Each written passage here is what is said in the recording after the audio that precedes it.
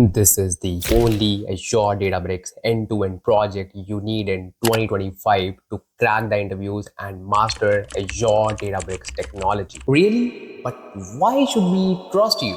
Because this project will tell you how to incrementally load the data using Spark streaming and ingest pipelines. Then it will demonstrate all the PySpark functions, including Python OOP concepts such as classes and using Unity catalog functions to populate the silver layer. And in the code layer, you will build star schema and will build slowly changing dimensions, including type 1 and type 2 both. And not only this, you will also learn about Delta Live tables, which is the most in-demand technology right now in the world of Databricks. And wait, there is one more thing. You will build end-to-end ETL pipelines and workflows in Databricks. I think now you can trust me. But why I covered so much in this particular project? Because Databricks is one of the most in-demand technologies right now, and I want you to master it. And I said, master it. Because it's very easy to get started with Databricks and it needs serious attention and focus and strong hands-on to master Databricks. And I have taken the responsibility to make you a pro developer in the world of Databricks. So if you want to support my dedication, you can just hit that subscribe button and just like and comment on this video, and just take out your notebook, prepare your coffee, and let's get started with this end-to-end Azure Databricks project. So what's up, my lovely data fam? What's up and what's up, strangers? So just hit that subscribe button. Then I will also welcome you as like, welcome my data fam. What's up? Okay, so just hit that subscribe button because you gonna love this video. Trust me. Why I am saying this in the beginning of this video? Because I'm recording this introduction part at the end, because I wanted to just build the entire project with the flow and I wanted to keep it raw. And let me just give you a little spoiler. This video is amazing, bro. Amazing. Like the things that we have covered. Let me just tell you, hold on. I know you are also excited. That's why you just clicked on this video. And second thing, I know you are really dedicated in order to achieve your dream job, dream role, and obviously you want to be placed in your dream company. That's why you just clicked on this video. So by the way, you just need to thank God, because obviously they just made you click on this video. Okay, so let me just give you the whole architecture, what we're gonna do, because I cannot wait, because I have just completed this video. I have just completed the recording, and bro, this video is insane. Okay, let me just tell you what we're gonna do. So we are mastering Databricks in this video by doing, or by, you can say, creating or building an end-to-end project. When I say end-to-end project, I mean it. Plus, we wanna create a real-time project, real-world project. And let me just tell you one thing, bro. There's a difference between a hobby project and real world or real time project. This is the real time project. Trust me. Why? Because of so many reasons you will get to know along with this video. Because when you just build hobby project, you do not perform administrative tasks. You do not perform security parameters. You do not allow anything, you can say, cross data communication between the application. You do not do all those things. But in this project, you gonna do everything. So let me just tell you about the architecture, what we're gonna do. So first of all, we gonna obviously master this particular technology, which is Databricks. Okay, in this technology, we gonna build a medallion architecture, which means our data will be distributed in bronze, silver, and gold layer. Okay, and our data will be coming from GitHub, okay, and Azure. Yes, and let me just give you another spoiler. We gonna perform incremental loading, which will include idempotency, which means exactly once criteria. That means once you process your data, you do not need to perform your data, like process your data again. We gonna perform Spark structured streaming in order to just perform incremental loading. So for your bronze layer, you gonna learn incremental loading, Spark structured streaming, idempotency, and the fourth thing is automated ingestion pipelines, which is a new feature in Databricks. So everything you will learn in this particular layer, which is bronze layer. And the best part, we gonna work with columnar file formats, which is also called as big data file format instead of just CSVs. So we gonna work directly with Parquet file formats, just for your information. So the moment you have dumped your data in your data lake, okay, makes sense. How you gonna do this? We gonna use something called as Unity Catalog, which is the most in-demand not architecture, you can say a kind of data governance solution in the modern world. And trust me, Unity Catalog is the backbone of Databricks right now and backbone of all the Databricks interviews as well. Just mark my words. Okay, just mark my words. So we're gonna leverage Unity Catalog, and plus, as I've just mentioned, you're gonna perform all the administrative tasks as well, because nowadays companies are looking for those developers who know a lot of stuff, like stuff, not staff, lot of stuff, who can just perform administrative tasks, who can just perform obviously development tasks. Obviously in the organization they have dedicated people, but they want talented people who will be knowledgeable enough to perform those tasks in the absence of those people. That happens. Okay, so you need to have that knowledge as well. Then let's talk about our silver layer. This time this silver layer is really helpful and really important. Why? First reason, we gonna learn so many in-demand PySpark functions. Okay. Reason number two, we gonna learn how we can leverage OOP concepts in Python, and we gonna integrate those concepts with our PySpark code. Wow, amazing. Third reason, we gonna learn something called as functions in Unity Catalog for reusability of code. This is again the new feature in Databricks, so you're gonna master that as well. So there are three reasons that make this silver layer really special, and trust me, this silver layer is really special. And we gonna save our data in the delta format in this silver layer. Okay, makes sense.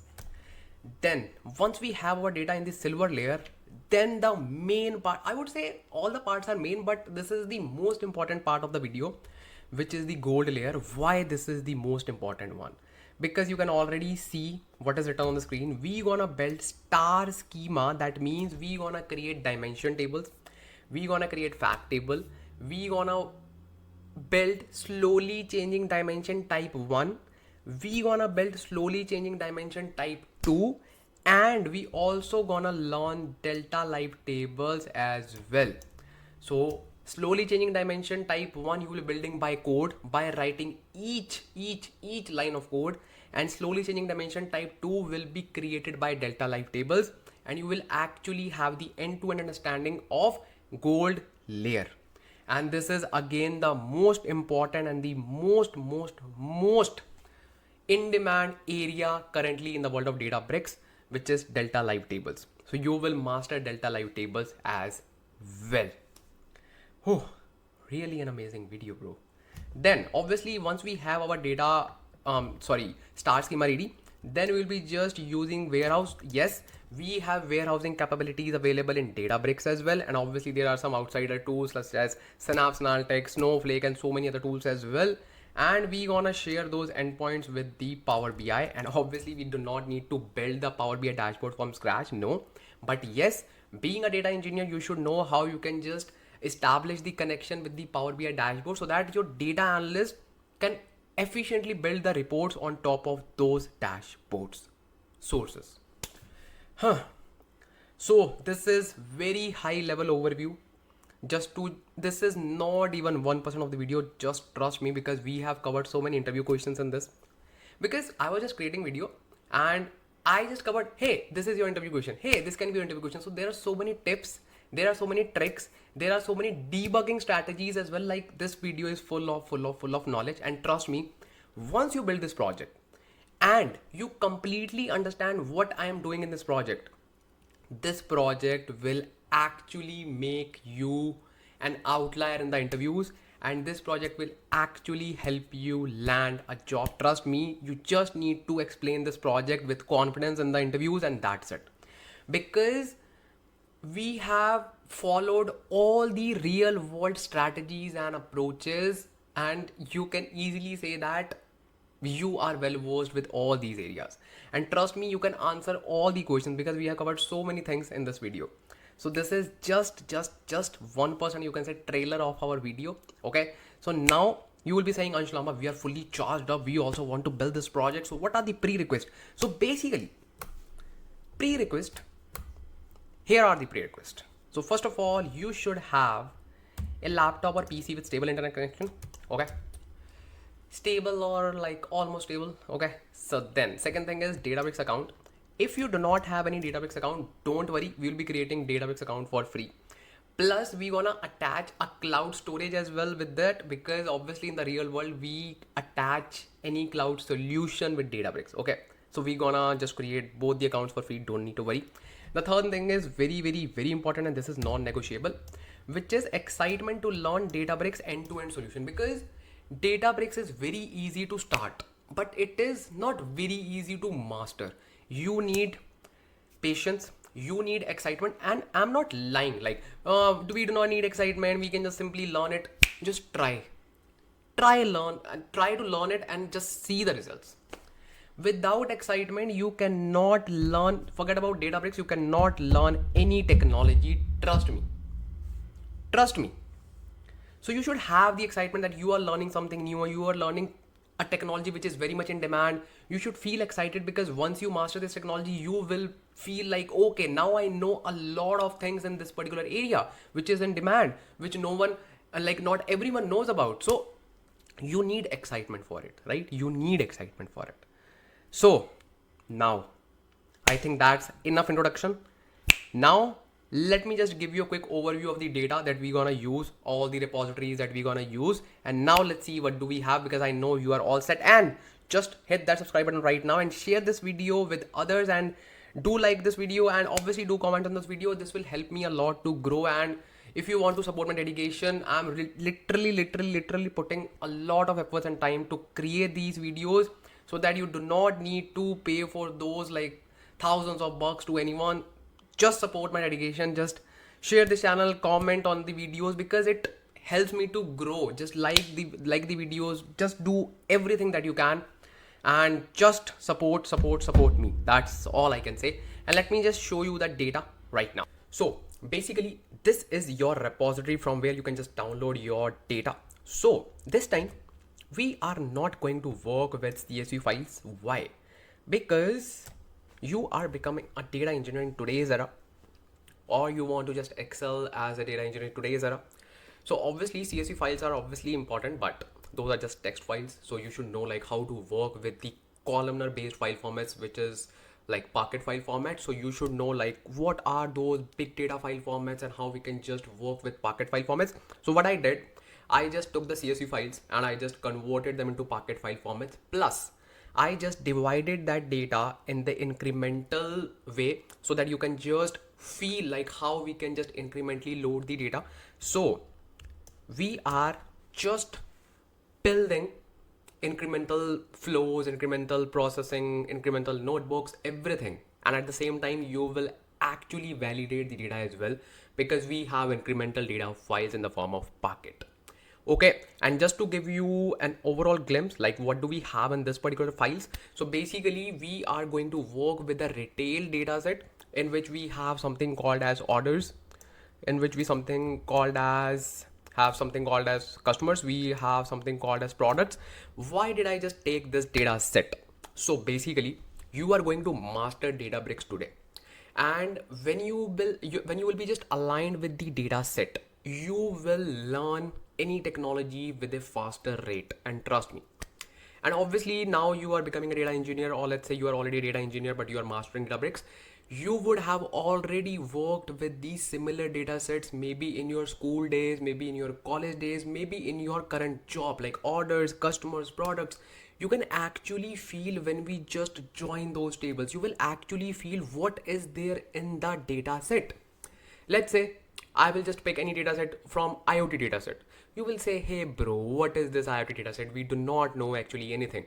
So that is why when you are learning, it is very important to pick an easy data set, because you are not mastering any kind of data sources. No, you are mastering the technologies. You are mastering the processing or end-to-end flow. So you should just pick those data sets with which you can just feel aligned. Okay, do not pick complex data sets. Do not.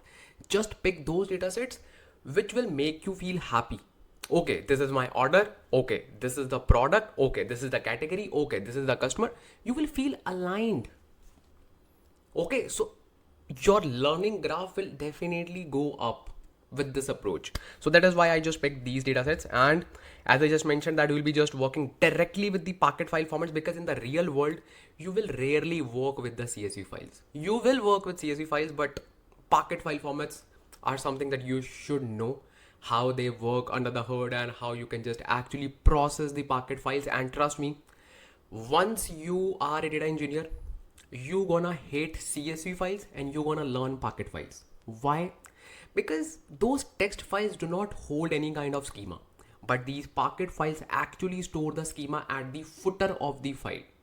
See, this can be your interview question. So we're gonna just cover these little interview questions as well along with the video, so do not need to worry. And obviously these information are really helpful when you are just sitting in the interviews. Person can just ask you a simple question that will not be directly aligned with the, you can say, role, but yeah, these information, or you can say these pieces of information, are something that you should know, like you must know. And obviously these are not written anywhere in any kind of roadmap, but yeah, you should know all these things. So that is why I'll be just mentioning some of the little questions that you should know along with this video, and you already know about me, bro. So this is the data set that we are going to work with today, and you can simply download all the files from here. Simply go here, and obviously you will not see any kind of preview version because this is a packet file format. Simply click on this download and your file will be downloaded. Just click on it and you will see, hey, it is downloaded. I have already downloaded it, so it's fine. And that's it for the data. And once you have all the data ready in your PC or in your local computer or any laptop, then now it's time to create an Azure free account. You will say, hey, why we are just going to create Azure account? Because we are going to work with Databricks, right? Yeah, exactly. But in order to work with Databricks, you need to have a cloud account associated to it so that you can actually see how things are going to work. Because when you are going to master Databricks, you need to just attach that instance with any kind of cloud, and Azure is the most in-demand cloud right now. And let me just tell you one thing. When you just attach any cloud with any kind of, you can say, processing solution, and we are obviously learning Databricks, so in that particular scenario, you need to work with so many administrative tasks, such as like allowing Databricks to read the data, creating external data locations, creating Unity catalog, creating blah blah blah, so many things, bro. And these are the things that create the difference between a normal hobby project and a real-time project. So I know it's very easy to say, hey, this is a real-time project. There is a definition of real-time project in which you actually build everything from scratch that you build in the real world. That is called real world / real time project. Okay. So if anyone, like, let's say, tells you, hey, this is the real time project, we are just building real time project, there's a definition.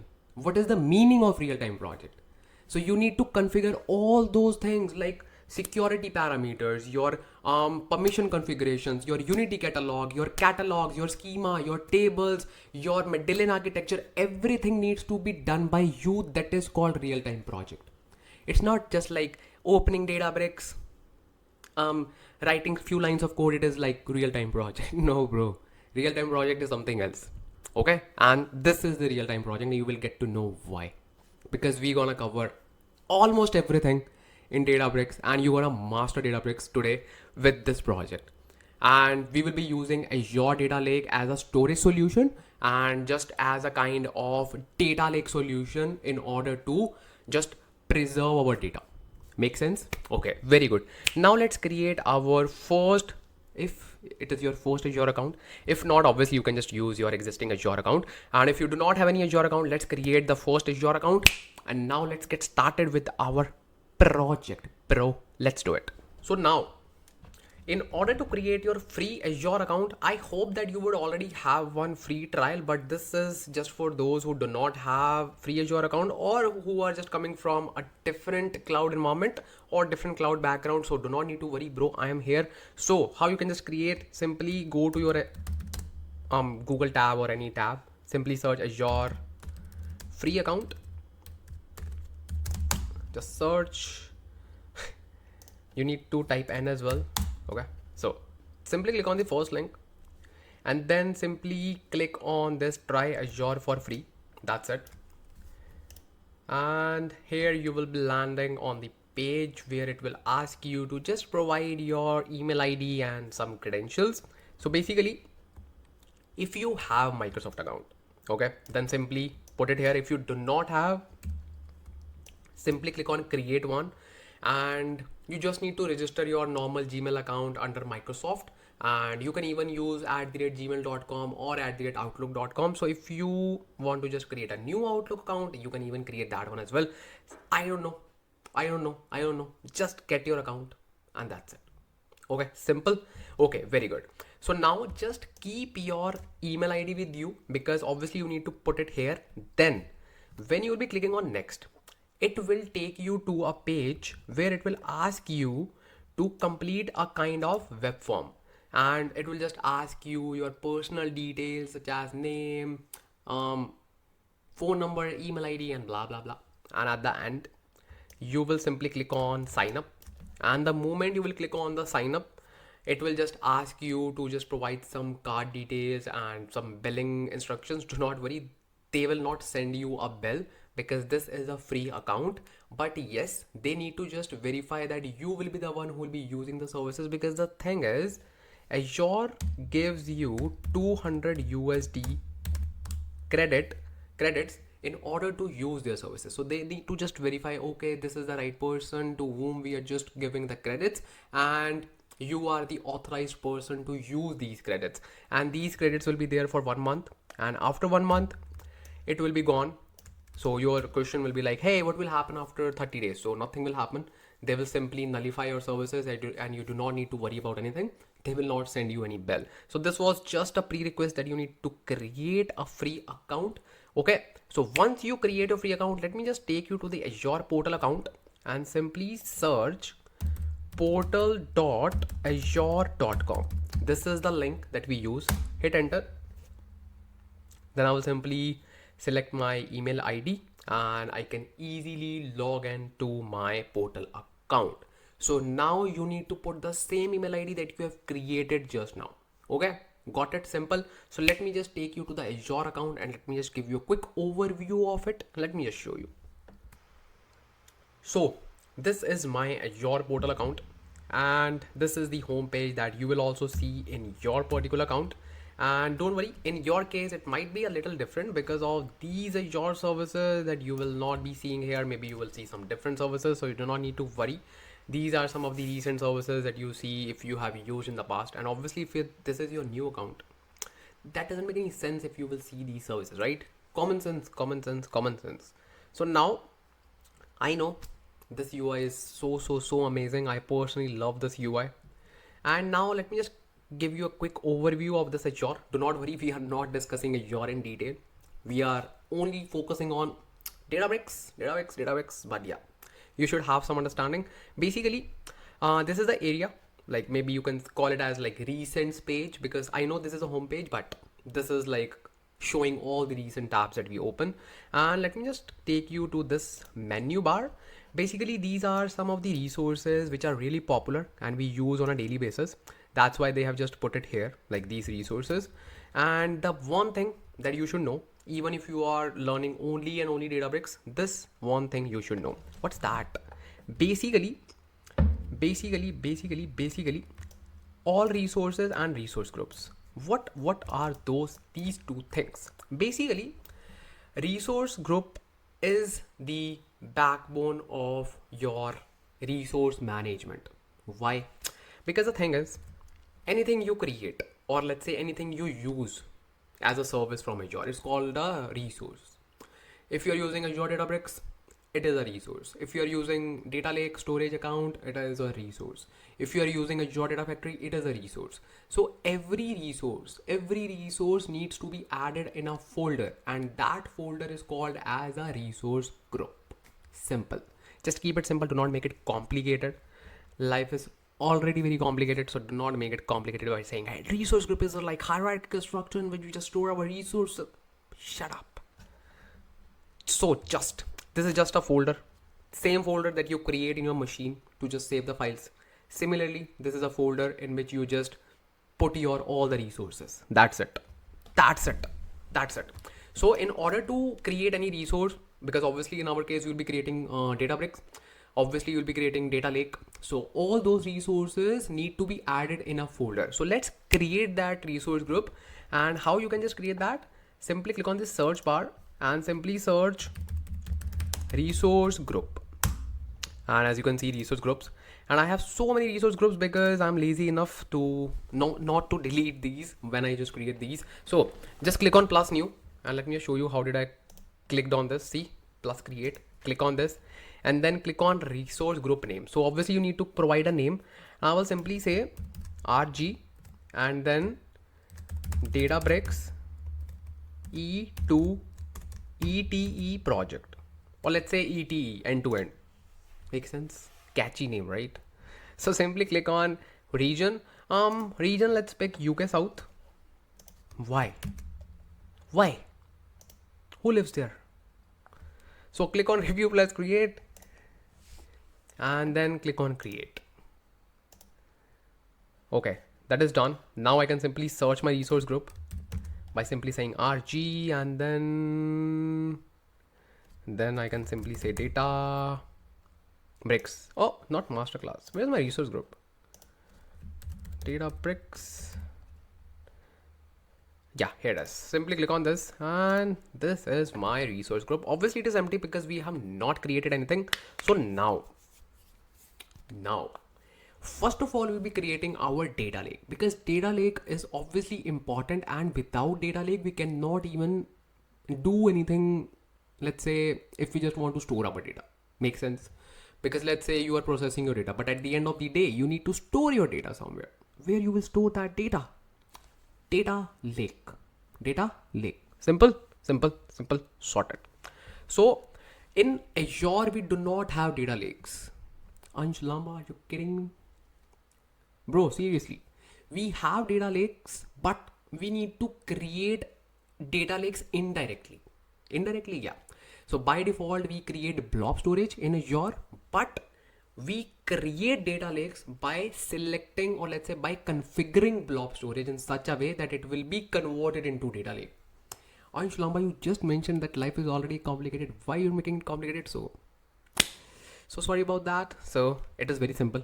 Okay, simply click on plus create, and then I will simply go to marketplace. Basically this is the place from where we create our resources. All the resources will be created from marketplace. Okay, here you will find all the first party Azure services or resources, second party, third party, fourth party, all the party. Okay, I will simply search storage account, because we do not have something called as data lake, we have storage account. Click on this, and then you will see so many storage solutions available within the marketplace, but we need to pick Microsoft one. Click on this and click on create, and this time I will simply name it. See, this time this resource group folder is already populated for you. Why? Because we created the resource by entering into the resource group first, and then we clicked on create. Common sense. Storage account name, let's give a good storage account name. I will simply say Databricks ETE. Make sense? Databricks ETE. Yeah, makes sense. To me, it makes sense. And another quick note, you cannot pick this name now because I have taken this name, and your storage account name should be unique throughout the Azure network. So you have to pick another name. Okay. So now region is this one. I'm fine with this. And then redundancy, simply pick LRS, locally redundant storage, where your replica of the data will be replicated within the same data center, and it is the cheapest option. And if you are using free account, then obviously it doesn't matter. Click on next. So here's that thing that I was talking about. Basically, when you just check this box, you are telling Azure that, hey, I do not want just blob storage. I want data lake. Basically, data lake is built on top of blob storage, and by default, blob storage cannot be hierarchically, they cannot hierarchically store the data. No. So that is why we cannot create hierarchical folders within the blob storage account, but in data lake, we get this option. So that is why if you are working with big data, if you are just working performing big data analytics, you need to just store hierarchical folders so that you can analyze the data. So that is why we call it as a data lake. And yes, data lake is the hottest topic. Yes, because everything is built on data lake right nowadays. Okay. Click on this box and click on review plus create. That's it. And your data lake is ready. Click on create and it will just deploy your data lake. And I think it should not take much time. I would say just a few seconds.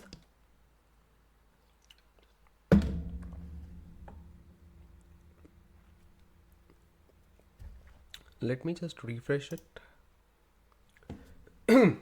So what's the second resource that we are going to create? What is the second resource? The second resource is Databricks. And before creating Databricks, we will simply set up our data lake. Why? Because bro, we're gonna follow medallion architecture, so we need to just create 3 layers: bronze, silver and gold. And obviously we're gonna create a container in which we will be just storing our data as a source. Make sense? Good. So now this is done. So now in order to go to your resource, you can simply click on go to resource and it will directly take you to the resource. Okay. So this is your data lake. And if you are just seeing it for the first time, do not feel overwhelmed, because we get basically 4 storage solutions within the storage account. The first one is containers, which is our data lake. File shares, queues and tables are the other 3 services that we get along with the data lake that we do not use much. But yeah, you should know about these as well. Like file share is just like the SharePoint solution in which you can just share the files with your entire team and they can just use it. Queues is basically the solution similar to Kafka, where you can just store the messages in a queue.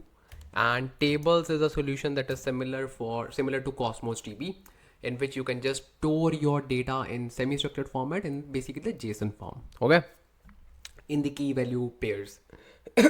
That's it. But 99% of the time, whenever you're creating storage account, you will simply use containers, which is the data lake.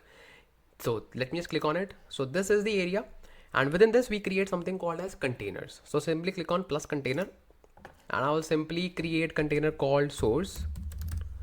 What is this source? So in this source container, we will put our all the you can say source data, Packet files.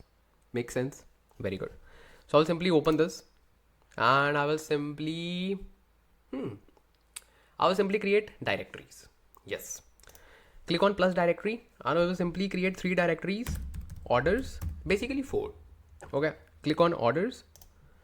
Very good. And then click on this orders first, because obviously we need to upload some data. So now I will simply click on upload and I will simply upload the data from my system. So orders first, that's it. Do not upload both the files, like orders first and orders second. No, because we will be incrementally loading the data. So we will just upload it when we have our notebook set up. Just upload orders first. That's it. Okay, very good. Now just click on this containers and this is the source. Click on this and let's create another directory. It's called customers. Very good. And do the same thing. Upload only one file, which is called customers first. Okay, perfect. Now create another directory called products and then click on upload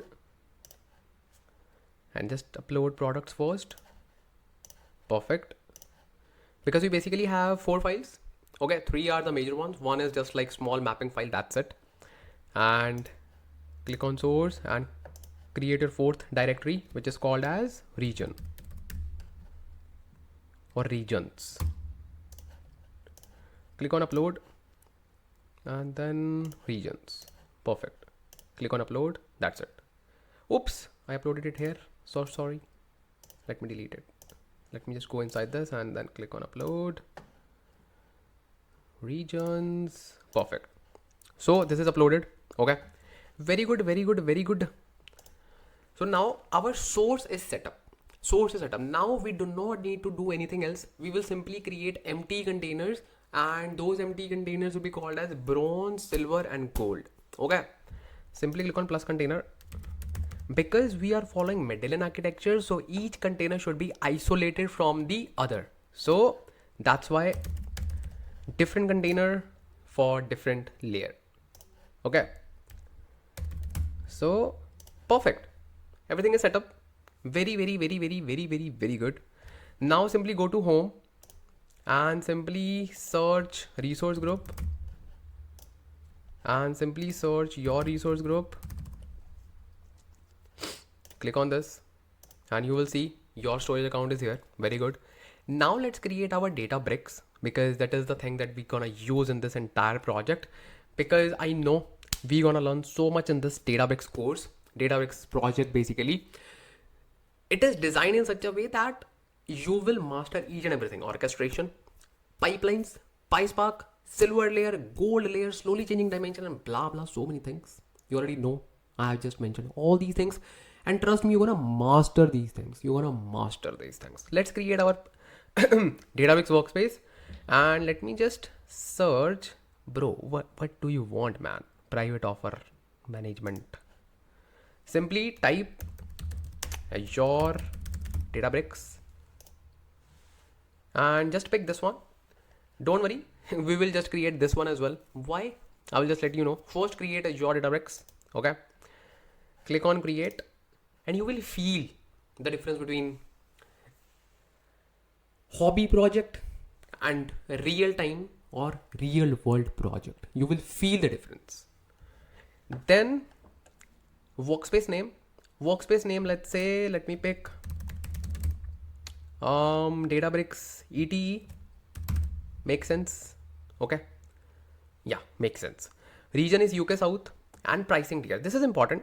So basically, I know you are using free Azure account. If you are not using free Azure account, obviously why you want to just spend some money if you want to just create this Databricks workspace for the learning purpose, right? So instead of choosing premium, I will simply pick trial premium, which is exactly same as premium, but it is just available for 14 days. That's all. And I think that's enough, bro. That's enough. Okay. Now it is saying enter manage resource group. Basically, this is optional thing. And if you are just using Unity catalog, this is not even required. This is just required to handle or to manage your clusters, to manage your virtual machines. That's it. And in the world of Unity catalog, the rest of the things will be managed by our own location. Okay. So it is optional. So if we do not provide any manage resource group name, it will automatically create any group, and we are fine with that because we are not going to monitor that group for this project. So it is fine. Okay, it is fine. Then click on next and then click on review plus create and then simply click on create. That's it. So it will take some time because it will just deploy all the things and create your Databricks workspace. It will take some time, but we have some work to do meanwhile. And let me just tell you why I was saying that we gonna create the other resource as well. Let me just show you. Let me just go to the resource group. This one. Yep. So basically this is our storage account, and just imagine that we have Databricks as well. Okay. Makes sense. Makes sense. Very good. So basically, let's say this is your Databricks. Okay. This is your storage account, data lake. Now this Databricks wants to read some data from your data lake. Make sense? Yes. how this will read the data from this data lake. How both are different resources, both are different resources. How? So the answer is it cannot read the data from data lake. So Ansh, Lamba, why did we create this? So basically we know that it cannot read the data, but we will allow this to read the data. Okay, so we need to provide the permission. How? Now the thing is, if we would be using Azure own resource, let's say Azure Data Factory, let's say Azure Synapse Analytics, then we can directly provide the access to the resource to use the data lake. But Databricks, I know, is a first party service provider in Azure, but it is not owned by Azure. Databricks is a separate company. So now we have something called as connector. So this connector is specifically made to allow the access to this data lake, so that this connector can be installed, or let's say embed inside this Databricks. And once it is embedded, that means we can easily access the data lake with the help of this connector. That's it. So let's create that connector and let's allow that connector to use this data. So simply click on create and simply search Databricks, and then you will see access connector for Azure Databricks. Simply click on this and click on create, and then we need to simply provide the name, and I can simply call it as Databricks ETL connector. And I have so many connectors, I didn't delete those connectors. I will simply delete those connectors, don't worry. But yeah, for now it is fine. Click on review plus connect, create, and then click on create. That's it. Okay. So it is done, as you can see. Like deployment is in progress, but yeah, Databricks is done. Oh, this is also done. It was quick because it is just a small resource, not a big deal. That's it. Go to home from here, or you can simply click on this resource group as well. So you have all the options. So now let me just refresh it, and I should see that connector as well. Yeah, perfect. I have 3 resources and it looks good. One is data lake, second is Databricks, and third is the connector between these two. Simple logic, simple logic. Very good. So now without wasting any time, let's actually go inside our Databricks workspace. Let's go inside this. So just click on launch workspace, and it will simply ask you, hey, login, simply pick your email account of your Azure. Okay.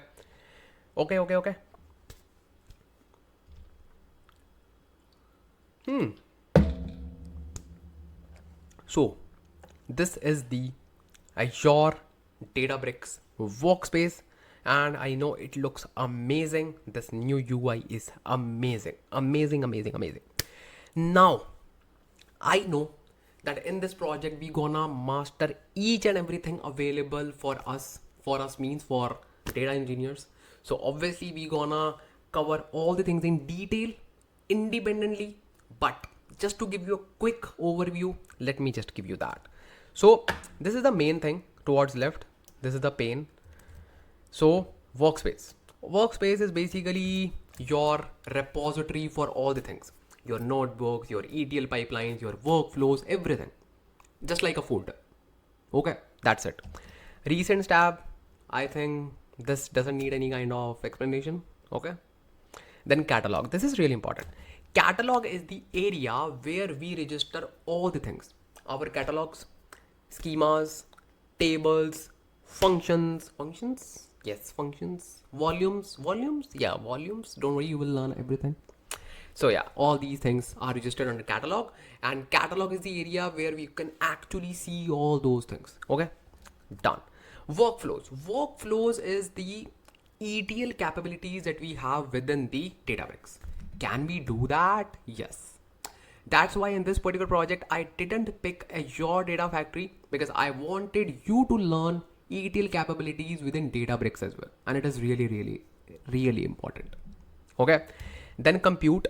Compute is the thing that you use to process anything, or I would say everything. Compute is basically the cluster that you create, your Spark cluster, your executor nodes, driver nodes, everything. It is here. And you can easily create compute by using drag and drop feature, or by just using a simple UI. That's it. You do not need to use create a Spark submit again and again. No. Then marketplace. Yeah, Databricks also has a marketplace from where you can just use the resources. That's it. Okay. Then this area is newly added, and this is majorly focused on SQL warehouses. Like once you create your warehouse or slash lakehouse, then you can actually connect that lakehouse through external points, and you can simply share that link with other data analyst or data scientist, and whenever they will be querying the data, those queries will be optimized through this area, which is called SQL warehouse. And it is really amazing. And in the SQL warehouse, they have launched their own cluster, in which they have optimized those clusters to run SQL workloads only. So when you will be just querying the data using that cluster, using that compute, you will be getting amazing results, or I would say much faster results as compared to job cluster, or I would say all purpose cluster. So those clusters are specifically built for running your SQL queries. Make sense? Very good. And by default, we get something called as serverless SQL compute, which is the same compute that we gonna use in this particular project as well, because it is already created for you. It is not much expensive. It is lightweight and enough for our transformations.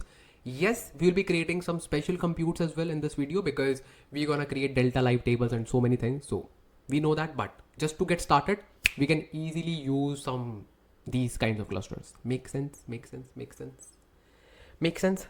So this is data engineering, where we have job runs, data ingestion, pipelines, and machine learning is totally, you know, that all the your machine learning models, machine learning building, everything is in this area. And obviously we are not covering this machine learning thing. Okay. So simply click on the SQL warehouses, and within the SQL warehouse, you will see serverless starter warehouse. And this is the, you can say, compute that is already there for you. Okay.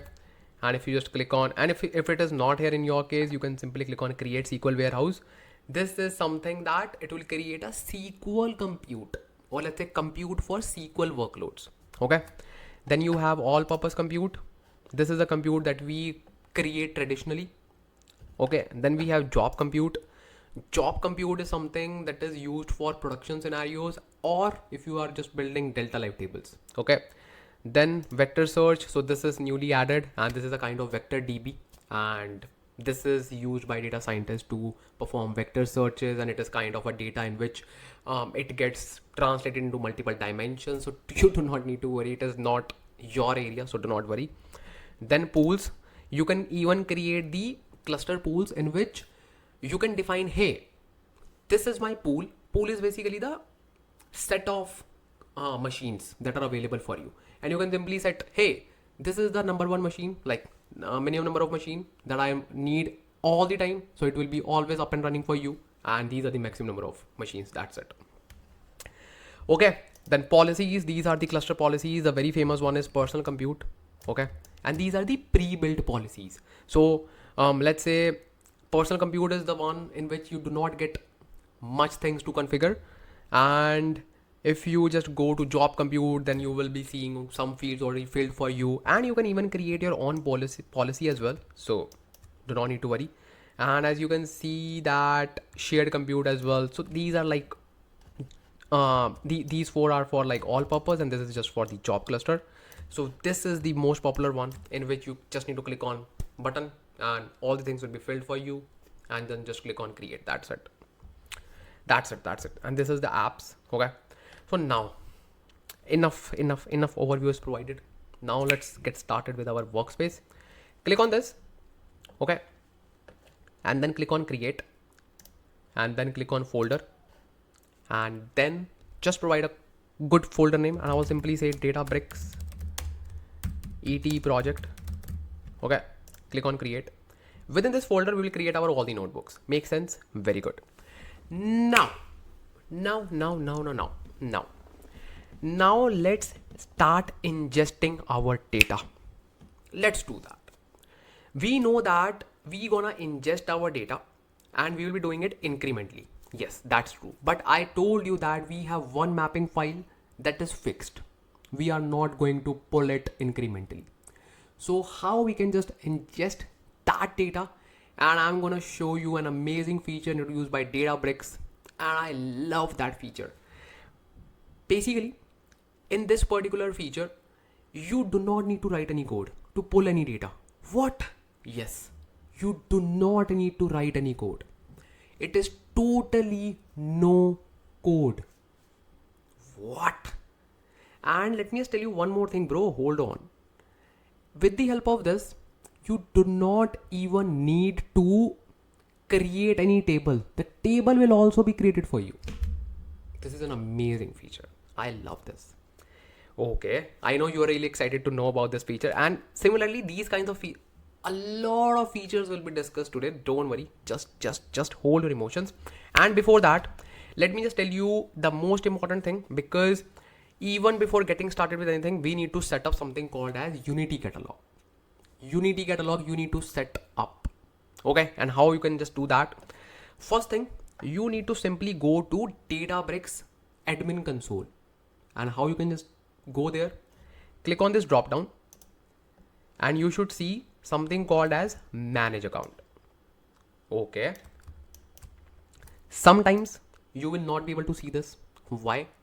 Because this particular manage account option will be visible only to the administrators, and you are not an admin if you are not seeing this. What? I am the only owner of this account. Why I cannot see? So basically the thing is, just click on this. This is your email ID that you are using, right? But do you know what is the actual email ID that Azure uses? It is like, it ends with like something called as hashtag ext, something like that. Let me just show you. Click on your Azure, go to home, then search Microsoft Enter ID. Extra ID. Enter ID, bro. Click on this, go to users, and you will see that this email ID has the principal name this. So this is the original email ID that it uses. Okay. So when you will just click on this, you will not be able to see this manage account if you are not able to see this. Okay. So what's the solution for that? Solution is very simple. Simply go to Google and simply search accounts.azuredatabricks.net. This one. accounts.azuredatabricks.net. So simply hit enter, and it will simply ask you, obviously it will not ask me because I am already logged in. It will simply ask you, hey, simply put your email ID. Hear to me carefully. Listen to me carefully. Okay. Now, when it will be asking you to provide your email ID, you do not need to provide this email ID, normal gmail.com. No. Simply provide this long email ID, which is your user principal name. Then you can simply put the password, and it will, I think, ask you to just, hey, provide reset password and all. Do that. Then you will be able to land here in this console. And let me show you something. Click on this. You will see my long email ID. See, so I'm not logged in with my normal Gmail account. No, I am logged in with my long email ID. Okay, Ansh, Lamba. Hold on. If you are not logged in with your normal email ID, how you can see this manage account? I will tell you, baby. Hold on. So first of all, just do this and just land on the console page first of all. Okay, simply land here. So once you land here, then what I did, I just went to user management, because this is the top level of the hierarchy of our user management. I went there, and then I just added my email account, and I just added the user. Click on add user, new user email, just put your email ID, new user full name, just give any name, obviously it is your name. Okay, click on add user. Then I assigned it as account admin, roles assigned as account admin. I think there are only 3 roles. I can just check. Let's say hello bro @gmail.com, and then click on add user, and then it will simply ask me roles. See, there are three roles: account admin, marketplace admin, billing admin. So I just created myself as account admin. You can obviously create marketplace admin as well. And I would say that's not mandatory. If you would say, hey, if I just want to add any user and if I do not want to make him the admin, obviously it's up to you. It's not like you have to just make the person as admin. No. So you can simply say last name and roles. Obviously, see, I have not given any role. I can simply say save. That's it. And this user is saved here. See, so now this is just a user, but with no privileges. But obviously, if you just want make yourself as an admin, simply pick account admin. Let me just delete this user because otherwise, next week I will be thinking, hey, who is he or she? Click on these three dots, delete user, confirm delete. Ansh Lamba, who is she? Okay, sorted. Now let's talk about the main thing. Go to workspace or catalog. Just go to catalog. Okay, now we need to create something called as Unity Metastore.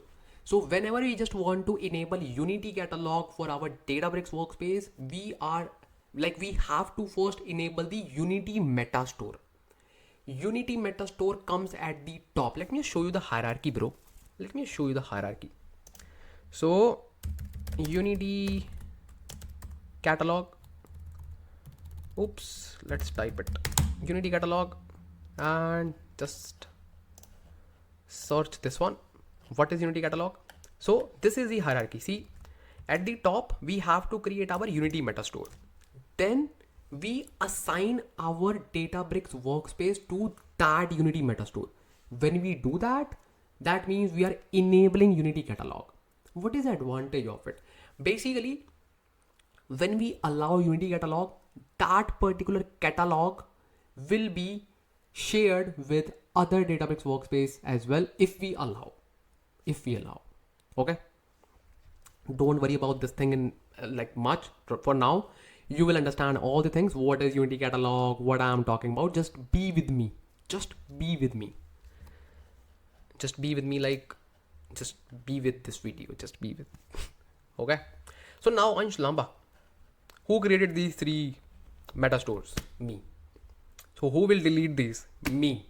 But I will not delete it now. Okay, so just forget about or just ignore these three one. So Ansh Lamba, who created this one?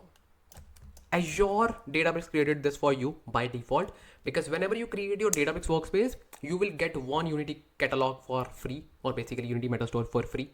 For free? How costly it is? Obviously it is free, but yeah, you do not need to create this. And I do not like free things. I will simply say, hey, click on this and click on these three dots, click on delete. That's it. Why? Because I want to create my own, bro. I will simply copy the name of this. I'll simply say delete. Perfect.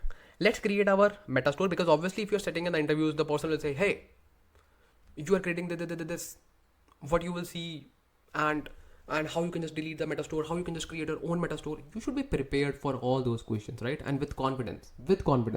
Confidence is very, very important. And just be overconfident in your interviews. And just mark my words, bro. Whoever is taking your interview, I know the person is very knowledgeable, but that person also doesn't know everything in this world, right? It's fine then if you do not know that thing, but just be confident. Just be confident. Just be confident with your knowledge that you know. And just learn all the ins and outs of the topics and just be confident. Just say like, I'm the master of this skill, bro. Just ask me anything. And obviously I can be like answering 99% of the time, but obviously in 1% of the cases I would think and I would simply say I cannot remember this thing, but I have just worked with this thing or similar to this thing. That's it, bro. Just be overconfident and do not hear to anyone. Just be overconfident. That's it. Just click on create Metastore and click on name. So now we need to create our Metastore, and obviously we need to provide the name to this Metastore. So I'll simply say let's say Databricks ETL Metastore. Okay, very good. Region, I will simply pick UK South. So another interview question, person will say, hey, there is a Metastore in UK South. Okay, and you need to create a Metastore. How you can create it? You will say, We can simply click on create metastore and we can simply do this. He will say, hey bro, just cut the call and you are rejected. Why? Because the thing is, you can only create one metastore in one region. So if a person is saying, hey, there is a metastore already in that location, simply say either delete that or choose another location, because you cannot create two metastore in one location. So this can be a tricky question. You should be prepared, and I think now you are prepared. Okay. And by the way, just hit the subscribe button right now. Right now. I was just looking at the analytics of my channel. I was like, why people are not subscribing to my channel? Why? Why? Why? Is there any reason? I know there are some haters, but I don't want to give a reply to them. But I know you love me a lot. So simply click on subscribe button. I know you would have forgotten to hit that at that time. So simply hit it right now. And just share this channel with others as well, so that they can be learning a lot of things. Okay, so simply now I know that you have done that. So now let's talk about this other option, which is called ADLS Gen 2 path. What is that? And if it is optional, Ansh Lamba, should we do that? Yes. What is this? Basically, Unity catalog needs some location in which it can store your managed data. Just tell me one thing. Whenever you create a managed table, you know that data will be managed by the Databricks. Okay? Where it will store the data? Databricks is not a storage solution. So where it will store the data? It will store that data in this location, which you will be providing here right now. Okay? So simply provide that particular location and then you can easily work with that particular location. So now let's provide the location. So container name is, we need to create because we do not have any container. So simply go to your Azure, go to home, and then just go to your Databricks workspace, go to your data lake, and then click on containers,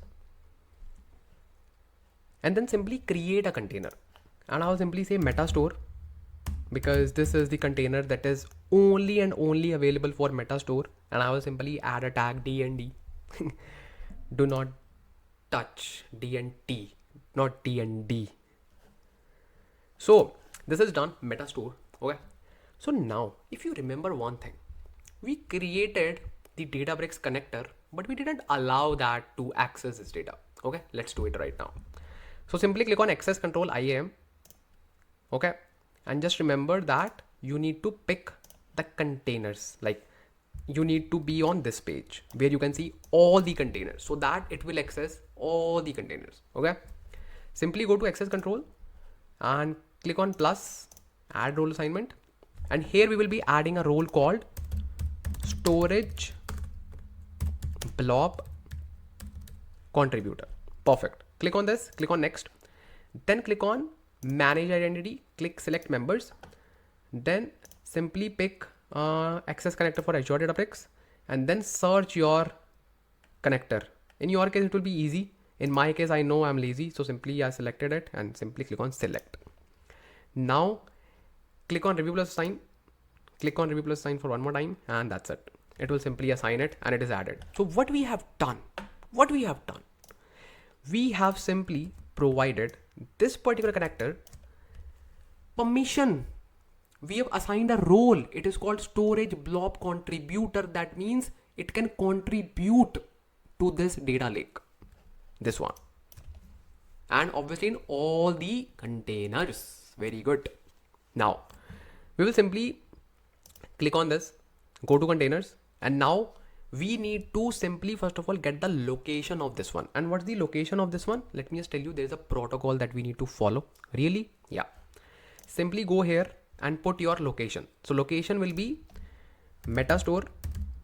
Okay. Metastore is the container name. Okay. Then @ then storage account name. Storage account name is Databricks ETE. Then we need to write .dfs .windows, no, .core, .dfs .core .windows.net. Yeah, .net. Perfect. So this is done.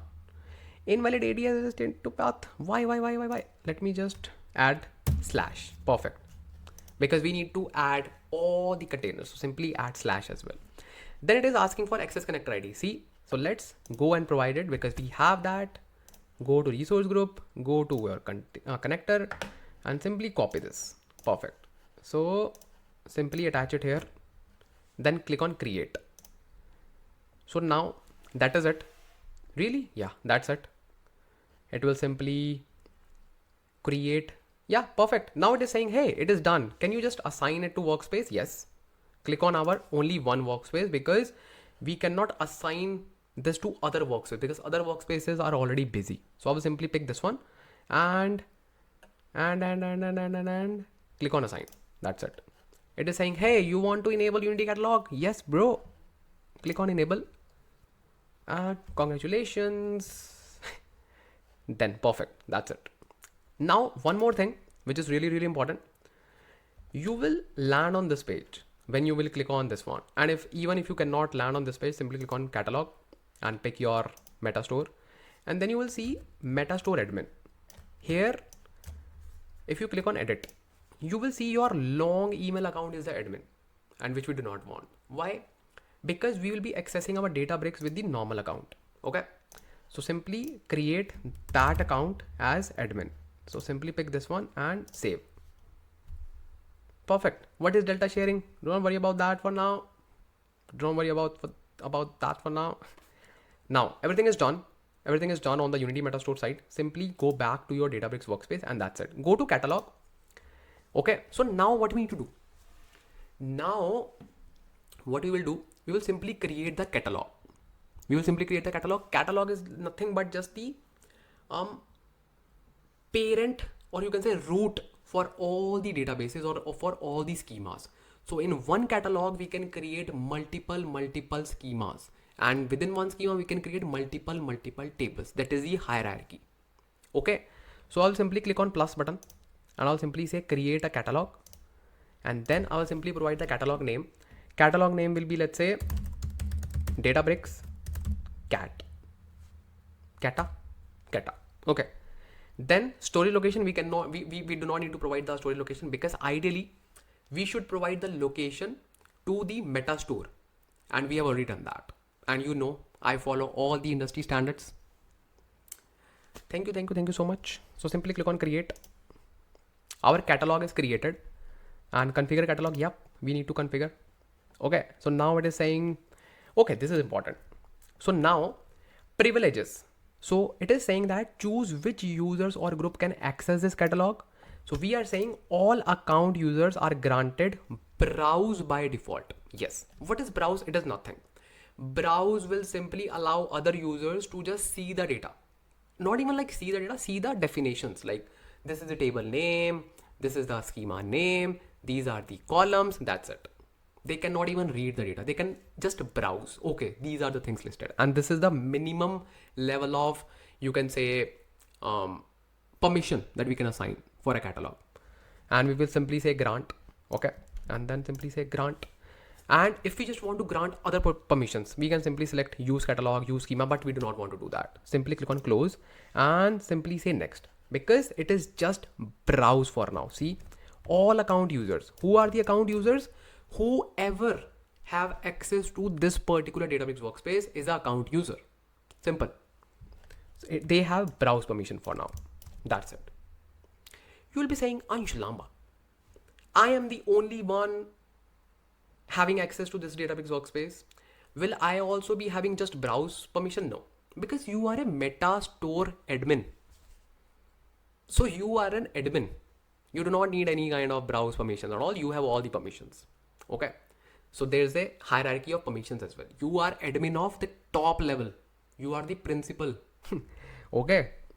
So do not need to worry about that. So simply click on next and then click on save. That's it. That's it. Okay, perfect.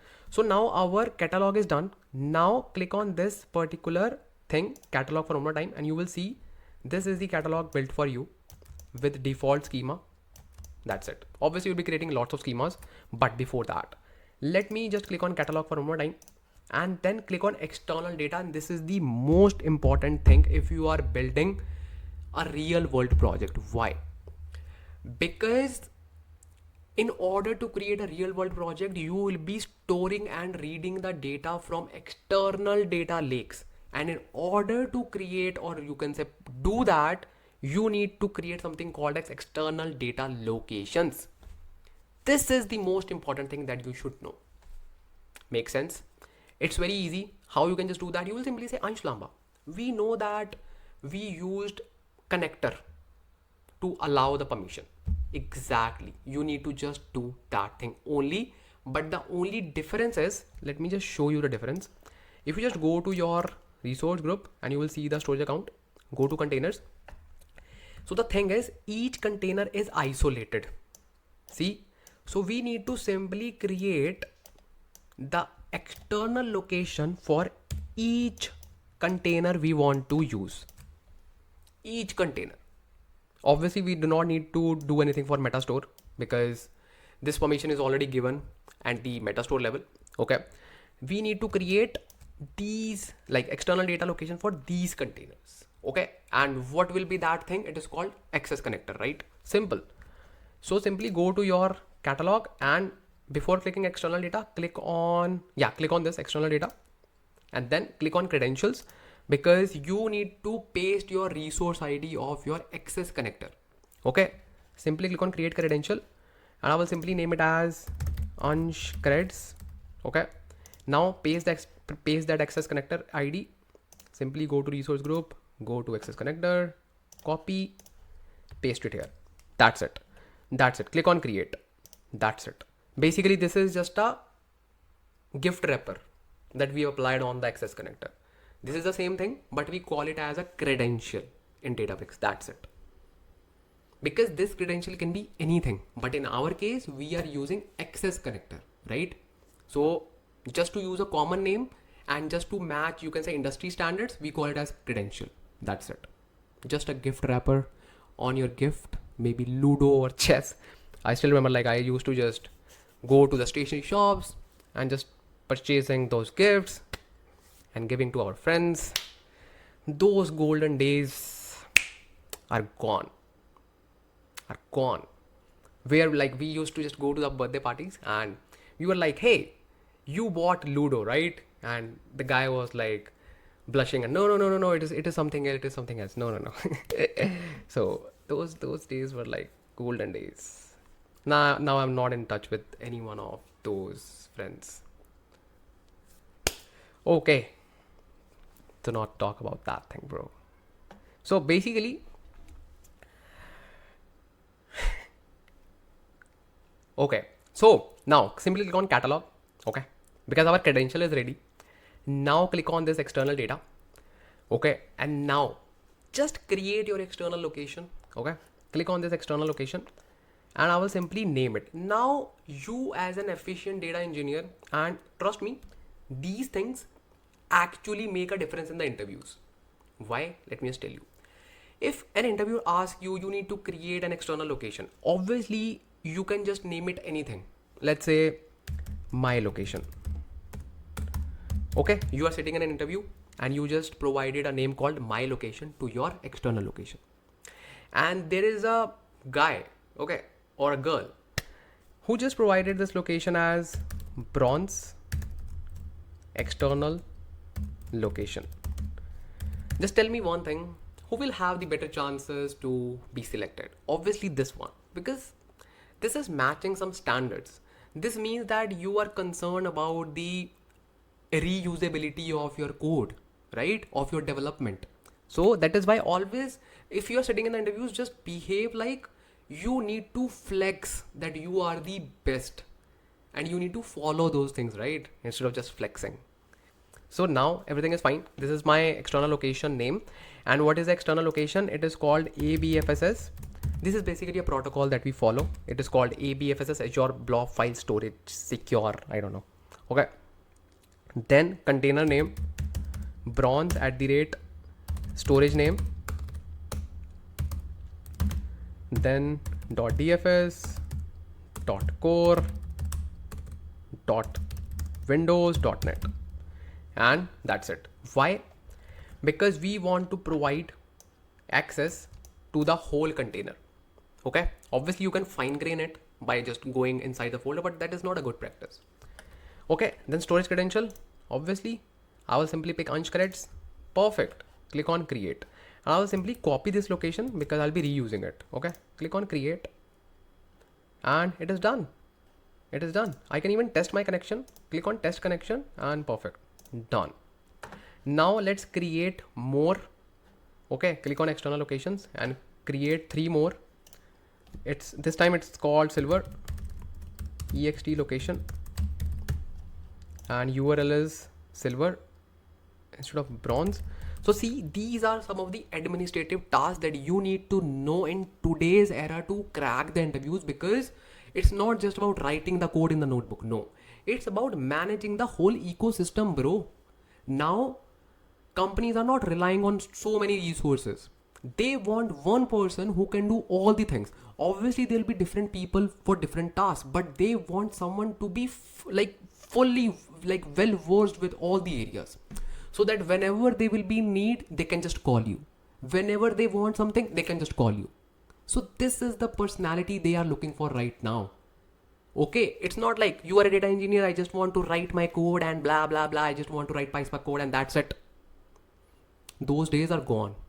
Okay, just be an outlier and just learn all the things end to end. Why I am creating these videos? Just for you, bro.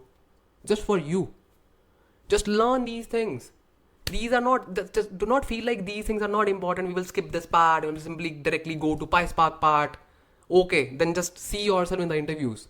And if you are not skipping these parts, if you are just actually serious about these parts, just see yourself in the interviews. I'm not kidding here. So just try to gain the knowledge. If I'm just telling so much of extra things, I know it is important. And I know there are some haters who just, I don't know, who just spit bad words in the comments. And I do not need to worry about that, because I know you are here to support me. I know that you are here to love me. So I do not actually care about all those few haters. And just look at all the big personalities. That's not the case, like they do not have haters. Everyone has some few haters, and problem is with them. They are not satisfied with their life. So they just spit bad words and they just go to feeds of different people and they just write bad things. Why? Because they are not satisfied with their life. So do not feel like we do not need to learn these things. Okay, other person is saying that it is not important. No, just focus on your things, focus on your skills. That's it. Do not need to just follow those things that which are like bad words written by some few folks. No, just ignore those bad elements of the society. Just focus on yourself and that's it. That's it. I also do not reply to those comments. I just say God bless you, bro, because you need, bro. So just ignore and just focus on these areas. Now pick this and click on create. Ansh Lamba, you should become a philosopher. Really? I will try. Simply test connection and click on done. And now click on external data. Let's create another one. And this is gold. External location. Obviously I can try to become a philosopher. Why not? Everyone is a philosopher. If the person is changing someone's life, that is a philosopher, bro. Simple. So storage credential. Click on create. Click on test connection. Perfect. Now our last external data. Okay, and this is for source. If you remember, we have source external data as well. Perfect. URL source. By the way, I first want to go on the TEDx stage. I don't know why I want to go there, but I want to go there. Just pray for me. Just pray for me. And I will just give you a hype. I will obviously invite if it is possible, because I don't know if it is possible. I will definitely invite you all of that city that just come on the event. I'm so sure. Promise. Test connection and then done. Done. Our all the Unity catalog, external data, everything is set up. Now let's perform our first data ingestion, and now you will see what I was talking about. Now you will see. simply go to catalog. Okay, this is your catalog, and within this, let's create a schema. And how you can just create schema? Select this and then click on this drop down, and here you will see create schema button. Okay, now schema name, what should be the schema name? Obviously we are working with the medallion architecture, so schema name should be like bronze, silver or gold. Make sense? I will simply say bronze. Simple. External location, no, because we have provided external location at the meta store level. Very good. Click on create. So this is our bronze schema in which we will be populating the data. We will be pulling the raw data. Make sense? Okay. Now, Ansh Lamba, you were just talking about that we have an amazing feature like with no code and we can just pull the data. Yes. What's that? Now let's talk about that thing. So basically, click on this sidebar, okay, and then just click on data ingestion. Okay, click on this and you will actually land on the data ingestion capabilities available within Databricks. Databricks has some native connectors with Salesforce, and obviously for now it is the only one. Okay, then it has some closely integrated connectors as well, files, okay, then volumes, and then data lake, Azure data lake. Okay, now if I just pick this data lake, what it will do, it will simply ingest the data from the data lake for me and push that data in the managed location and will create the table for me, and I can directly use that data. Wow, everything within just few clicks. Okay, then what is this area? Basically, we all know that Fivetran is an amazing data migration tool, data migration SaaS that we have, software as a service, which takes care of all the data movements. And now Databricks has partnered with Fivetran, where you can just connect with so many sources and you can actually push your data to the Databricks. So simple. So simply you can click on see all, and these are the connectors, and there are so many connectors. I'm really impressed with this Fivetran integration, and Fivetran is an amazing tool. I was also exploring this tool, and I will like make this video of this Fivetran in future maybe, so that you can also learn about this technology. And this is amazing technology, and now Databricks has partnered with the Fivetran, so now I think it's my responsibility to obviously tell you a lot about Fivetran. I will just make a separate video on Fivetran, don't worry. So for now, we'll be using data lake. Click on this, and now it will simply say external location bronze. We can simply click on this drop down and we'll simply say no, do not pick bronze, because our data is listed in source. So now it will list all the folders automatically. I will simply pick regions, because regions is that particular data which is, you can say, small mapping file and nothing incremental in that. So it is like static data. Click on this and then click on preview table. Okay, and then it will create the table for you. Now it's your opportunity to pick the right schema. Click on this and pick bronze schema, and perfect. And table name, you can even change it, but I will simply say regions, or I will simply say, yeah, I will say it is fine. Okay, it is fine. So now it is just loading the data, and this is the data, and it will look like this. It's good. Yes. Why it is rescued data? What is this? Basically, if schema changes in future, so all those you can say failed columns will enter in this one, and you will learn about this one as well in just few seconds. Don't worry, because we'll be just writing our code with Spark streaming to incrementally load the data. So then click on create table, and see, in just two clicks, your table will be ready and your data will be migrated to the managed location. Wow, it is created, bro. Let me just refresh this and you will see it here. See, wow, man, this is amazing. Click on this table and click on details, and you will see it is a managed table, and this is the location of this table, and it is saved in the meta store. See why? Because we already know that meta store is the location where it puts all the managed data. Very well done. And now if you just want to go there and see, you can actually see it. simply go there and go to resource group, go to this data lake, go to containers, and go to this meta store, and then click on this GUID and then tables, and this is a table. See, this has created delta table for you for free, like obviously for free, like in just 2 clicks. Can you imagine? It has migrated the data, bro.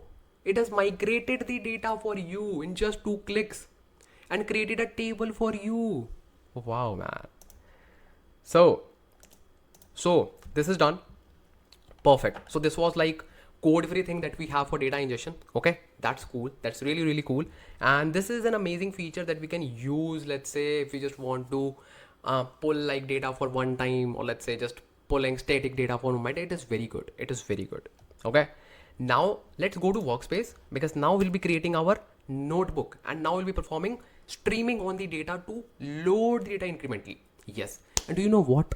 We're gonna create dynamic notebooks. What do you mean by dynamic notebooks? So basically the thing is, I will just tell you, I don't want to give you the spoilers, so I'll just tell you, simply click on this folder and let's click on create and then notebook, and let's create our first notebook. So basically this is the first notebook that we have, and we know that our free trial will end in 14 days, so just get lost. Okay. So first of all, just provide a cute name to your notebook. I'll simply say bronze layer. Make sense? Make sense? Bronze layer. Bronze layer? Yeah, bronze layer, because we just have one notebook. Yeah, because I can create multiple notebooks, but that is too old fashioned. I will create a dynamic notebook which will handle all the data loads incrementally for all the tables. Let's do that. Let's do that. Let's do that.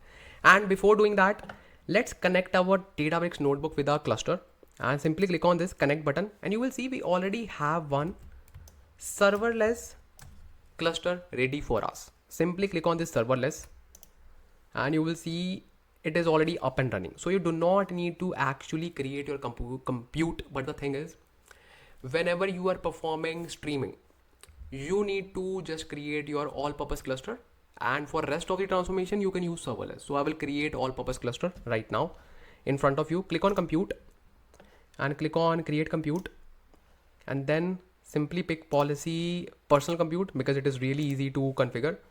And performance, I would simply pick 15.4 LTS, it is for long-term support, and DS3 V2 4 cores, that is fine. And yeah, perfect. Terminate after 4320 minutes. No, 20 minutes are enough. Then advanced options, okay, that is fine. Then click on create compute. That's it. Make sense? So it will simply create the cluster. It will take some time. It will take maybe at least 3 to 4 minutes or maybe 5 minutes to create this cluster, because it needs to create the virtual machine, disk and everything, and then it will just be turned on. So we need to wait here. Okay. And once it is turned on, then I will just show you how you can just incrementally load the data using something called as Autoloader, which is built on top of Spark structured streaming. And I will just tell you all the things that you need to know. And don't worry, I will just mention all the things such as dynamic notebooks, how you can just create dynamic notebooks, and I will just show you how you can just perform loops in the workflows, in the ETL workflows, to run that dynamic notebook. Don't worry. So we have amazing stuff right from the beginning, right from the bronze layer. Okay, makes sense. Let me just show you. So as you can see, our cluster is up and running. It shows green.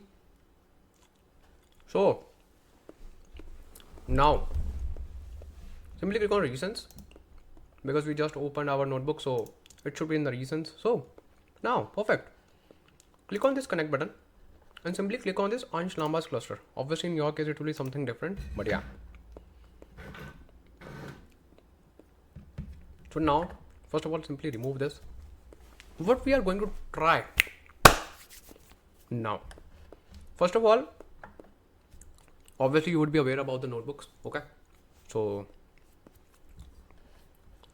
just to give you a brief, this is just a notebook in which we have cells. Okay, so whatever code we write in this particular notebook, it will be executed. Okay, that's it. That's enough. Obviously you should have some knowledge with the notebooks. So now The thing is, I will simply create a markdown cell. I will simply click on markdown and I will simply say data reading, and I will simply first of all create h1 heading.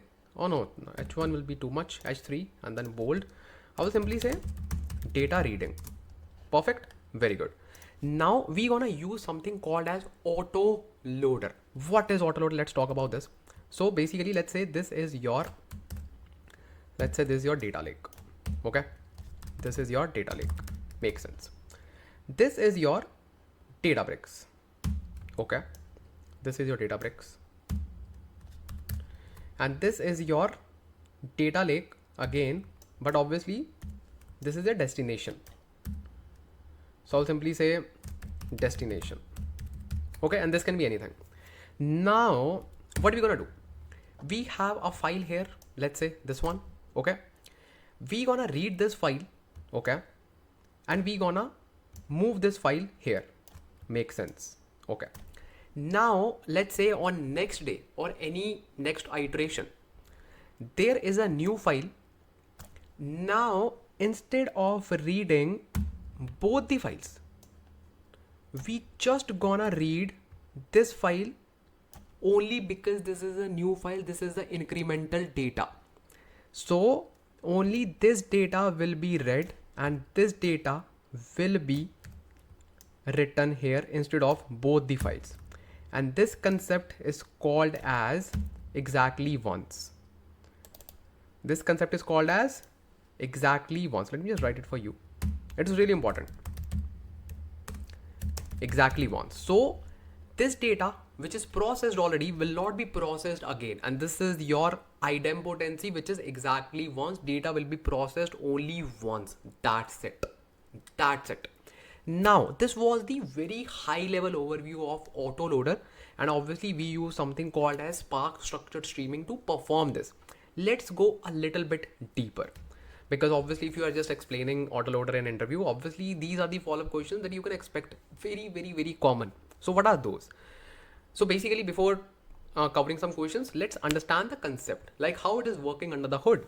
So basically now you will feel like how it is only processing the new file and why it is not processing the previous file. So we have something called as checkpoint location. Okay, we have something called as checkpoint location, in which we have something called as rocks db folder, and in that rocks db folder we just save, or you can say we just write the current state of the data of the destination. So let's say your one file is processed, so that information will be there in the checkpoint location, and next time it will only read the file which is not processed. So that information will be there in the rocks db folder within the checkpoint location. Okay, so this was all about your idempotency. One more thing, let's say our data schema is changed tomorrow, let's say. So how it will handle that? First of all, let me just tell you, we have schema evolution capabilities and how we use something called as schema location. Okay, in which we write the schema. We do not write, basically Databricks will automatically infer the schema and it will write that schema to this location. So it will match the schema before writing the data to the destination. Now ideally we know that this folder is different, this folder is different, but we, like, it is a, like you can say, good practice, we save this folder inside this checkpoint location, so that it, because obviously in the checkpoint location we have so many folders, rocks db and so many other folders, and within that we just save our schema location as well, so that we do not need to monitor or manage two different folders. We can only monitor or manage one folder, which is checkpoint. So this is the end-to-end game, and it is built on top of Spark structured streaming. Make sense? Make sense? Very good. So now I know the concept is clear. Now let's actually perform the things. And now let's actually see like how things are being performed under the hood. So we know that we have the data for this. Let me just go to the containers. let me just go to the source and orders. Let's first pull the orders data. Okay, so I know that I have this file. Make sense? Okay, let's read this data, and I will simply say data reading. I will simply say df equals spark. Let me just increase the size. No, it's fine. Spark. So it is giving me some suggestions, but do not look at that. Spark dot read dot format. Now just tell me what is the format of the data. You will say Pocket. No. When we use Autoloader, we need to simply say cloud files. So cloud files is the format of the data. Then we specify dot option cloud files dot format, and then we need to say Parquet. Make sense? Very good. So this is the thing that we need to first of all define. Then we need to mention something called as schema location. Okay, schema location. So what will be the schema location? I will simply say dot option cloud files. See, it is giving me hints. I'll simply say tab, and then I will simply change the location, because location is ABFSS. Now it's up to me which location I want to pick. So I will simply pick the destination folder, because it is already it is like good to manage all the things on the destination side. So I will simply say silver @ Databricks ETE, and then .dfs.core.windows.net. Make sense? And within this, I will create a folder called checkpoint. I'll simply say checkpoint underscore orders, because obviously we have so many folders, right? Like so many data. So I'll simply say checkpoint orders. That's it. Okay. Then I can simply say dot option, and it's called cloud files dot schema location. Oh, sorry, not schema location. It's called schema hints.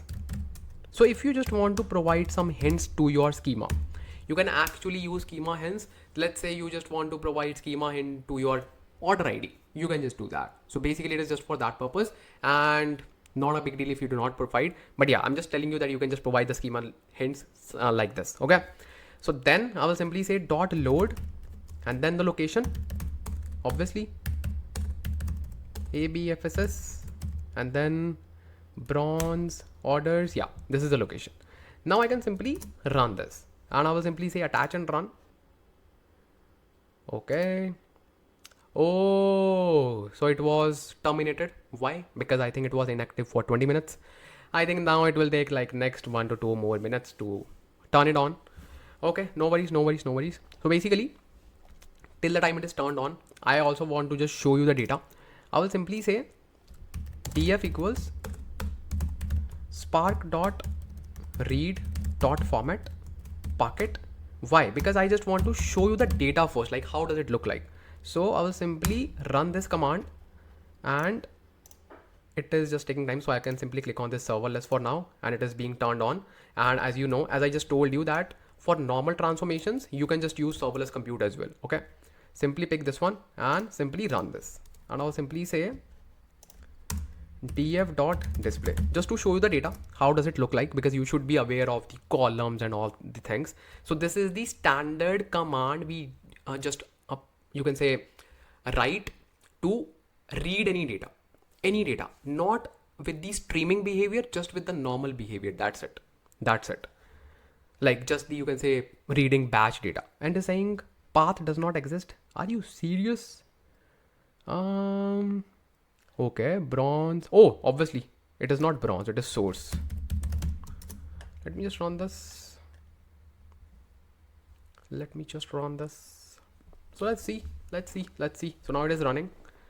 So now, okay, perfect. So this is my data that I can see. I have order ID, I have customer ID, I have product ID, I have order date, I have quantity and total amount. Obviously this is our fact table, and we will be just building the star schema, don't worry, at the end, which is gold layer.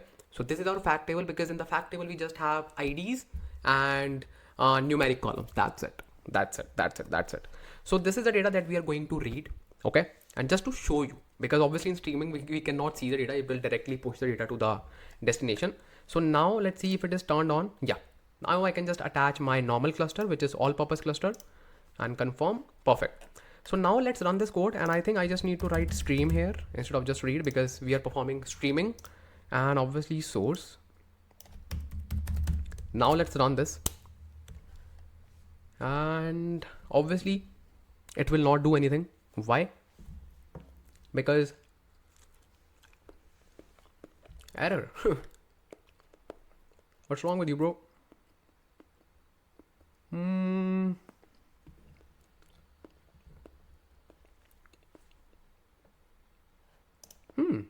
Okay. So it is saying that location is not found. Let me just copy the location from here. Let me just paste it here. Maybe we missed something, or maybe a typo. Let's see. No. Okay. Basically, these kinds of errors come when we did not define the external location precisely, but that's not the case, because we can obviously read this data. We have just read this data, and I can just rerun this, and let's see if it is running.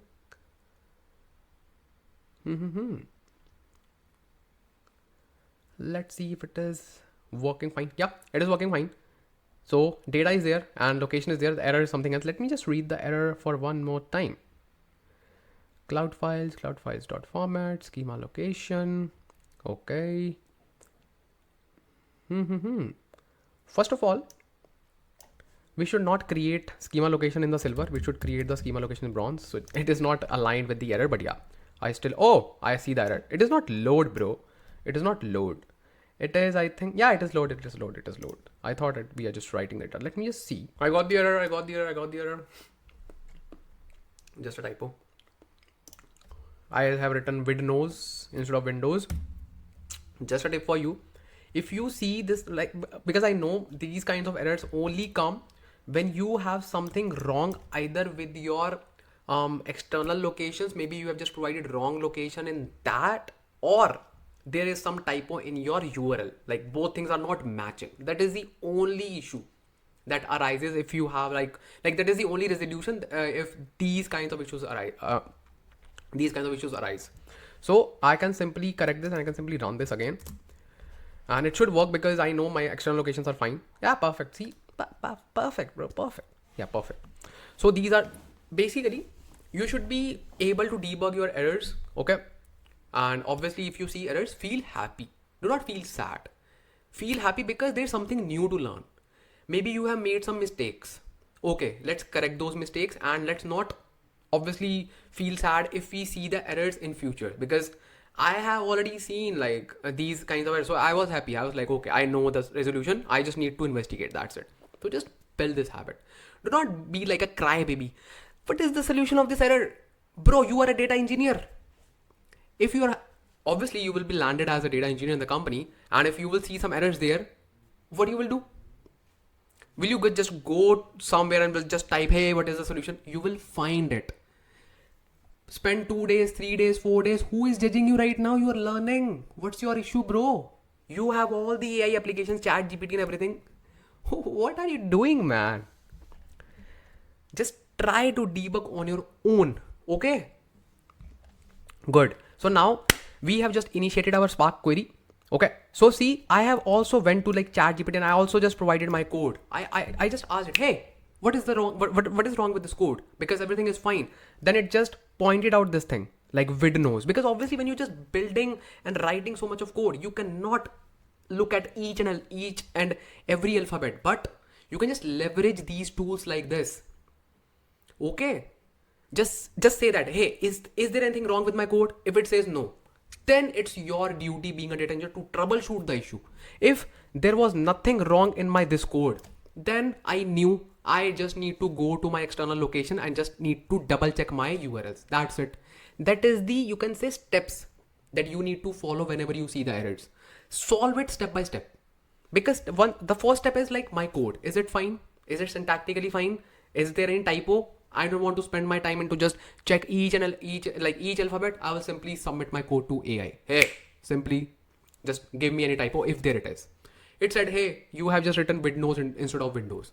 I was like, okay, my problem is solved. I do not need to go to external location and check their URLs. So all the errors like this, bro. Okay, simple. Now data reading is done. Now we need to write this data. Okay, and how we can just write the data? I can simply say df dot write stream, because obviously this is a streaming, then dot format. I will create delta format. Why? Because I love delta format. Just kidding. We will just create packet file format, because in the bronze zone there's no need to create delta formats. I will simply say packet. Okay, then I will simply say dot output mode.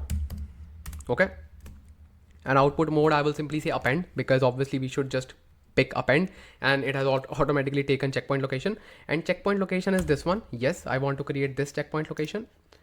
Perfect. Yes, and as I just mentioned in the explanation as well, this location should be matching with the schema location, this one, so that you just need to manage only and only one folder. That's it. Okay, very good. Now we need to simply say dot option and path. What is the path? Let me just copy it, and I will simply create orders folder and in the bronze container. Makes sense. Makes sense. Now let's talk about trigger. We need to trigger this, right? Because this is a streaming. I will simply say once equals true. Why? Because there are so many options. I can even write, let's say, processing time equals to 10 seconds, let's say. So what it will do, it will keep on running after 10 seconds automatically. In every 10 seconds, it will be running. So if it is the requirement, do it. But in my particular case, I don't want to run my cluster for every 10 seconds, because obviously it is costly. What I will do, I will simply run once equals to what it will do.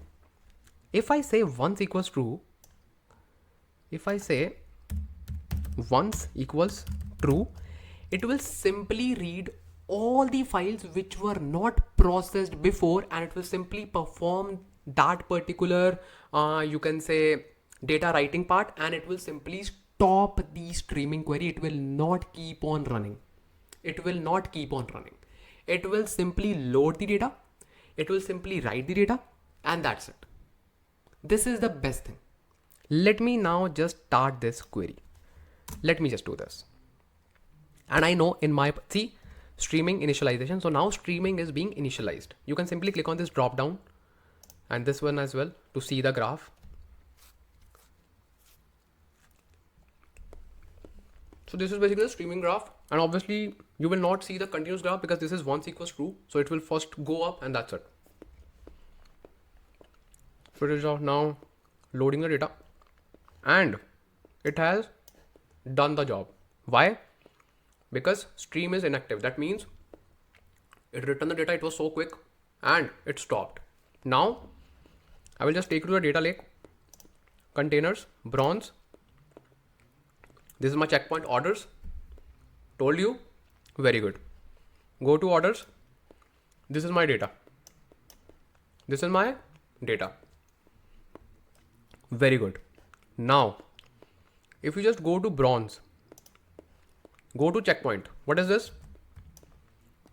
Checkpoint location. Open this. You will see all the things. This is schemas. This is your schema location. Okay. Go to commits. And then just go to offsets. And then just go to sources. Perfect. In 0, you will see rocksdb. This is the folder which maintains your current state and future state and responsible for exactly one's process. Okay. Now your data is successfully loaded to bronze. Only one data. I know only one data. Okay. Now it is stopped, so you do not need to worry at all. I can simply click on this close button. Now in order to confirm how many records do we have, let me just apply a quick data reading here, and I can simply say bronze. Okay, and I will simply say orders, obviously.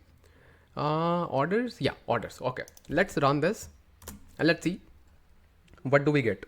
Because we know that we have 9990 rows. Make sense? Now what I will do, I will simply go here in my bronze container, okay? And in the bronze container, oh sorry, in the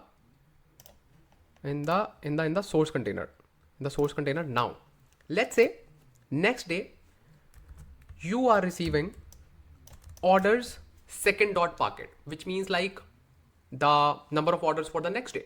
Now I'll simply say upload orders second. Perfect. Now this data is uploaded, order second dot packet. Make sense? Very good. Now your notebook is scheduled to run this, or let's say process this data. Okay. Now let's go to our Databricks. Now let's rerun this query and write the data for one more time. And let's see what happens. Obviously stream is initialized. Makes sense. And it is done because it was really, really quick and you cannot even see. And once it is done, it is stopped. Why? Because of this reason, once equals to true. Okay, makes sense. Because obviously if this is not required to run your cluster 24/7, why would you be running it in just every 10 seconds? Okay. Now let me show you something else. Just run this command and you will see the magic. Let's scroll down, and how many rows that you can see? 10,000. How many? 10,000. Why? Because earlier we had 9990 rows, and the second day we got only 10 rows. So how many rows, or let's say how much of data it has read? Only 10. Only 10. Not both the files. Not both the files.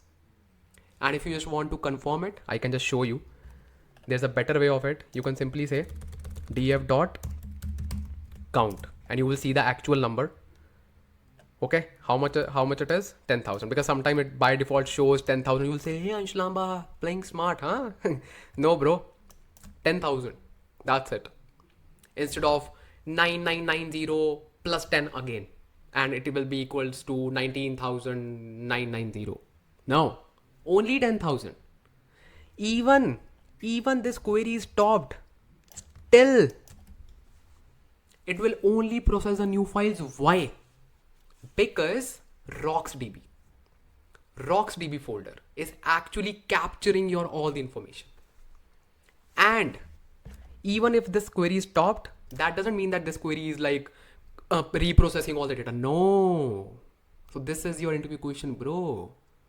Even if the query is stopped, new data will be processed. Only the new data. Reason? RocksDB.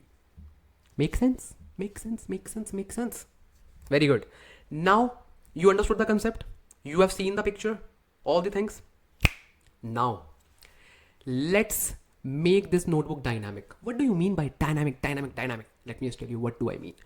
I know that I have total 3 particular folders. Yes. As source. Orders. Yes. And then your customers, and then products.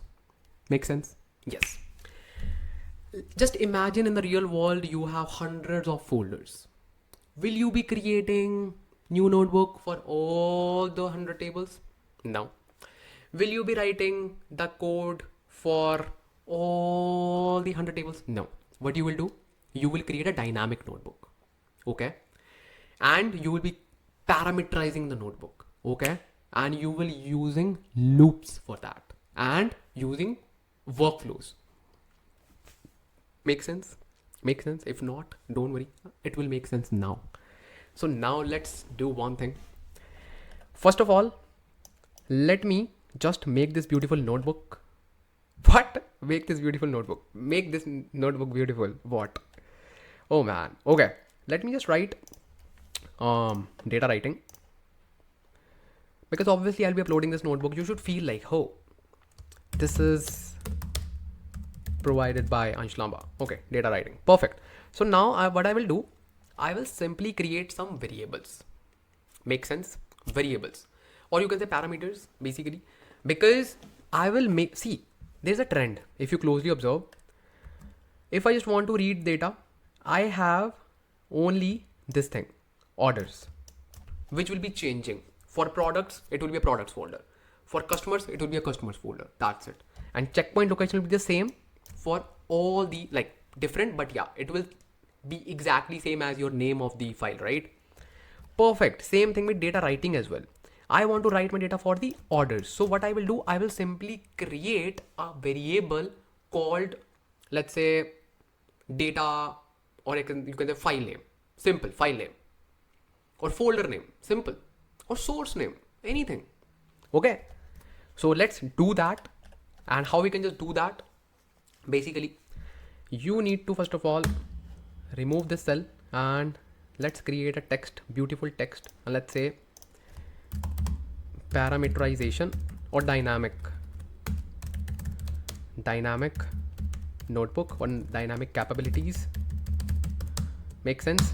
Perfect. Dynamic capabilities. Now we will simply say dbutils dot, and for that I think we need to import dbutils. I will simply say import dbutils. No, it is already there. Okay, because it is something similar to shutils in Python. So in Python we just import shutils. Simply say dbutils dot widgets dot text. It will simply create the widgets. Okay. Now I will simply say file name. Okay, and by default I will simply say orders by default. Let's run this. You will see one box here. Wow. Similarly, I will create two more, or basically one is enough. Yeah, one is enough, because let's say I want to print the value of this. I will simply say dbutils dot widgets dot text. Okay. Oh, sorry, not text, get. I'll simply say get and file name. So what it will return? Very simple question. Orders. Now let's change the value of this. Let's say customers. So what it will return? Customers. Wow. Then let's say products. Products. So it will be changing in the real time. That's what I want. So what I will do, I will simply first of all create this. Okay. And there's another way of creating this as well. You can simply like click on plus and you can create more if you want, and you can even delete it if you do not want. Okay. And I think there is another button here from where we can just create, see, add parameter, and you can do the same thing here as well. But I'd like to just create it using widgets, and it is better way to do that. It's up to you, like, bro. It's up to you, bro. Come on, man. Come on. So what I will do, I will simply remove this value because I do not want to provide any default value. Let's run this and you will see that whatever value I will be just providing here, it will just take that value. Perfect. And we will just dynamically pass this value. Okay. So now what we need to do, I will simply store this value and I will simply say file name. Make sense? Or let's say p file name, just for the readability. And now I can store this value in p file name and I can actually return this using this. See, now what I will do, I will make my code dynamic because I will be using this value in the runtime. I will simply go here. First of all, here, I will simply use f string. So this is a common string that we use in Python if you just want to combine your string with variables. Some people do like use format function. I hate it. I personally use f strings. I love it. I will simply say f file name, oh sorry, p file name. So see, this way we can actually combine text and variable. Okay. Same thing with here as well, because we want to just read orders or whatever the file name will be. Okay, perfect. Makes sense. Very good. Now data writing, everything is same. Let's change it here. So this is just a design question, this is just a kind of design that you should be aware of if anyone is asking you, hey, why did you pick this? Because obviously when you're just explaining the projects in the interviews, you should be very well versed, like why did you pick this and why didn't you pick the other thing? What is the advantage of this? Okay, you are just showcasing your project. Hello sir, hello ma'am, this is my project, I did this. Bro, why did you pick this? Why?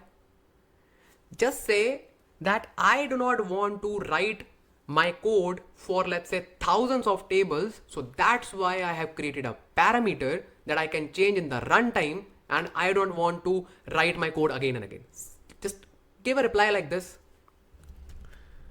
Hey sir, I am the... What is this, bro? What is this? What is this? I told you, be overconfident, bro.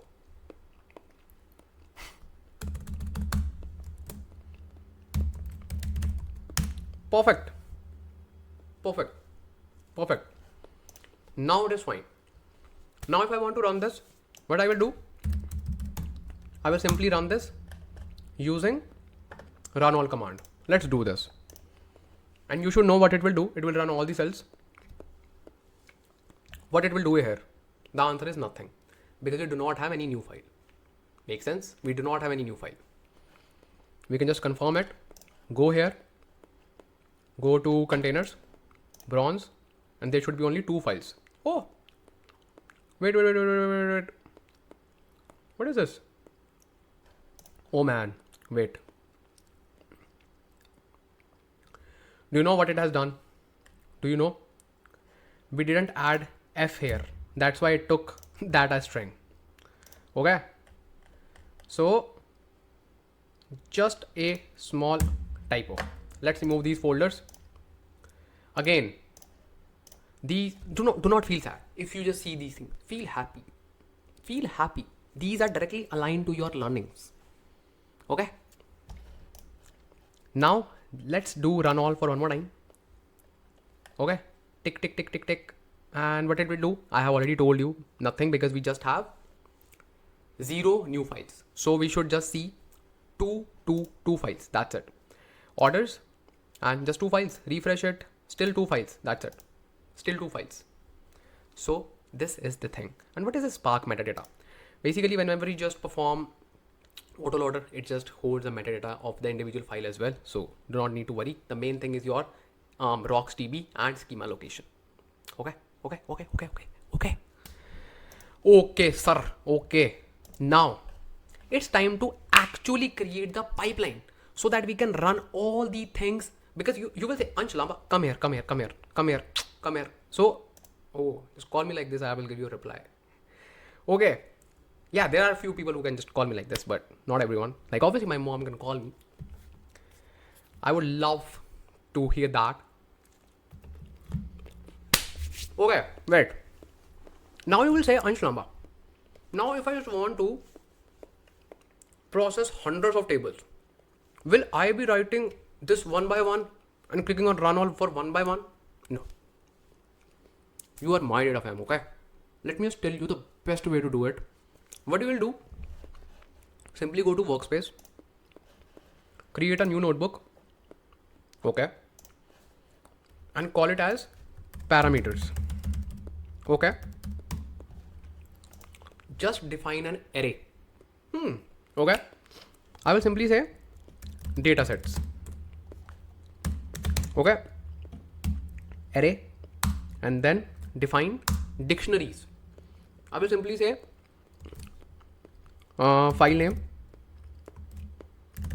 okay, is orders. Perfect. Then file name customers. Okay. Then file name products. Very good. So this is my array. If I just run this, it is attaching it to the cluster. Okay, baby, attach it. So this is my array. I want to use this array as the input for, don't worry, you will learn everything. I'm just giving you a high level overview. So we will use this array because I just mentioned this so many times that we're gonna use for loop. If you are coming from Azure Data Factory background or Azure background, you would know for each activity, right? This is exactly same. And if you're not coming from Azure background or Azure Data Factory, just ignore what I said. Okay, do not worry. So basically, I want to use this as my input. How I can just do that? We have something called as DB utils dot I think jobs. Yes, dot I think task values. Yup. And I think dot set. Yup. And then whatever name I will be providing, I will simply say data sets. Makes sense. Yeah. Data sets or data set, or let's say output data set. It will make more sense. Output data sets. And then I will simply provide the data sets variable and obviously encode it.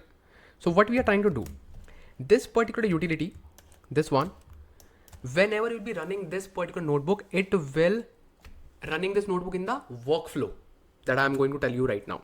Whenever we will be running this notebook in the workflow, with the help of this utility, which is dbutils.jobs.taskvalues.set, we can return this data sets with this particular name so that we can use this as the input.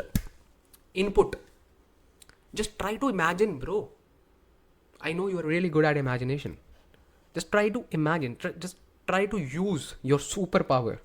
Simply run this. By the way, there's no need to run this, but you can run this in order to confirm everything is fine syntactically. Now let's go to workflows. Now let's create our first job. Create job, and then I will simply say, so this is our job. Okay. Now I will simply name it as bronze incremental. Make sense? Very good. Now this is the first activity that we need to perform, and this activity is our parameters notebook. Simply click on this one, type is notebook. Okay. And click on this and wait. It is hanged or what? What? Tasks. Okay. Task name, workspace. Oh man, it is hanged or what?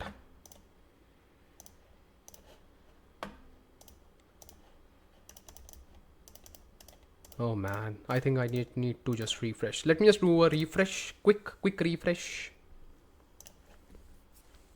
Okay, perfect. Yeah, it was hanged. So task name is, let's say parameters, because this is just a parameters file. So notebook, obviously. So in this, we can just perform any activity such as Python script, Python wheel, SQL, pipeline. What is pipeline?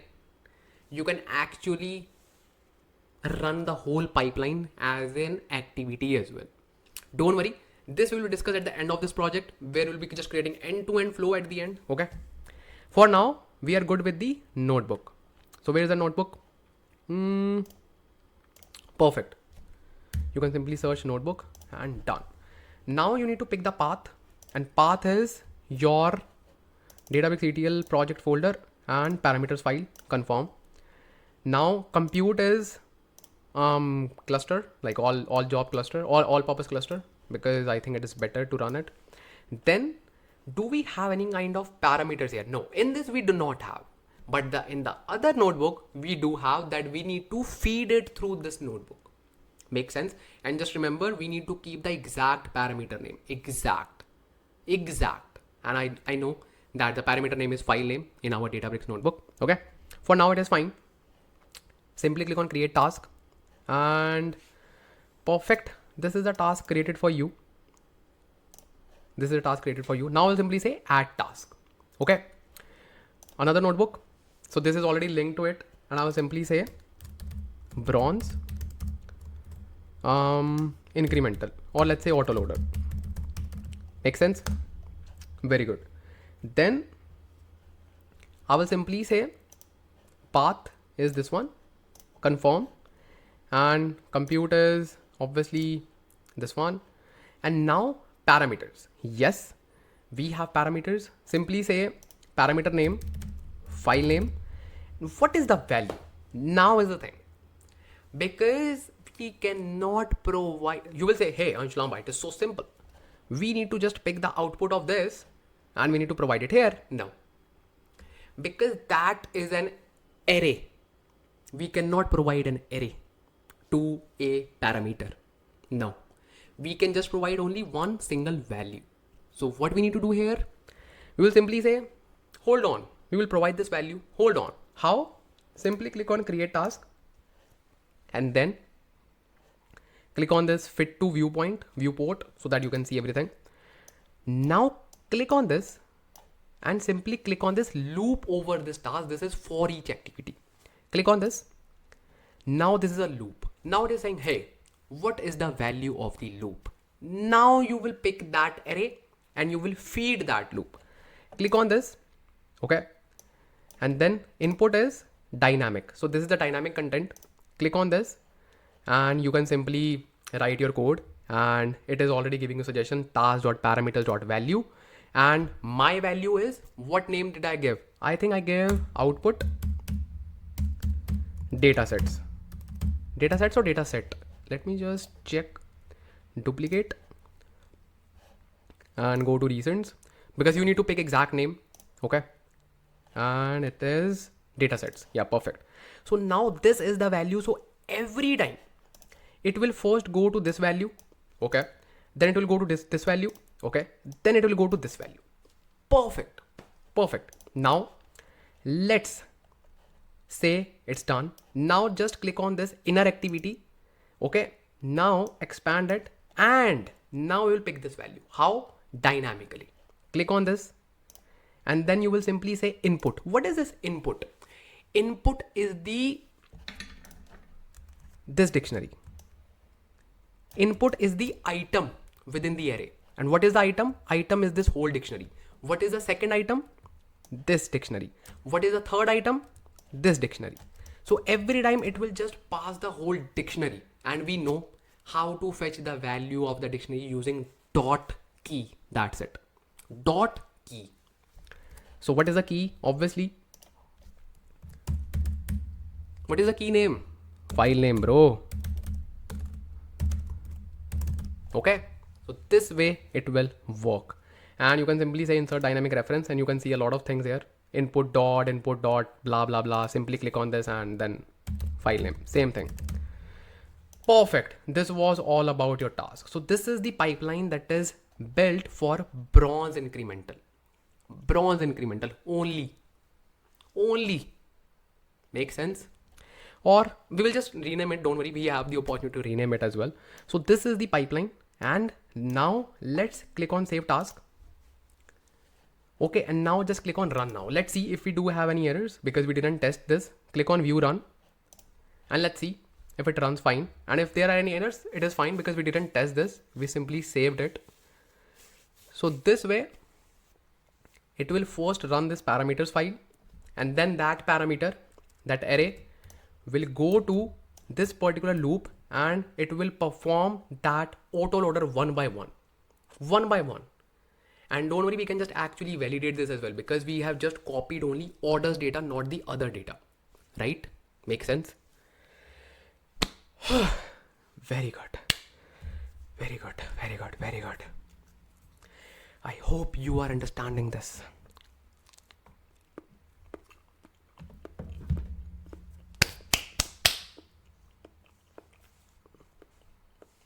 Come here. Done. Ansh, Lamba. What is this? Can you see this? 3 scheduled. How many values did we have? 3. Very good. Now let me just take you to the data lake. Okay. Go to bronze. Wow. All the 3 folders along with the checkpoint location. Wow. Wow. Looking like wow. Wow, man. Wow. See? See?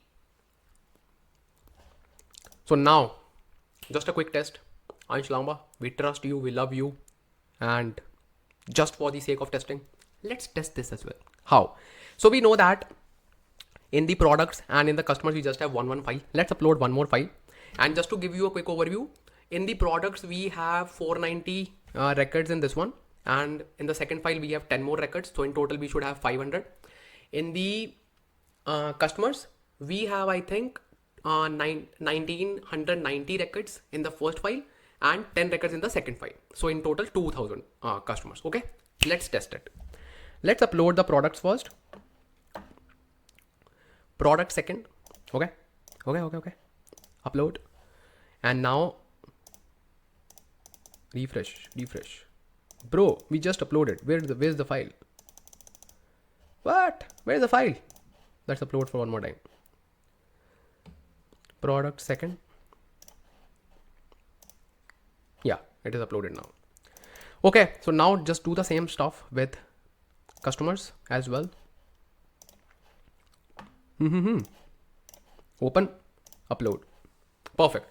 Now let's rerun this for one more time. And how we can just rerun it? Simply click on the workflows. This is the bronze incremental. Click on this and simply say run now for one more time. And it should only run the new files. And for the other table, it should not do anything because there is no new file for orders. So it is double testing. Let's see. As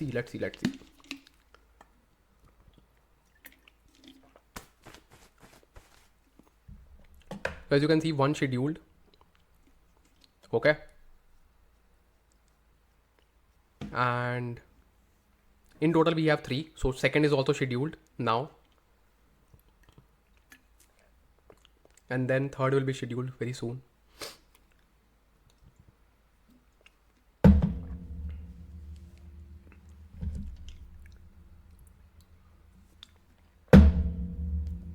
Third is also scheduled. So see, this way you build pipelines dynamically. Perfect, done. Let's validate the results. Go to recents, go to bronze layer, and let's read the data one by one. Okay. I will simply say df equals spark.read.format bucket dot load, and then perfect. Yeah, let's do this. First of all, let's read the orders data, and we should see 10,000 rows. What's the error, bro? P file name, oh, F string. So there should be 10,000 rows. Perfect, 10,000 rows. Let's see customers. I think in total we should have 2,000, not more than 2,000. Okay, let's see, 2,000 total. Yeah, simply scroll it down. You can say refresh now.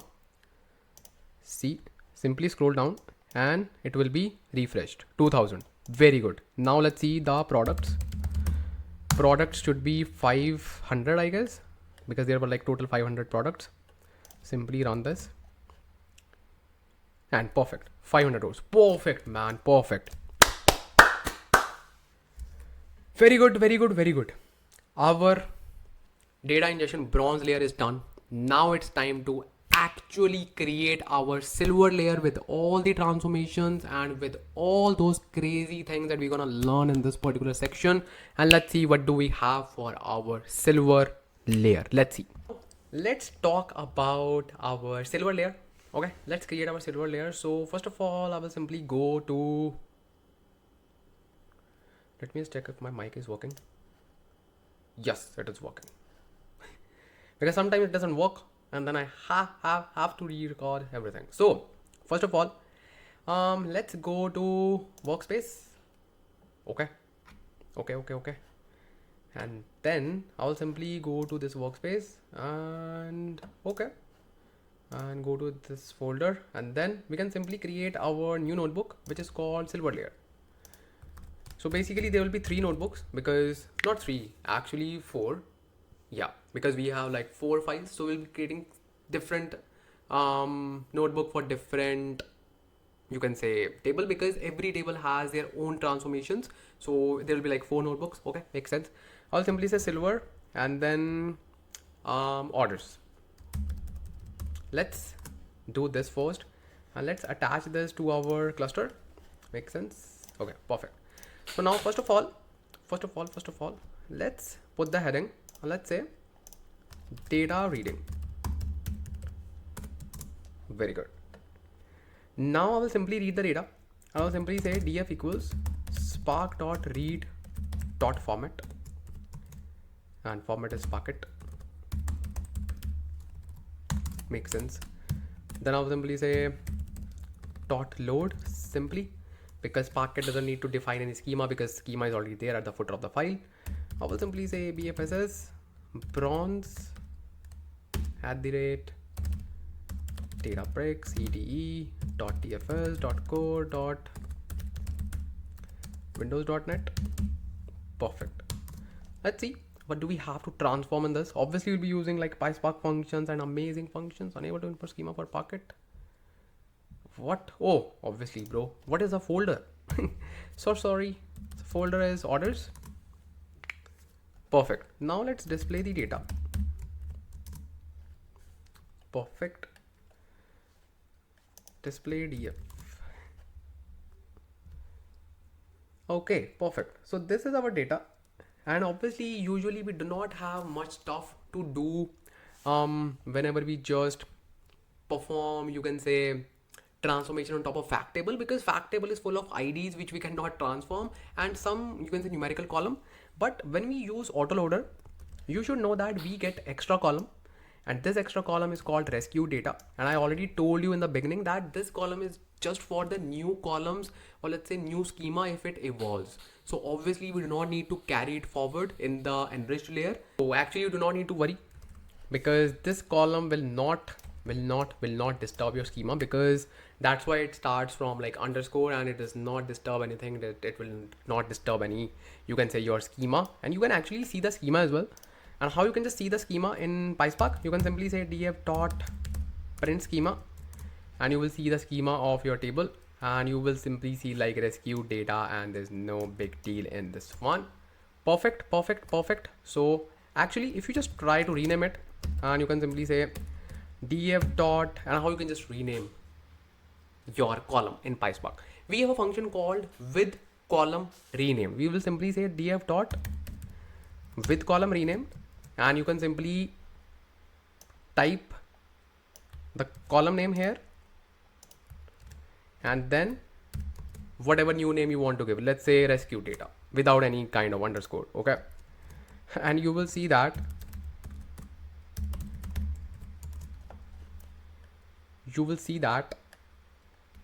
it will be renamed rescued data. So now let's say if you just want to transform it, if you have some values, you can actually play with it, and you can, it's totally up to you. But in our case, we actually do not need this column. So you can even drop this column as well if you want. So how you can just drop the column in PySpark? You can simply use something called as df equals df.drop, and then you can simply say rescue data. And just for your kind information, we didn't save this into the df. Let's save it first. Oh, wait. We just saved it with dot display. Okay, so we would need to reread this, and not a big deal. So now just perform this. Okay, now just say df.display. Now you will see that this column is gone, and we just keep this column just till the bronze layer. But after that, it totally depends. If we want that data which is coming into the rescued data column, we can keep it. Otherwise we can simply drop that column. Simple. Now as you can see that our data is looking perfect right now. Let's say order ID, customer ID, product ID, and everything, like order date and everything, right? Yes. Quantity, obviously it is in the integer form. Total amount, it is in the float amount, for like you can say float data, right? So now let me just show you some date functions that you can perform. Let's say you want to convert your order date into any other format, or let's say into timestamp. How you can just do that? Basically date transformations in PySpark. How you can just do that? You can simply say df equals df.with column. So now with column is a function that we use to either modify a column or create a new one. It's totally up to us. Make sense? Okay. So now df.with column, and now what we will do, we'll simply write the column name. Now here's the thing. If you just mention the column name here, then it will check if this column exists in our table. If yes, then it will simply modify it. Otherwise, it will simply create a new one. Sorted life, very good. Simply say order date. Okay. And then now we need to just define the transformation that we need to apply on this particular column. And I want to apply, let's say, two timestamp, and I will simply use column object and then order date. Perfect. And now let's display the data as well. Perfect. So now you will see that our date column is now converted into a timestamp column, and now obviously it will be 000, but still now you know how you can just convert that particular column into a timestamp. Okay, now you will say, Ansh Lamba, can you just show us an example of creating a new column, because we are really interested in that as well. Yes bro, yes, why not? And here bro means you as well, miss, mrs, whatever you are. Okay, so now let's create a new column. How we can just create a new column? Df equals df dot with column, and I will simply say month, because I just want to get the month, or let's say year. Let's say year, or let's say, yeah, let's say year. Okay, I will simply say year. Now PySpark will say, is year column in that particular data frame? The answer is no. So it will create a new column, year, and then I will simply say year function, because we have a function called year, and I will simply say column of order date. Perfect. Perfect. Now let's run this, and you will see a new column created for us, and it's called year 2023, 2024, 2025, and blah blah blah. So this is the particular year column that we have created, a new column. Make sense? Very good. Now obviously if we are just working with numbers, we would be really excited and really interested to apply some window functions. What are window functions? Basically, window functions are those functions which perform operations on rows instead of the entire column. So it is like row level operations that we can perform. Okay, and in order to do that, let's say I want to perform a ranking, okay, based on the total amount, but I want to partition my data based on the year as well. That means I want all the total amount top to down for 2023, then the same thing for 2024, then the same thing for 2025, if we do have. Got it? Understood the scenario? Very good. Now I will just show you doing it simple way. Then I will just show you something called as classes as well, like how you can just apply the same thing using class, like Python class, because obviously in the silver layer you wanna learn so much things related to PySpark and related to Python, OOP concepts, everything. I will try my best to just make you understand all those complex things, okay, with ease. So in order to create a new window function, or let's say a column, and let's create a new column first through simple way. Yeah, let's do that. I will simply say df equals df dot with column, or let's create a new data frame so that we will not mess up with the previous one. We'll simply say df new, or let's say df1.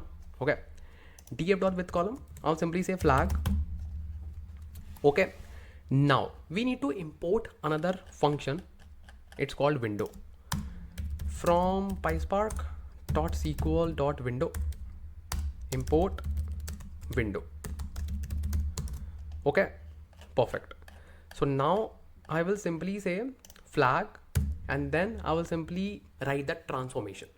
I will apply a dense rank function, which is a window function, because I want to find the ranking. Make sense?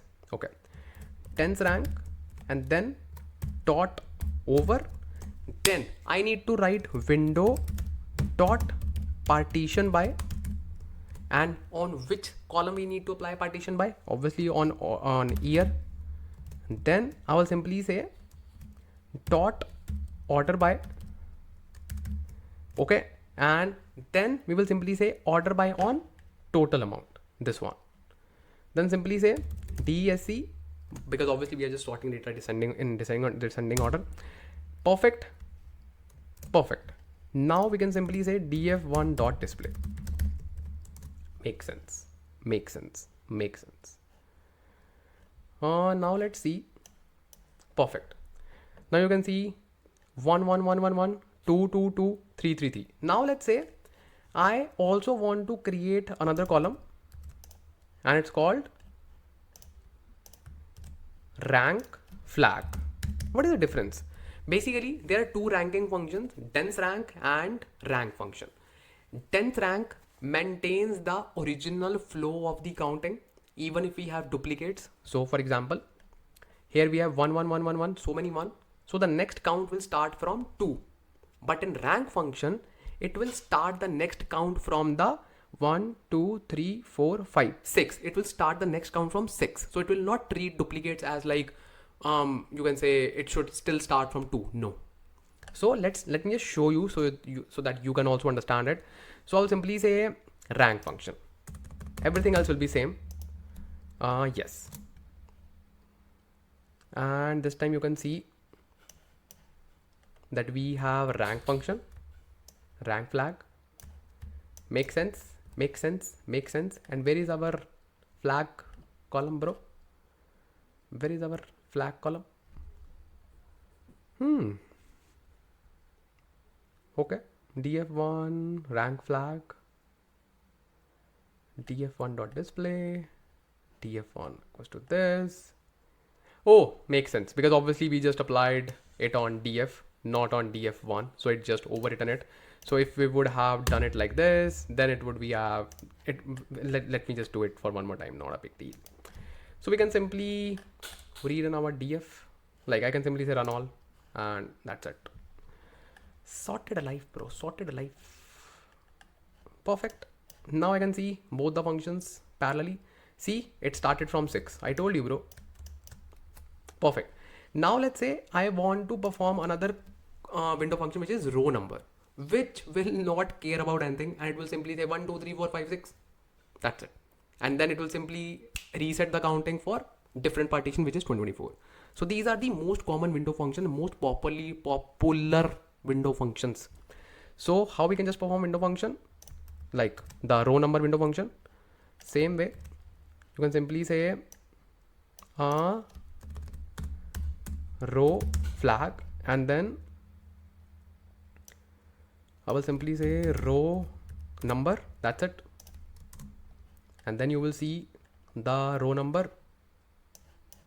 Perfect. See, it doesn't bother anything. So now we have hard coded all the functions. Let's say going down, and after performing so many other transformations, you again want to use window functions. Then again you'll be writing the code. So what's the best thing of like how we can just reuse our functions with efficiency? How? Basically, we can create something called as class. So let's create that. Let me just say heading, and let me just use h3, and then classes. Oop. This is an oop concept. Okay. So how you can just do that? Basically, we will simply say class, and we will create class called window, because it will hold all the window functions. Okay. Then class window, or let's say windows, and then we can simply say df underscore underscore init, then obviously self. Okay. Then within this we will just pass another parameter, which is df, and then we will simply say self dot df equals to dfs. So this is basically the parameter, or you can say instance parameter.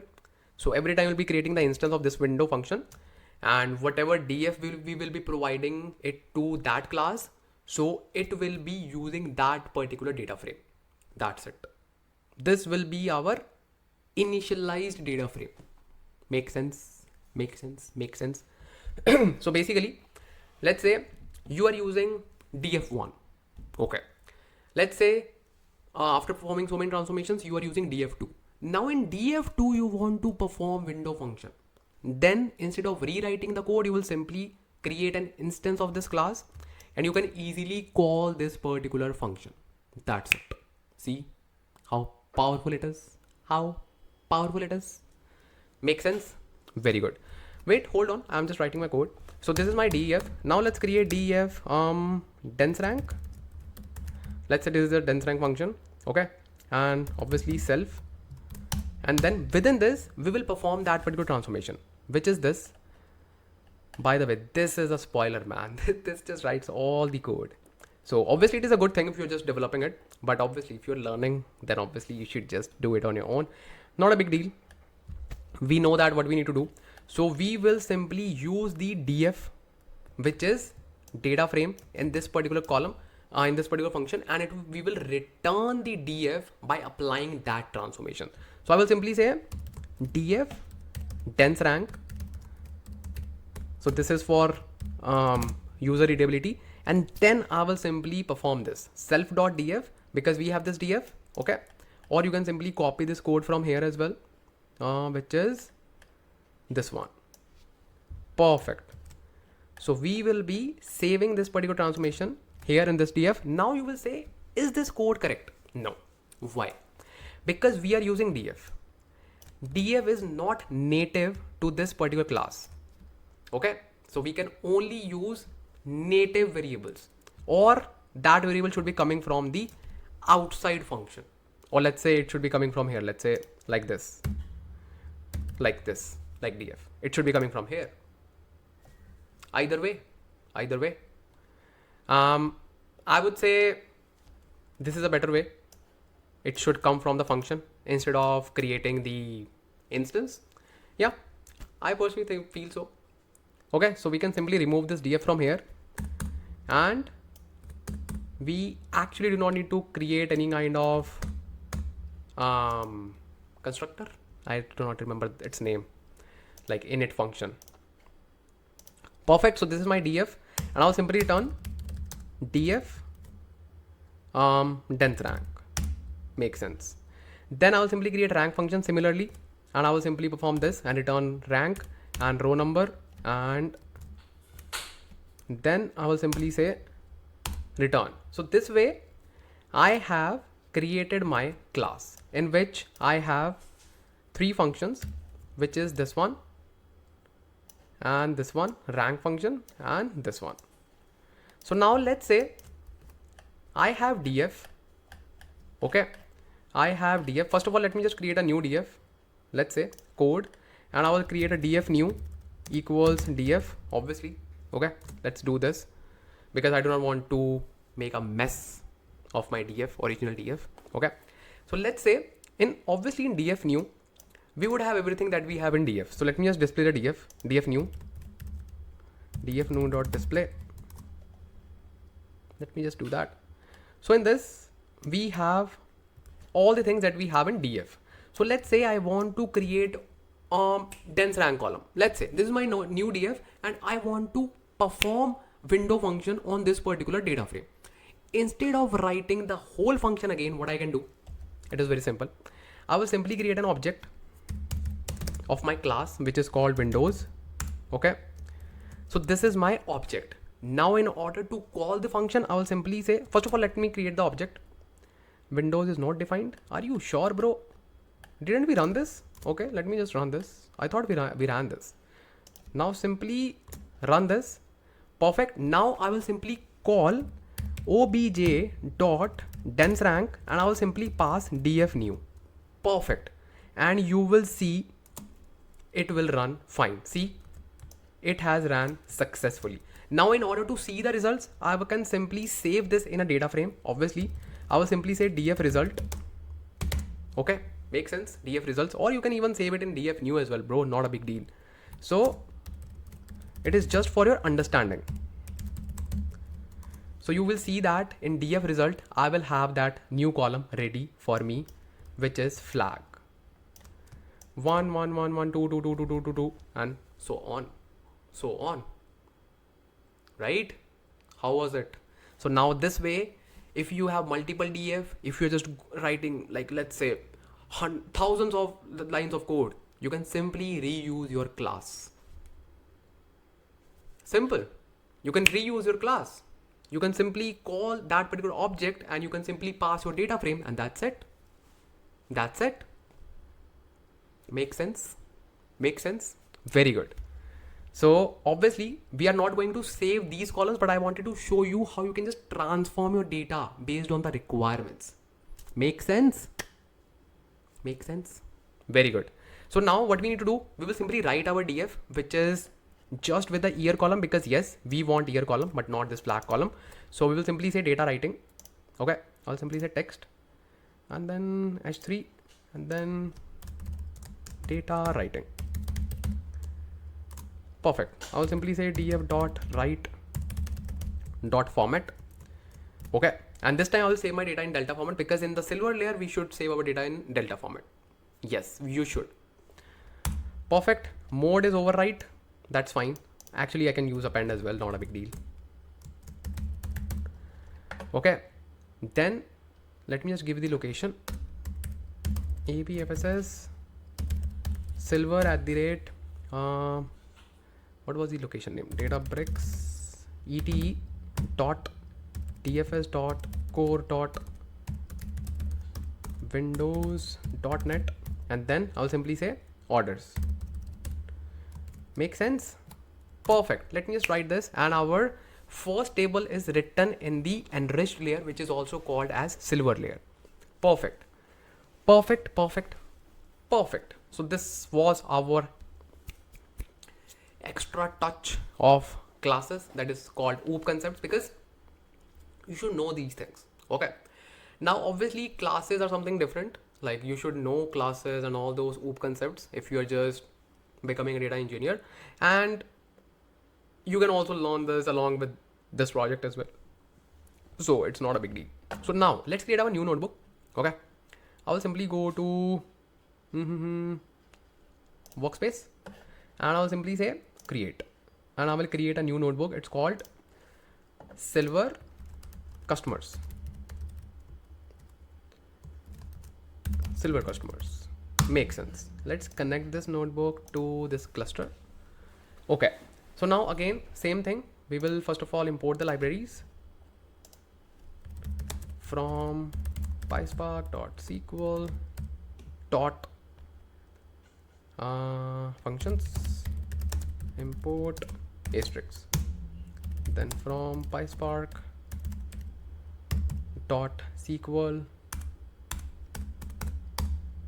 dot types import asterisk. Perfect. Now let's perform the data reading first of all.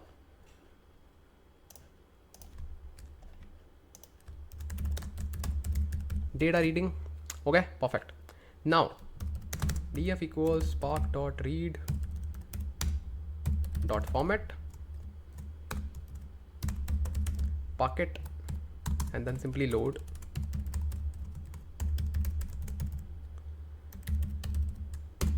Silver at the rate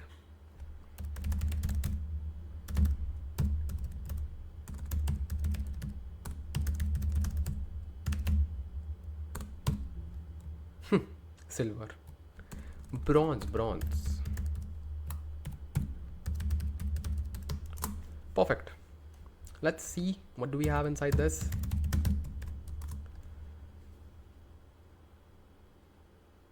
Obviously we have 2000 customers inside this, and again we do have one more column. So first of all, without delaying, let's first of all drop this column, because we do not need this in our enriched layer. Okay, so I will simply say df equals df dot drop rescue data, and let's say df dot display. Perfect, it is dropped. So now what we need to do, so now first transformation that I'm going to perform, and it is really important, you should know about this, and it is regarding, let me just tell you the requirement. First of all, we have email IDs, right? Do not send emails to these emails, bro. So Anita 65, I know you will be sending email. No, these are like pseudo emails. So so now Now what we need to do, basically in the email column, we have so many email IDs, right? I want to create a new column in which I want to store all the domains so that I would know what are all the domains that my customers are using, so that I can effectively provide some kind of, you can say, vouchers or those kinds of promo codes according to the domain names. Make sense? Because there would be some domain names of some organizations, there would be some public domain names like Gmail, Yahoo, and so on. So I want to know like what are all the domain names and how we can just do this. In order to perform this activity, what we need to do, we simply need to split our email column, okay, virtually, not physically. Then we need to pick only the value after @. Whoa. So we have to perform multiple things for this transformation. That's why I picked this transformation, so that you can learn PySpark. So what's the approach? First of all, I will split the function, like split the column. Then I will perform array indexing to just grab the last value of the list, because whenever we just perform split operation, it creates a list of all the values based on a delimiter or based on a separator. Make sense? And what is the separator in our case? @. Very good. Let's do this, then you will understand better. So now let's say let's say df equals df.with column, obviously because we are creating a new column. Okay, now let's say I want to create a column called domains. I will simply say split column email. Okay, and what should be my separator? It's @. Done. Then after performing this, I want to grab the 1th array, 1th element of the array. 1th means like next. 0 is the first one, 1 is the next one. I can also use -1 because it is the last, but we just have two items, so it is better to use 1, and that's it. I can simply say df.display. Oops, what's wrong? Wait, dot column. Oh, I see. There's a typo. I just need to enclose it, and then column. Okay, this is fine. Then here. Wait, column is this, then this, then this. Oh, it's fine. Okay. Column, I hate parenthesis. Okay, this parenthesis is closing here. Then split column is here. Then with column is here. Oh, that's it. We are good. We're good. Let's do this. Perfect. So now you can see I have successfully fetched all the domains. Like first is called ryan.org, kelly.com, and so many other domains, right? See, so many other domains as well. So many domains, so many domains. Obviously there will be like so many repeated domains as well, but yeah, I can just see domains as well. Make sense? Yes. Now I want to do something special. What's that? Okay, so now what I want to do, I know there are some popular domains. One is obviously gmail.com, second one is yahoo.com. Okay, and the third one is let's say king.com. let's say it is the third one which is very popular. Okay, and we can actually find this. Okay, let's perform one transformation first, then we will just jump on to the special one. Okay, now let's see. I want to know like how many users or how many customers do I have for gmail.com, or how many customers do I have for yahoo.com, and so on. So how I can just do that? I will simply perform aggregation functions. So in order to perform aggregation function, I'll simply say df dot group by, and I want to perform group by on domains column. I will simply say dot agg. That means what kind of aggregation I want to perform. I want to perform count. Okay, count of, let's say, customer ID, because customer ID column is the unique ID here. Customer ID, that's it. And then if I just want to provide a good name to it, I can simply use dot alias, and I will simply say dot total customers. Make sense? Perfect. Now let's say dot display. Perfect, perfect, perfect. So wow, we have got all the things. And now let's actually sort it as well, because there are total 811 domains. So I will simply say dot sort on total customers, and ascending equals to false. Perfect. So this is a transformation in which we have performed so many transformations. See, so many, but that's how you learn. That's how you just combine all the transformations, and that's why this is the, like, you can say, one of the major reasons of building projects, where you just apply all the knowledge that you gained so far. Let's say you already are aware of all the functions in PySpark, but while you build the projects, you apply all those functions, and you actually combine so many things together, right? Very good. So now I got my top 3 domains: Gmail, Hotmail, and Yahoo.com. Very good. Now I want to just perform something special. What's that? Why are you smiling, Ansh Lamba? So the thing is, I want to apply a filter on top of these 3 domains. Okay. That means, let's say I want to perform a filter on DF Gmail, and I want to just filter all the customers of the Gmail domain. I will simply say df.filter. Then I will define the condition. I will simply say column of domains. Okay. And then equals to Gmail. Gmail.com. Sorry. Gmail.com. Yeah. Perfect. And I can simply say display. So this way I will only see the gmail.com. Make sense? Now let's say I want to do the same stuff. I want to do the, let me just do this. Now let's say I want to do the same stuff for Yahoo. Okay. And here yahoo.com. Okay. And then Hotmail.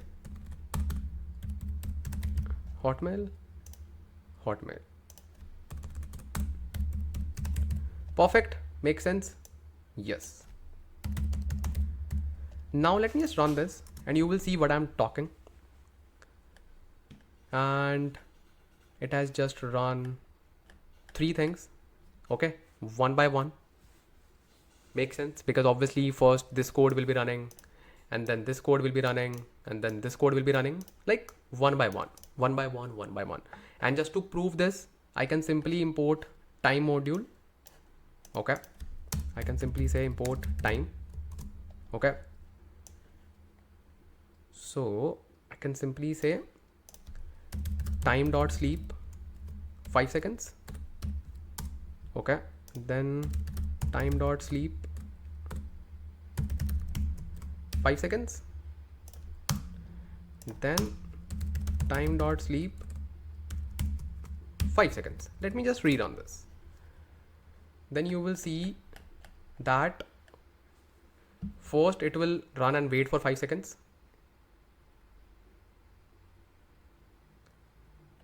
Okay. So it is now waiting for 5 seconds. Perfect. And now perfect. So this way you can actually perform some kind of time modules if you just want, let's say, any kind of delay, if you just want between your code or anything. So for now, in this particular thing, all these code like df hotmail, df yahoo, df gmail, like actually processed together, and it returned all the result together. Okay. Makes sense. But if you just want to perform any kind of task, and if you want like previous task should wait, you can actually use time module. Okay. And you can actually perform those tasks in parallel. It's up to you. Make sense. So now this was like filtering of the data frame based on the domain. Makes sense. Okay. Now let me first of all remove this cell. Why? Because it is taking so much of space. I will keep it here, but I will not run it because we know the output. Okay, just to have some space. So let's say now our df is looking like this. Okay, now we have already seen like how we can just apply split, group by, and everything. Now let's say that I want to perform a kind of new column and I want to create a full name instead of last name. How we can just do that? Basically, we can do that using a concat function. So basically we have some text functions as well. And let me just create that. I will simply say df equals df dot with column. And I will simply say full name. Okay. And within this full name, I will simply say concat. See, I think it is hearing my voice. I am so sure. Oh man. Oh, this was in my mind. Because obviously when we have created a full name column, we do not need first name and last name column. So we will simply drop it. But it is so smart. But I will simply say df.display here. So let's create and let's see what is the result. Because we do not want like two different columns. We just want one column and that's it. This is full name. Perfect. So this is our data that is looking like this, and we are pretty much satisfied with this particular transformation, or you can say set of transformations that we have applied on this particular table. Make sense? Okay. Now let's write this data. df dot write dot mode dot format. Okay. Yeah, perfect. Now let's run this, and I want to just save it in delta format. And I want to do append. Okay, makes sense. Perfect. Now let's do this. Perfect. So now it has written the data. I will confirm as well. I will simply go here in the containers and silver. And yeah, we do have customers table as well. And we do have two partitions, and in the silver, in orders, we do have two partitions. Yeah, that's it. Good.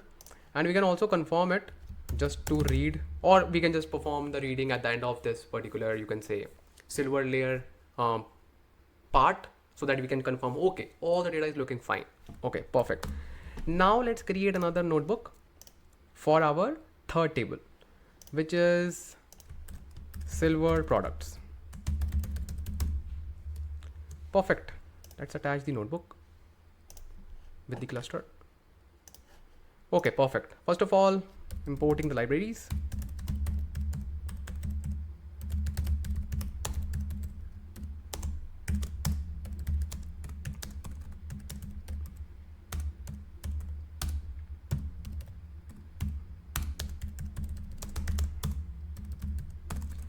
That's it. Now let's PySpark. PySpark, bro, PySpark. Okay. Now let's write data reading. Perfect. Now what you will do?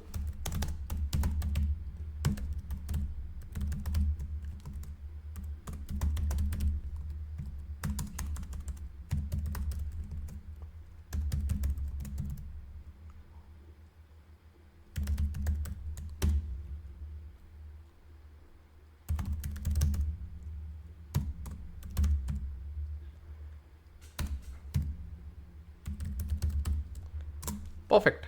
Let's see this data. What's the typo, bro? What's the typo? Prawn at the rate Databricks et.dfs.co. Windows. Okay. Products. Oh, Databricks. Perfect. Now let's see how this data look like. And this particular, obviously we first need to remove this particular column. So let's do that. df dot drop execute data. Perfect. Okay. Now let's run this command one more time and we should not see this data. Perfect. So now, obviously we have these things, product ID, product name, category, brand, and price. Very good. Now I'm gonna tell you something very, very, very special, which is really important for you as well. It is called functions. What are functions, bro? So basically, we know that we create something called as user-defined functions in PySpark, but those functions will stay there till your program ends. But we can actually store our functions in our catalog so that we can reuse it the same way we do it in SQL. Let me just show you. If you just click on this catalog, okay, and then click on this ribbon to have more space, Databricks catalog. Within this we have bronze schema. Within this you can create something called as function. Really? Yes. And the good thing is the syntax is almost similar to the T-SQL that we perform in MS SQL Server. And you can reuse that function. So let's say you are creating a function and you want to use that function in another notebook. Or let's say you want to use that function in all the other notebooks. Then obviously you cannot rely on UDF, right? Because UDF will not be there in all these sessions. But this function can be reused and it will be stored here, and I will just show you how you can just create function to reuse it. Make sense? Obviously you'll be just creating some basic functions so that you will understand the concept first, and you can actually scale that particular solution to such a great height, and it will be really helpful for you.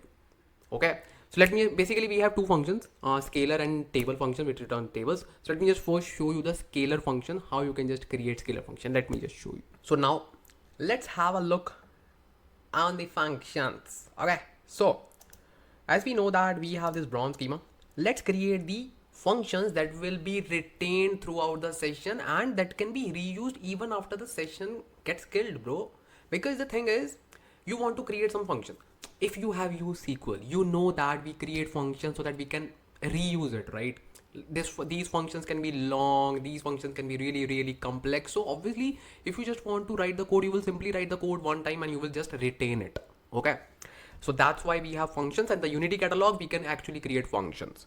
Let's create that. Okay.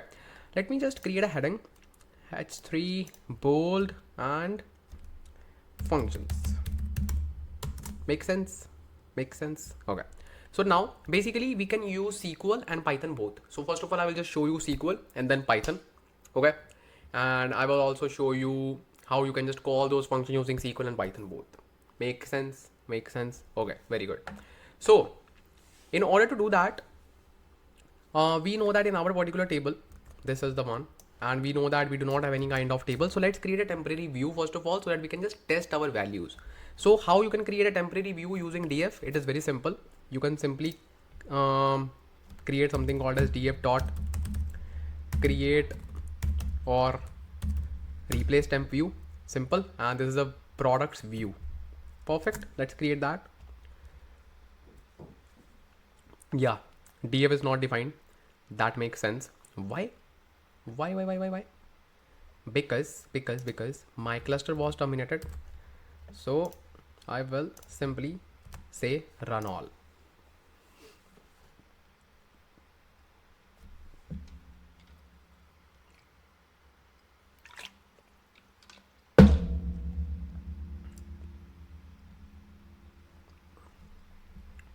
Perfect.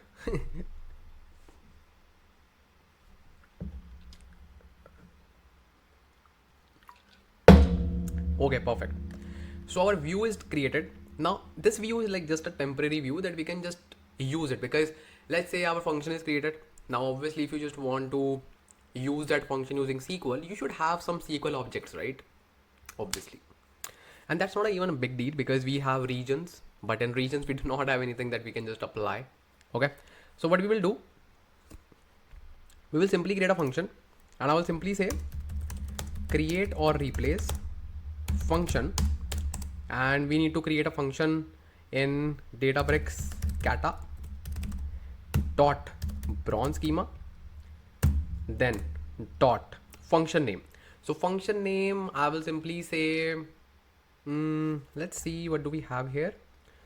Okay, we have something called as price. So I will simply say price after tax. Okay, Make sense? Let's cut tax, or yeah, or let's say discount. Discount is like 10%, or like price after discount. So discount is 10%. So we will simply provide the 90% of the amount to that particular column. Make sense? Okay, very good. So I'll simply say function name as discount func, just to make it more readable. Then we simply need to pass a parameter, because obviously we will be just inputting the parameter. So I'll simply say p and then price. Make sense? And what is the data type of this? It is double. Okay. Then you need to say returns. What it will return? It will return something with data type called double. So this is our scalar function, because we'll be returning only one value. It can be string, it can be double, it can be float, it can be integer, but it will be just one value. That is why it is a scalar function. Make sense? Now we need to say which language we are using. We are using SQL. Make sense? Very good. Now it's time to actually define what it will return. It will return p price into 0.90. Make sense? That means just the 90% of it. Let's create this and let's see if it is done. Yes. Now I want to perform this function using SQL on top of this view. So I will simply say select product ID. Now if you just want to perform any kind of function in SQL, what do? You simply write the function name. So in our case it is called discount, okay, func, and then from products. Make sense? Let's run this and you will see discount function search path. Wait. Is there a typo? Cannot resolve on search path. Okay. Okay. Oh, we need to pass the catalog as well. So catalog is Databricks cata dot schema name. So schema name was bronze, because only then it can just identify, hey, this is the column, like this is the function that we are just performing, and perfect. So as you can see, 1681. And what was the only original price? Actually, I can just display that as well, just for you. Perfect. So this was the original column and this is the discounted price. That is just the 90%. That means 10.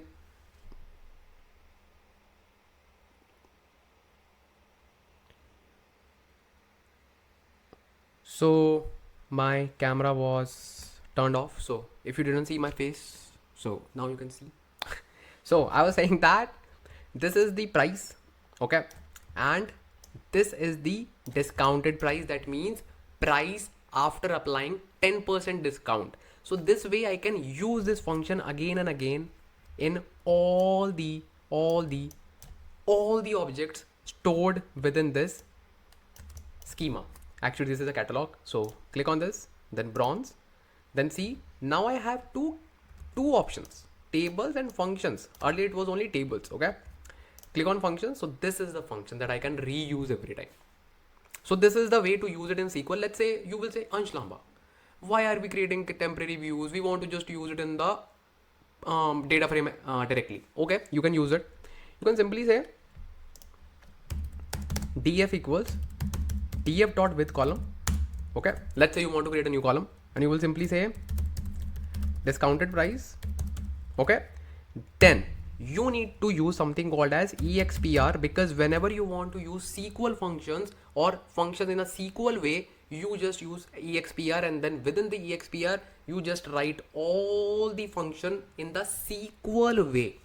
So I'll simply say Databricks cata dot bronze dot function discount function, and then I want to apply it on the top of price function. Same way that you use it in SQL, same way that we use expr. Okay, and that's it. I can simply say df dot display. Perfect. So as you can see that we have an error. Wow. What is it saying, man? Oh, just a typo. I forgot to add S and that's it. That's it. So perfect. I can see this is applied on my DF as well directly. Just remember you need to use EXPR. And when we use EXPR, when we just want to call any function, any column in the SQL way. That's it. This is the, you can say, flexibility that we have within the data frames. Very good. Now Ansh Lamba, can we just build the same function using Python as well? Yes, you can just do that. So basically, or let's create a new function, because this is a very simple function. Let's create something. Let's say I just want to make upper, lower, something like that using Python. Okay, so I will simply say, and let's do this transformation on top of category, or let's say brand. I want to make a brand column as upper. Obviously I have upper function in PySpark. I'm just telling you how you can just create the functions using Python and using SQL, because in the real world you'll be creating complex functions and you would need to save those functions. Okay, so I'm just making your fundamentals really strong, and this is a new thing. So you should be aware of this thing. Make sense? This is a new thing. Yes, this was not before in Databricks. Okay, so how we can just create a function using Python. So the 50% of the code is same. Okay, like the statement or definition code is same. Create or replace and function, then Databricks kata dot bronze dot, let's say a function upper func. Makes sense. Then obviously I will take p parameter brand, and this is of string type, and I will return string. Okay, and this time I will simply say language Python, and this time it is different. We need to use as, then dollar. Where is dollar? Where's dollar? Here it is. dollar, and then whatever I'm writing in this particular area, it will simply return that. So let's say I want to, it is hearing my voice. I'm telling you, bro. I'm telling you. Why didn't it pick lower? Why? I just said that I want to make this function as upper. It picked upper. I'm telling you. This is an AI era. Oh man. So as we know that we simply need to write return, and even if you just write, let's say anything, let's say you want to just write for loop, you can just write for loop like for I in your p brand. Make sense, right? And then you can simply say if I dot is upper, yeah, you can say that, or you can simply say return I dot upper, return. Simple. So what it will do, it will simply return that one by one. That's it. You can do anything.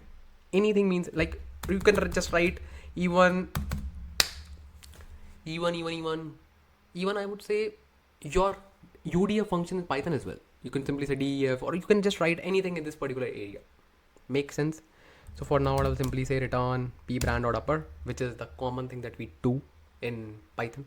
Or let's say if I just want to reverse a string, I can simply say that return p brand and p brand and then list, and then I can simply pass. Are you getting my point? My emotions, like what I'm trying to do right now? You can write anything and you can just save it. Make sense? You can literally do anything. So let's say just perform this for now, and now if you want to just do the same thing, you can actually use the same function here. Let's say select asterisk from whatever your function name is. First of all, let's do product ID,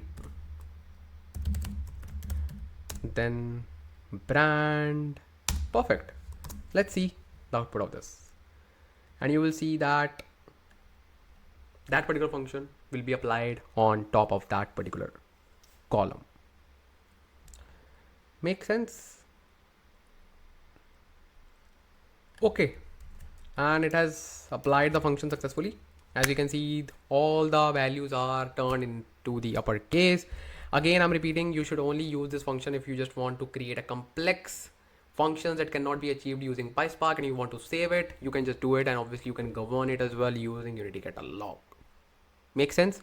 Now let's actually write our df dot write dot format will be delta, you already know that. Then dot mode will be append, then dot save or dot option, path will be perfect, and then dot save. Make sense? Let's run this, and our third notebook is also done with some new learnings that what we can do. Make sense? Very good. So now let's quickly create our fourth notebook as well. By the way, fourth notebook is like very basic notebook. Let me just show you. Go to reasons or go to workspace, go here, click on new notebook, and I will simply say silver regions. But still you will learn something new in this as well. What's that? Let me just show you what you will learn in this. Basically, we need to read the data, and the data is in the form of table, as we know. Regions table. So what we need to do, and this is a delta table. So how you can just read the delta table, let me just show you. You will learn this thing. You will simply say df equals spark.read.table. That's it. You do not need to worry about any location, anything, because this is a table. You will simply say Databricks cata.bronze dot regions, and that's it. You can simply say df dot display, and this data is just about regions, like four regions, and obviously we need to remove this particular column. Let's remove that.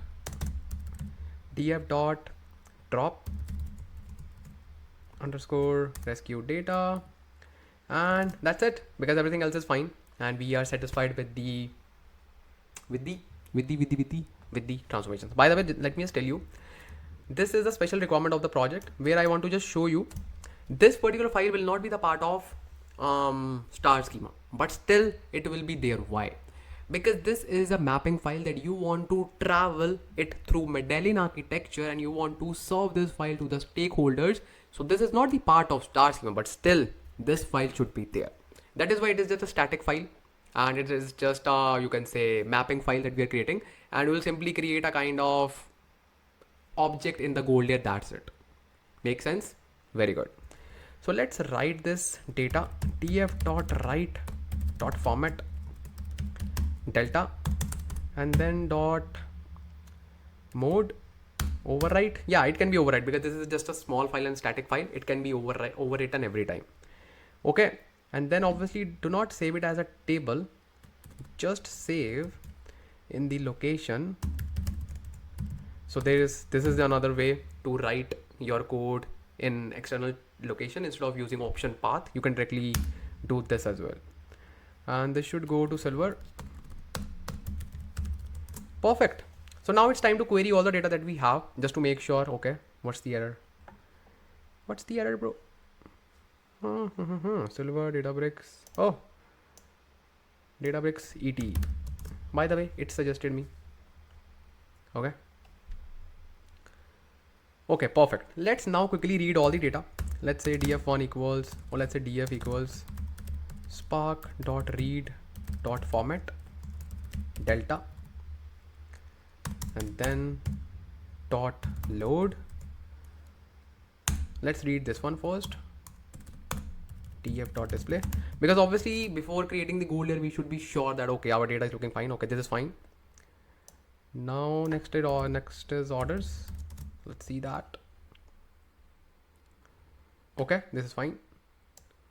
Regions. Regions is done. Customers.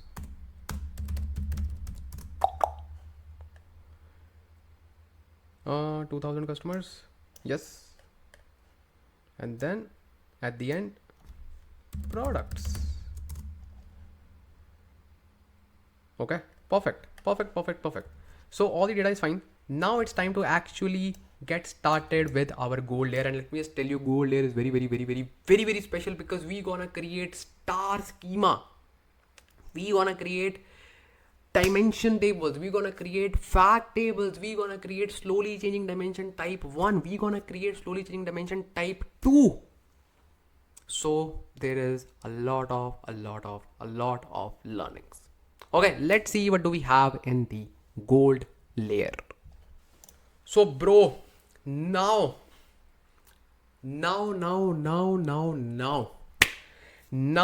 is the most important part of the video. I'm not lying.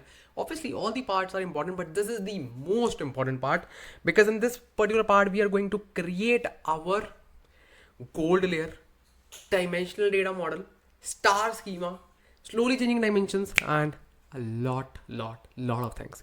So basically I will first show you, because obviously we have one fact table in 2 dimensions and one dimension is customers, second dimension is products. So we will be creating our customers dimension as slowly changing dimension type 1 and products table as slowly changing dimension type 2, so that you will have understanding of both the most popular dimensions, because type 3 is like rarely used, type 1 and type 2 will be used. Just be with me and let me just give you a disclaimer. This is a complex area, okay? So you may need to rewatch this part again and again. It's fine, because obviously whenever we are just learning a new thing, it's not like you will be just grabbing all the things in first go. It's fine, okay? So just be happy and just be with me and you will be happy. Okay, so now without wasting your time, let's create our notebook. Go to workspace, click on create notebook. Perfect. I will simply say gold and then I will simply say gold customers. Make sense? Very good. Because there will be like so many things which will be new to you, and trust me, it's really important. Okay, and now we would first need to create our schema as well, obviously, because we'll be storing our columns, storing our tables. So let's create our schema.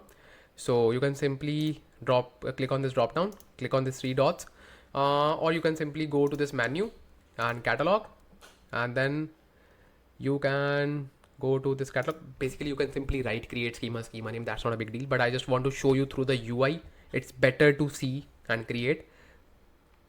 Click on this catalog and then click on create schema, and let's create our gold schema.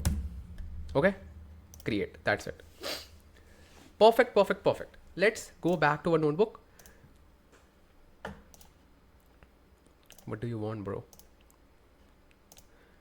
Oops, recent gold customer. Yeah, perfect. Let's collapse it. Perfect. So this is our cluster. Okay, so don't worry, I'll just attach this notebook as well. So just be with me. First of all, I want to create a flag in the beginning of the notebook. Yes. Why? Because in this particular notebook, I'm gonna create real world solution for SCD type 1 dim, and in the real world we perform something called as initial load / full load plus incremental load within one notebook. So you need to prepare your notebook in such a way that can handle the dimension table creation for the first run and for the incremental run as well. So just to give you a overview, so obviously let's say you have a dimension table, obviously, and if this table is being created for the first time, that means this table is not there. Then obviously you will simply dump this table, you will simply write this table. But once this table is created, you cannot append the data. No, you need to apply something called as upsert, which is update plus insert. That means you will only insert the new records and update the existing records. And Obviously there is a rule that we always create a kind of dimension surrogate key, so you need to take care of that as well. Everything in one notebook. Again, that's why it is a real world project. It's a real world project, right? Obviously. So just be with me. So first of all, I will simply read the data because our source is silver data. Make sense? Yes. Very good. So now in order to work with silver data, like we could have created the tables as well on top of it. That's not a big deal because we can simply use spark.sql and that's it. Ideally, we should have created tables on top of those silver, you can say, data, but we just have the, you can say, delta format data. That's it. But ideally, we should have created those tables, but it is fine. But even if you want to create those tables right now, you can create it.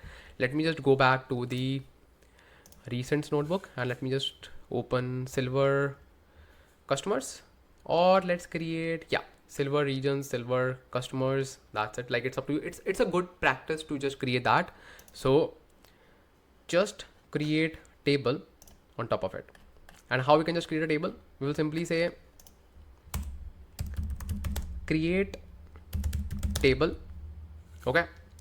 If not exist, and this table will be Databricks kata dot silver, and we do not have silver schema, so let's create silver schema quickly. And I will simply use the code cell and I'll simply say create schema Databricks kata dot silver. Done. Done. Yeah, perfect. Now it is there. Yes, I can check. Let me just refresh. Yeah, here it is, silver. Perfect. So I will simply say customer ID and then email. And what do we have? By the way, we do not even need to define the schema because in the delta log we have everything there. We can simply say using delta and then location, and location will be ABFSS silver and then at the Databricks customers. That's it. This is the location as we know. No parent location was defined. Oh man, it gives me wrong suggestions. It's Databricks ETE. It autofills for me and then it gives me error. Databricks. Okay, perfect. So this is the table created for me. Now I can simply query this data like this. Select asterisk from Databricks kata dot silver dot customer. Perfect. So it will just give me this particular table. Oh, it has created with customer silver. No, bro. I will create it with customers. Okay, let's create it with customer silver. Not a big deal. Not a big deal. Not a big deal. Not a big deal. And perfect. As you can see, we can just see the data as it is. And even if we just rerun this code, it should run fine because we have said create table if not exist. Very good. Okay, so this is fine. This is fine. This is fine. Let me just apply this. Let me just add the cable. Otherwise, you will miss my face because it just turns my screen into, I think, black screen. And then okay, so this is done, and let's do the same thing with the others as well, like with the, you can say, yeah,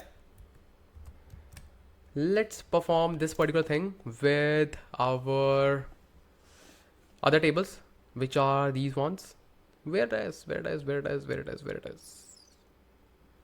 Okay, just go to recents and products this time. Yeah, silver products. Makes sense. And this time it will be product silver, and this is products. Okay, very good. So this is also created. Now let's create for the orders table as well. Okay. Now let's say orders. There it is. Where it is? Where it is? Yeah, here it is. Okay. Let's do it here. Customers orders. Customers orders. Orders silver. And then orders. Perfect. Now what I will do,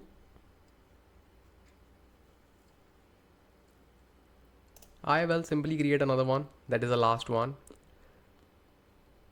which is regions. And regions, yeah, regions. Okay, region silver, regions. Perfect. Our tables are done. Now let's quickly move back to the gold layer. Okay, gold customers. Perfect. So now what I need to do, I simply need to first read my data, that is my source, which is silver customers. Make sense? Okay, very good. And obviously I just mentioned that we need to first create the flag. So let's create a flag first of all. I will click on edit, and then I will simply say add parameter, and then I will simply name it as let's say I want to name it as, click on settings, and I will name it as init flag, or not init flag, let's say load flag. Is it initial load or incremental load? Basically load flag. Okay, and perfect. Initially, or let's say init load flag. Init load flag. Make sense? And initially it is 1 because we do not have any table in our gold layer, so it is our initial load. And obviously when we will be performing the incremental load, we can simply change the value from here. Make sense? And in the production as well, what we do in the real world, we first load the data, we first run our pipelines with this parameter, then once it is deployed, we just change the value of this to 0, and 0 will be there for rest of the runs. For rest of the runs. That's it. Make sense? This is the way to work in production as well. So now let's do one thing. Now let's read our data. Okay, so I'll simply say data reading. Data reading. Now is the thing. So now so our process has started for initial and incremental. Why? So first of all, obviously I want to read my data as my source. So I will simply say df equals spark dot read dot table. Make sense? Or let's say spark dot SQL, and then I'll simply say select asterisk from silver dot customer silver, right? I will simply say this, right? This is my data. Okay, data reading from source. Oh, silver cannot be found. Are you sure? Are you sure? Oh, we didn't define the catalog. Okay, perfect. Okay, perfect. So now I will simply say data reading from source. Very good. So this is my data, and you can simply see this as well. Not a big deal. You will simply say df.display, and you will see the data. Perfect. Perfect. It is fine. Good. Now, what I need to do as my second step, obviously I will first of all remove the duplicates based on the primary key. And what is the primary key?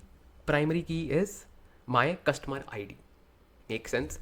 Obviously there should not be duplicates, but still we just need to be double sure. So we simply remove some duplicates. So I will simply say removing duplicates. Okay. I'll simply say removing duplicates.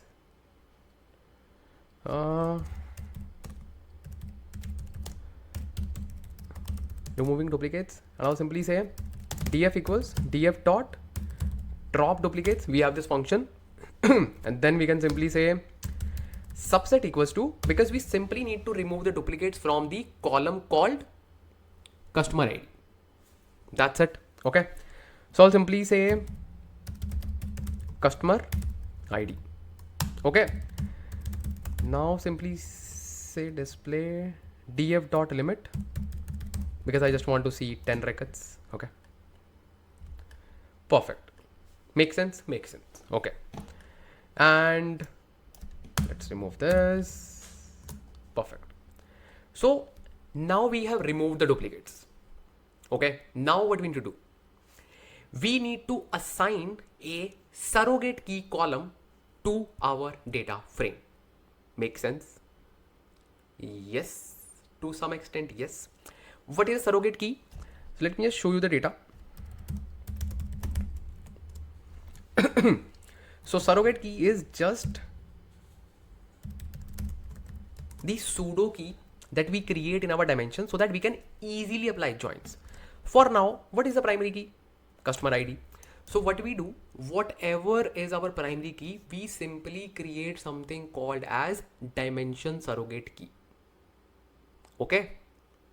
Dim key. It is called dim key, dimension key.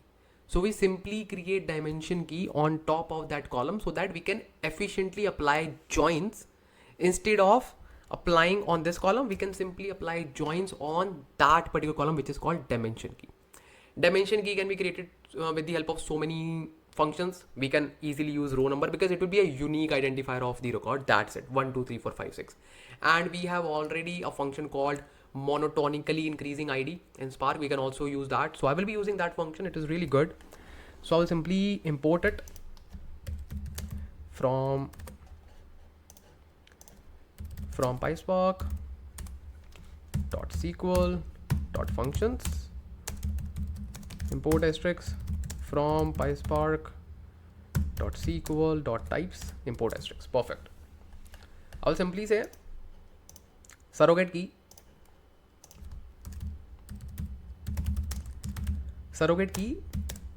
all the values. You will get to know what is this because we are just applying surrogate key on all the values. Okay. Makes sense. I will simply say df equals df.with column, and I'll simply say dim customer key. Okay. And I'll simply apply monotonically increasing ID. See this one. And I will simply add +1. Why? Because it starts from 0. So I can simply say +1. Make sense? Makes sense. Yeah. So we cannot apply +1 like this. We need to simply say lit because it does not take constant like this. We have to wrap it in the literal. Okay. Because this is a constant. That's why. So let's run this and let me just show you the output of this, like how it will look like. df.with column. Oh, sorry. df.display. df.limit. Perfect. So this is my dim key. See 1, 2, 3, 4, 5, 6, 7, 8, 9, 10. Perfect. Makes sense. Now is the real working started. Now just tell me one thing. If this is the initial load, that means we do not have any kind of table. We can simply write this table in the gold layer. Makes sense. But, let's say in the next run, we have new data. Let's say we have 50 more records. Make sense? If you will be creating surrogate key on that particular column from 1, does it make any sense? Obviously not. Why? You will say Ansh Lamba, because we already have 2000 customers. Okay. So the next surrogate key should start from 2001. Exactly. That's what I wanted to hear. Exactly. So now what is our task? Our task is whatever data frame that we have, we need to divide that data frame into 2 parts. One is new records, second is old records. Why? Because in the old records, we do not need to create any surrogate key because those records are already there. And in the new records, we need to create surrogate key, but we need to start from the max value of the surrogate key stored in this particular table, which will be in the gold layer. Make sense? your data frame will be divided into two parts. One is old records. Keep it aside because we do not need to add any surrogate key because those records are already there. Second thing is for the new records, we need to create a surrogate key plus we need to say that surrogate key should start from the max value of the previously loaded table. If we have 2000 records, the surrogate key should start from 2001. If we have 10,000 records, the surrogate key should start from 10,001. Okay. And I know now you have got the concept. Now let's see how we can implement this. Okay, let's see. So now what we will do, we will simply go back to our surrogate key step because we do not need to create surrogate key for all the values. First, we will filter out what are the new records, what are the old records. Make sense? Very good. And just to give you a kind of understanding, in our n table that we create in our goal layer, the n dimension table, we create two more columns. One is create date, one is update date. Obviously, because we need to keep a track when this record was created, when this record was updated. Make sense? Yes, it makes sense. So why this information was required? Because you will be just dealing with this right now, and let me just show you how. So the thing is, let's first of all decrease some brightness. It's 7:53 p.m. here, so obviously I started in the morning. So basically, before applying surrogate key step, we need to first of all filter out previous and old records. Make sense? Okay, let's do that first of all. Okay, we'll simply say filter, or let's say dividing new versus old records. Make sense? Make sense? Dividing new versus old records. What did I click here? Okay. New versus old records. So now how we can just do that? We will simply, so what is the solution? Let's say I am creating this data frame. This DF is the new data frame. This one. Okay. Now if I want to see what records are there and what records are not there, how we can just do that? You will simply say, Ansh, you can simply create a data frame on top of the goal table and just apply a join. And if we see any nulls, that means those are new records. Yes. But what if we do not have any table? Because this is the initial load. So how we will just do that?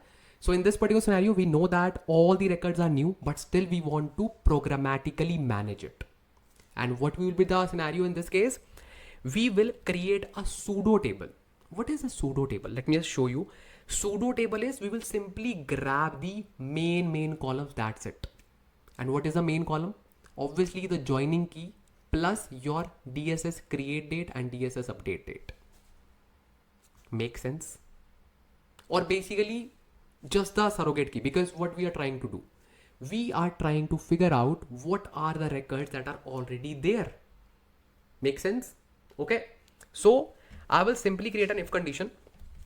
I will simply say if init flag, init load flag. You will now understand everything. Init load flag equals to 1, or let's say equals to 0. That means this is very simple. Equals to 0, very simple, because we know that we have table created in the goal layer. That's why it is an incremental load. Okay. So what we will do, we will simply say df old equals to spark.sql. Okay. And then select asterisk from Databricks .gold.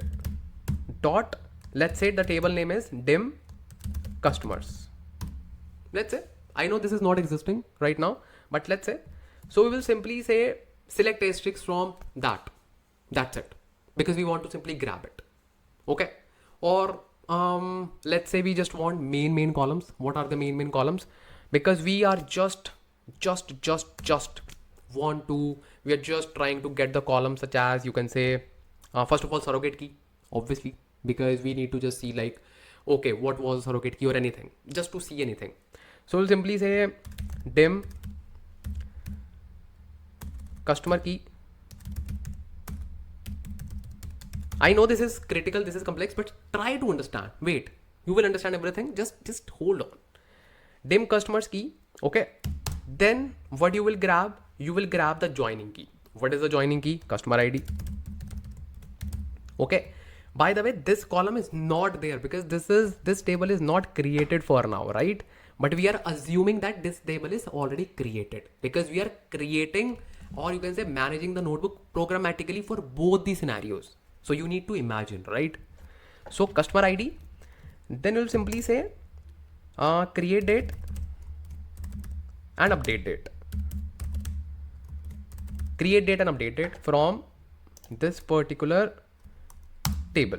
And when we just write our code in multiple lines, we simply use 3 single quotes. That's it. So this is my df old if my table is there.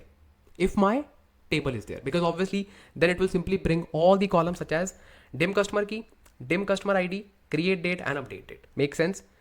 And else means if my table is not created, then I will create a pseudo table so that I can easily apply a join, and every time the join will be returning all the records because there is no table created there. Just look at the code that I'm going to do. So df old equals spark.sql from this, and what I will do, where 1 equals to 0. What it will return? It will only return the columns, just the schema. That's what I want. Okay. So I can simply say create date and update date. Okay. Let's run this. Init load flag is not defined. Really? Okay. Makes sense because we didn't load this particular thing. So we will simply say init load flag equals dbutils dot widgets dot get, and it is init load flag. Makes sense. Perfect. Now we can just use it here. So now it is done. What's the issue? Database kata gold dim customers cannot be found. Okay, makes sense because obviously it is not here. So now what it is saying? It is saying, hey, this table is not here. So obviously if we are just trying to get anything, or let's say any schema, so obviously in that particular scenario, we cannot say, hey, you need to just bring this data from, let's say, this particular table, because this table is not there, right? This table is not there. You can simply say,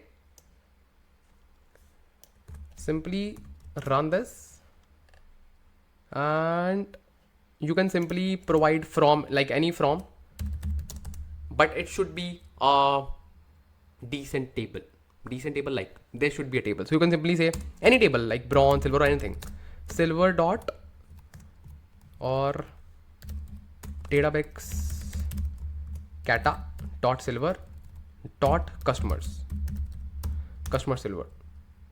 Just run this. Dim customer cannot be resolved.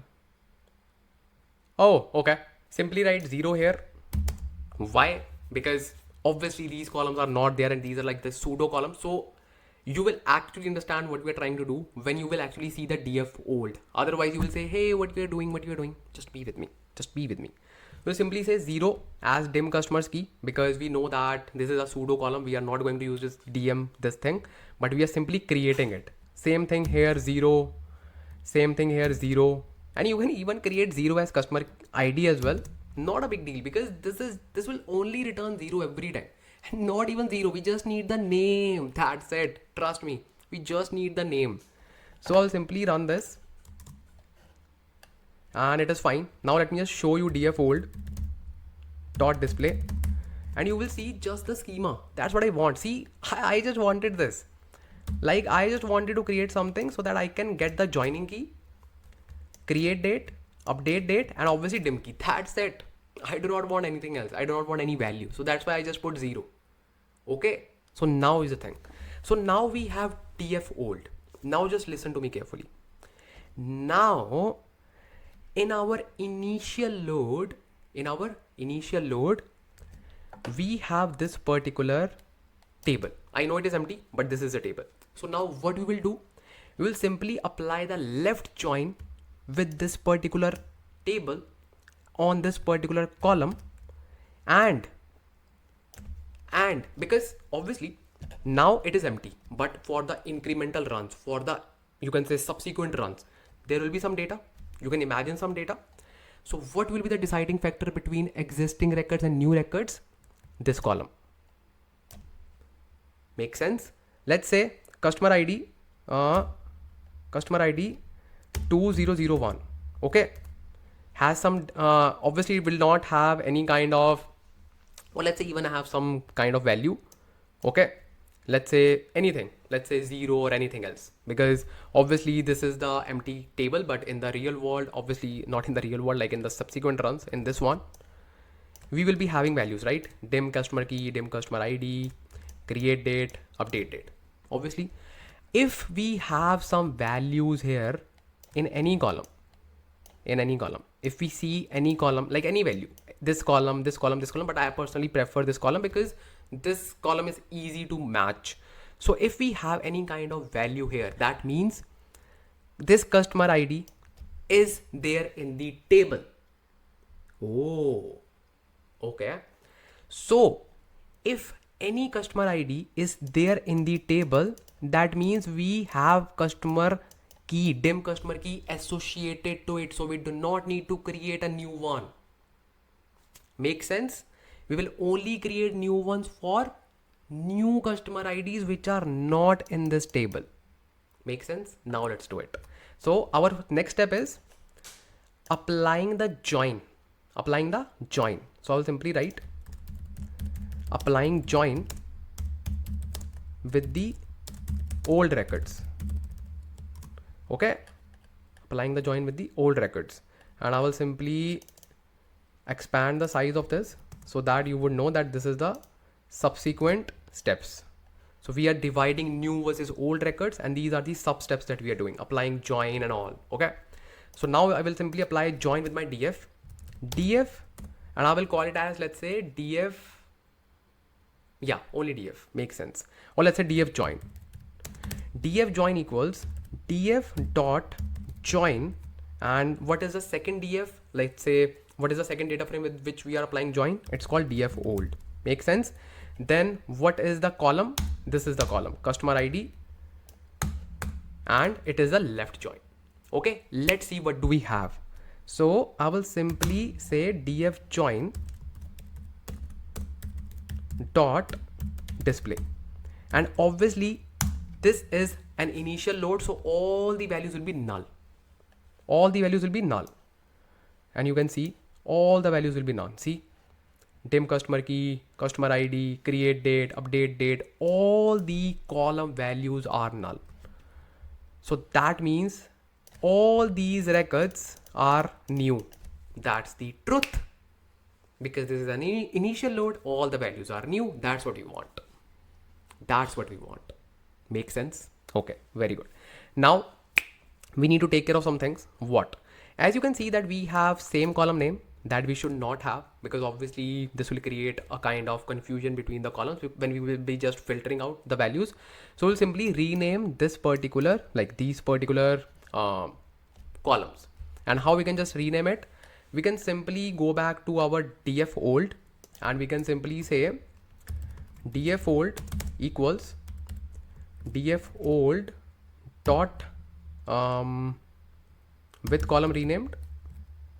Okay, with column renamed, or yeah, with column renamed, or you can obviously rename at this step as well. So I will just do it here instead of doing it here. So I will simply say rename, and let's do it here. Yeah, perfect. Renaming columns of old of df old. Make sense?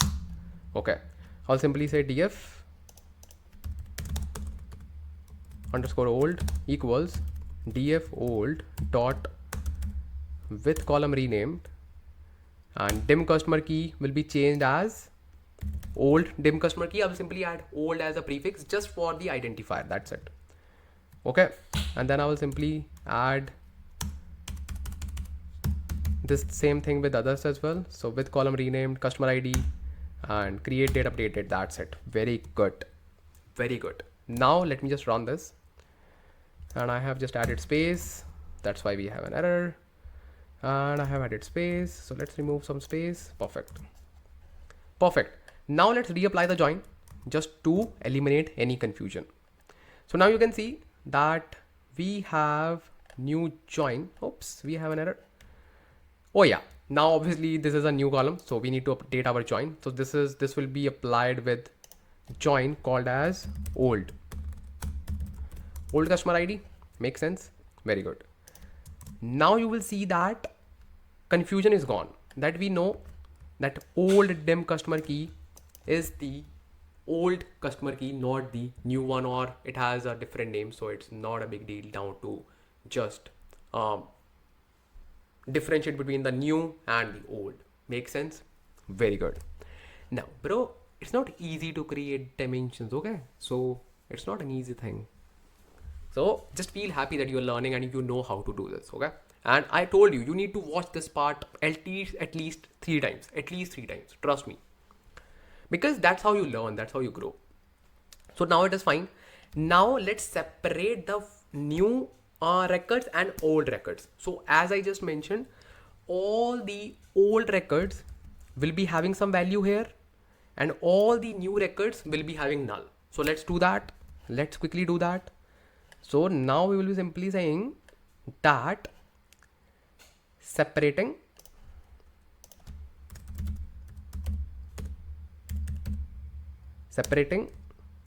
new versus old values, old records maybe, yeah, old records. Okay, very good. So now let's do it.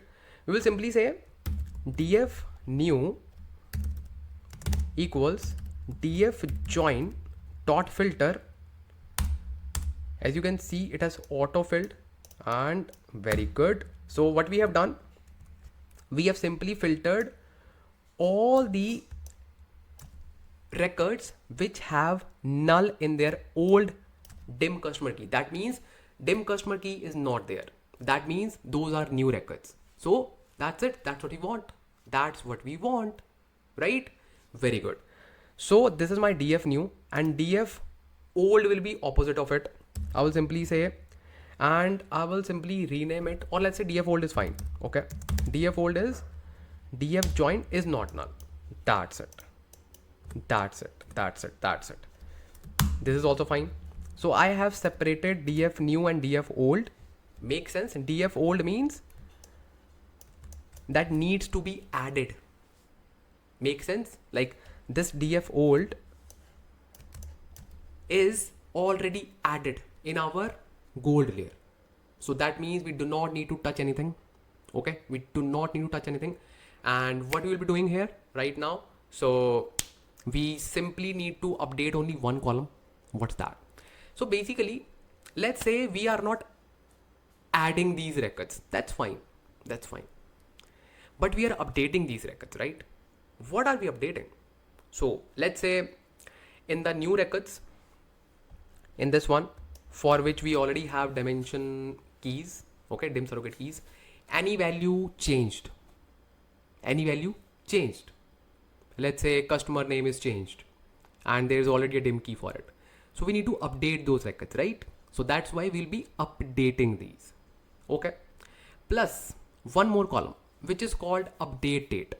We know that the create date column will not be changed, but update date column will be changed. And what will be the update date? Current date or current time. Make sense?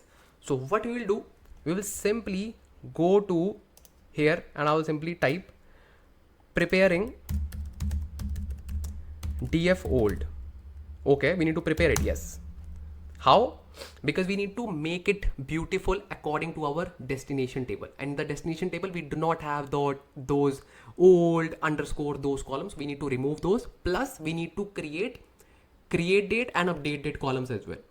Make sense? So now what we will do, we will simply say df old equals df old dot drop.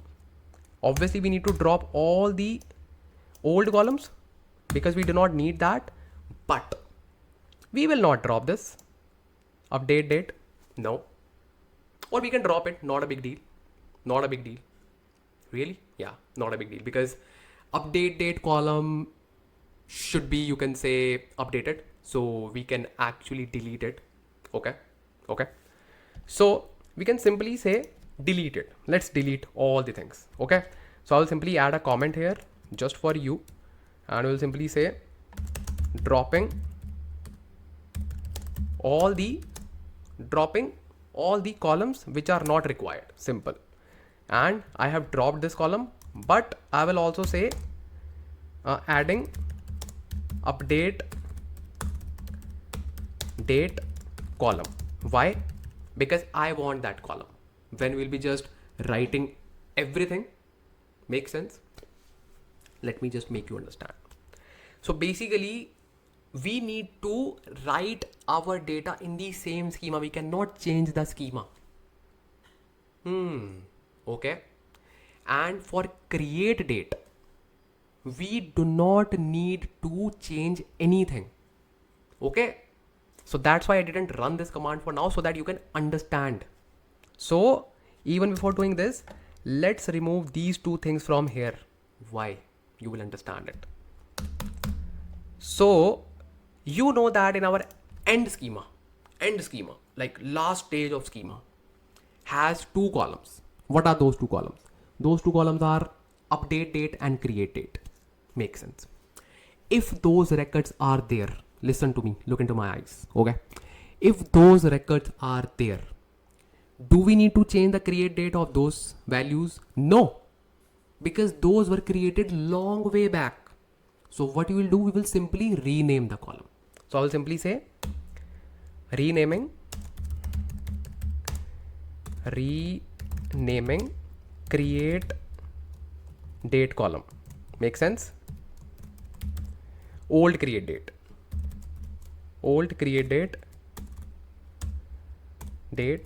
column to create date. Make sense? Very good. I will simply say df old. Very good. Now this is done. Now just tell me one thing. Will we update, or will we change, will we modify the update date column? Will we change the update date column? The answer is yes. Why? Because this data is currently processed. Even if we do not have any new values, even if we do not have any modified values, but these records are processed right now. So we will use the current value for our that column, which is more like update date. Make sense? Make sense? Okay. So now we can drop the update date column. Why? Because we will simply say we will create a new column. Update date. Okay. Because we'll be using something called as recreating update date column. Very good. I know these are not simple, but yeah, now you are understanding some of the things. Let's say you are understanding just 20% of the stuff. Next time when you will be just rewatching this part, you will be understanding 60% of the part. Third time you will understand 90% of the part. 10% should be there. That's the area of growth. Okay, that you will learn when you will be actually building it from scratch. Okay, update date column with the current timestamp. See, it has written the code for me, and we have a function called current timestamp. It is similar to UTC now function in other softwares as well, in Azure and all. So it is called current timestamp. So this is the value that we need to give. That's it. That's it. Okay. So this is the value that is for current timestamp. That means these values are processed right now.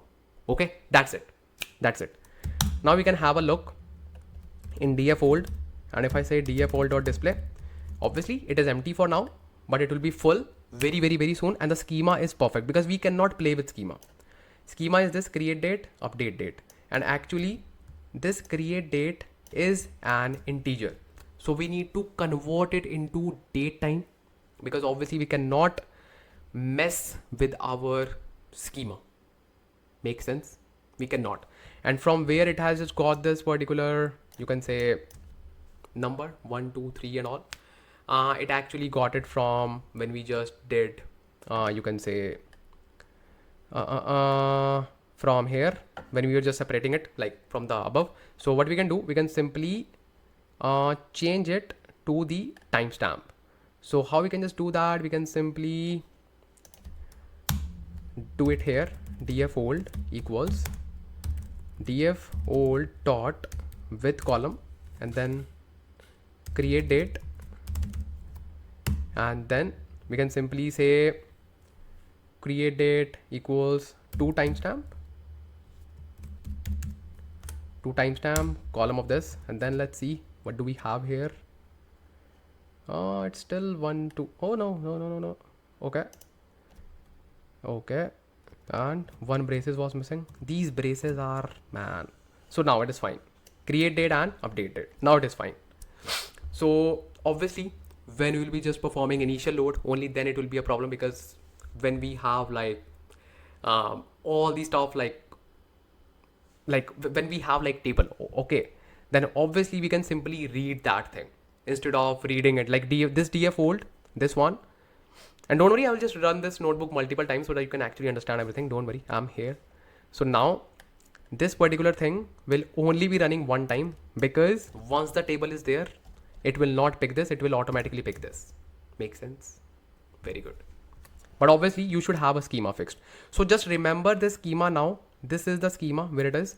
This is the schema, and we need to have exact schema in the destination. Plus now it's time to prepare df new according to this df new. Now I will simply say preparing df new. Okay, I will simply say preparing df new. So in order to prepare df new, what do we need to do? In the df new, what do we have? First of all, in df new, we have this in df display new, this one, like all the columns. Okay, makes sense. And all these old columns that will be just dropping. Okay, makes sense.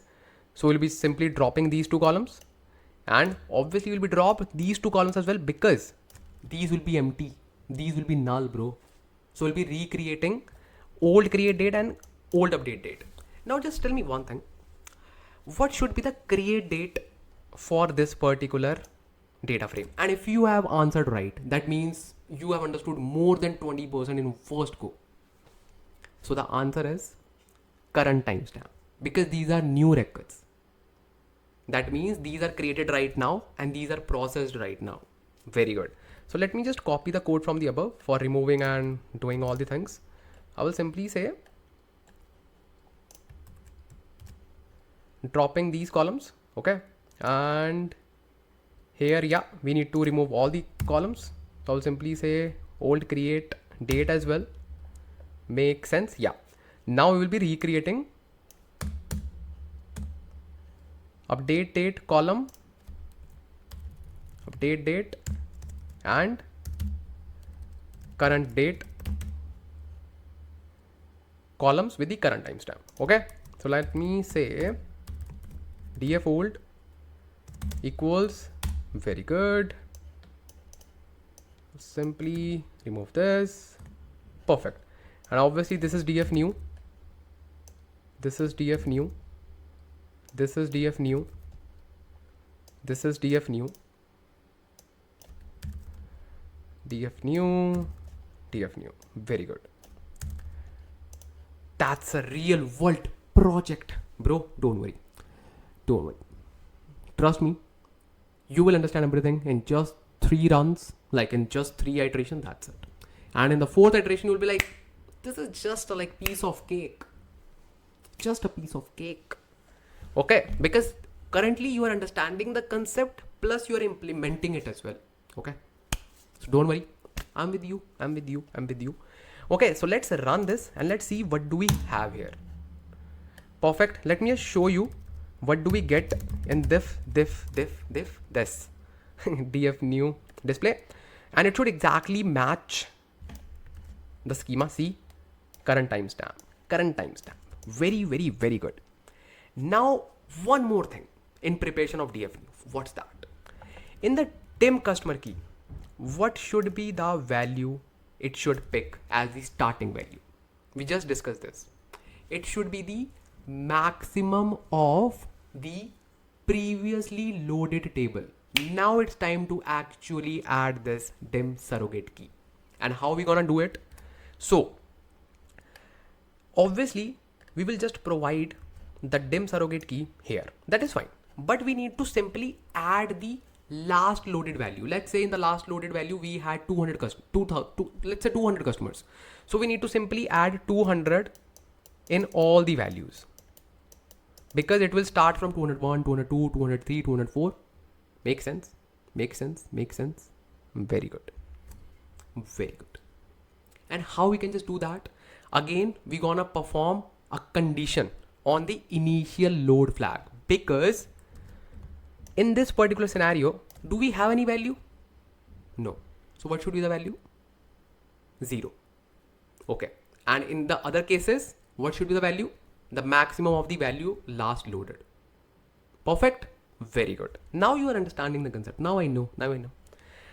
And just drop a lovely comment right now. I'm really hungry. I haven't eaten anything. Okay. Just kidding. That's my love for you.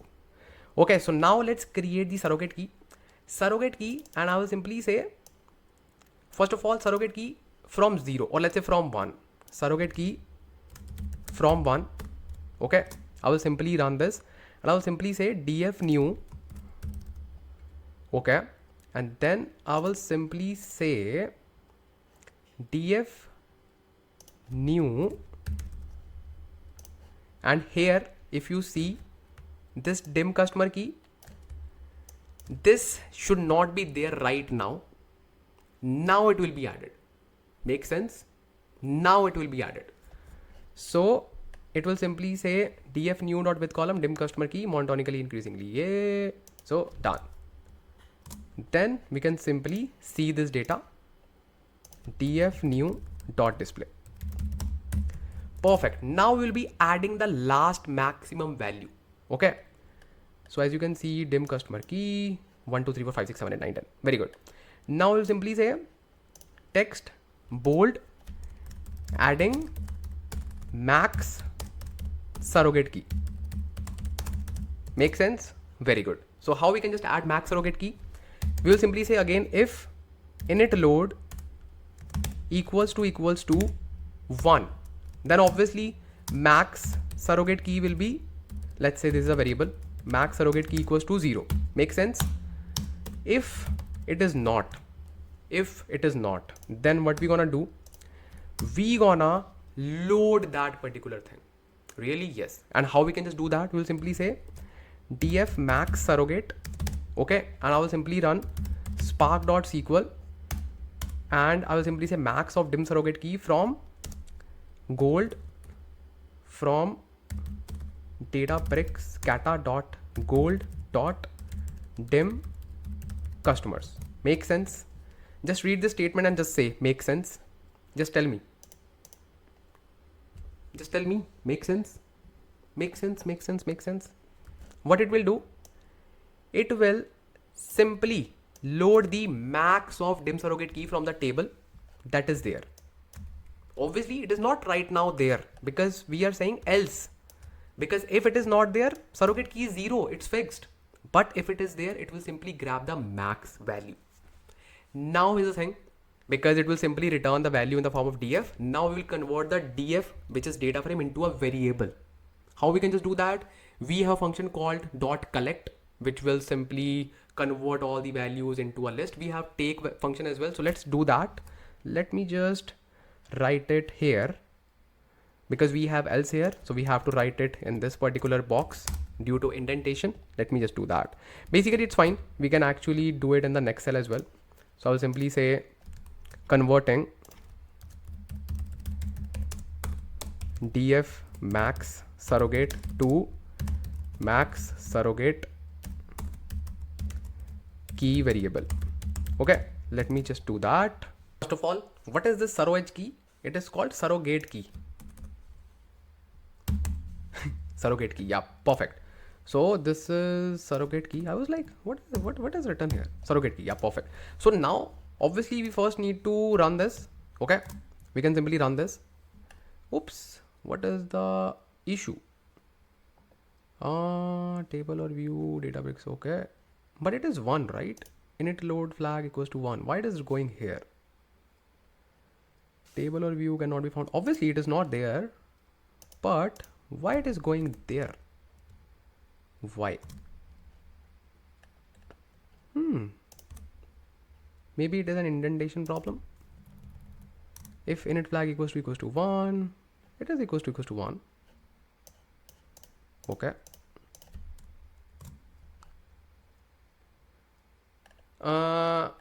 I think I know the problem. What's that? Because I encountered with this problem before as well. So the thing is, this is the widget and by default it is of type string. So earlier, either we can simply quote it in the single quotes, but ideally we should simply quote it in integer. So how we can just do that? You can simply say integer of this, and perfect. That's the power of debugging. If you have encountered with this problem in the past, see how it is gone, man. Now just let's convert it. So now we have this data frame. It is called max sur. Let me just first of all display it. We know that we just have one column, right? Max sur is not defined, obviously, because it will not go here. Okay, it will not go here. But just remember, like, just imagine that you have just one column. It's called max surrogate key.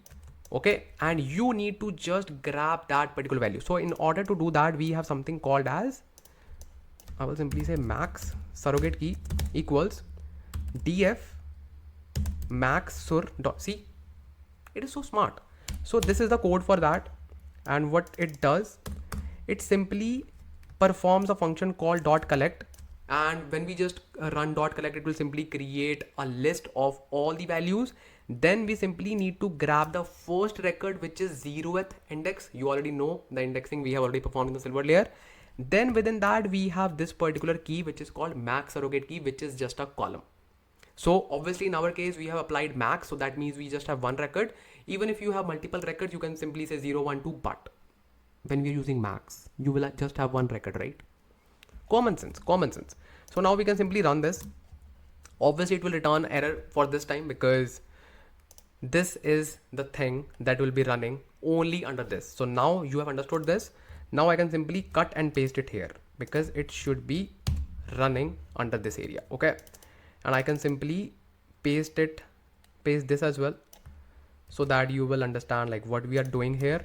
Otherwise you will be saying, hey, what you are doing, man, what you are doing. Perfect, perfect.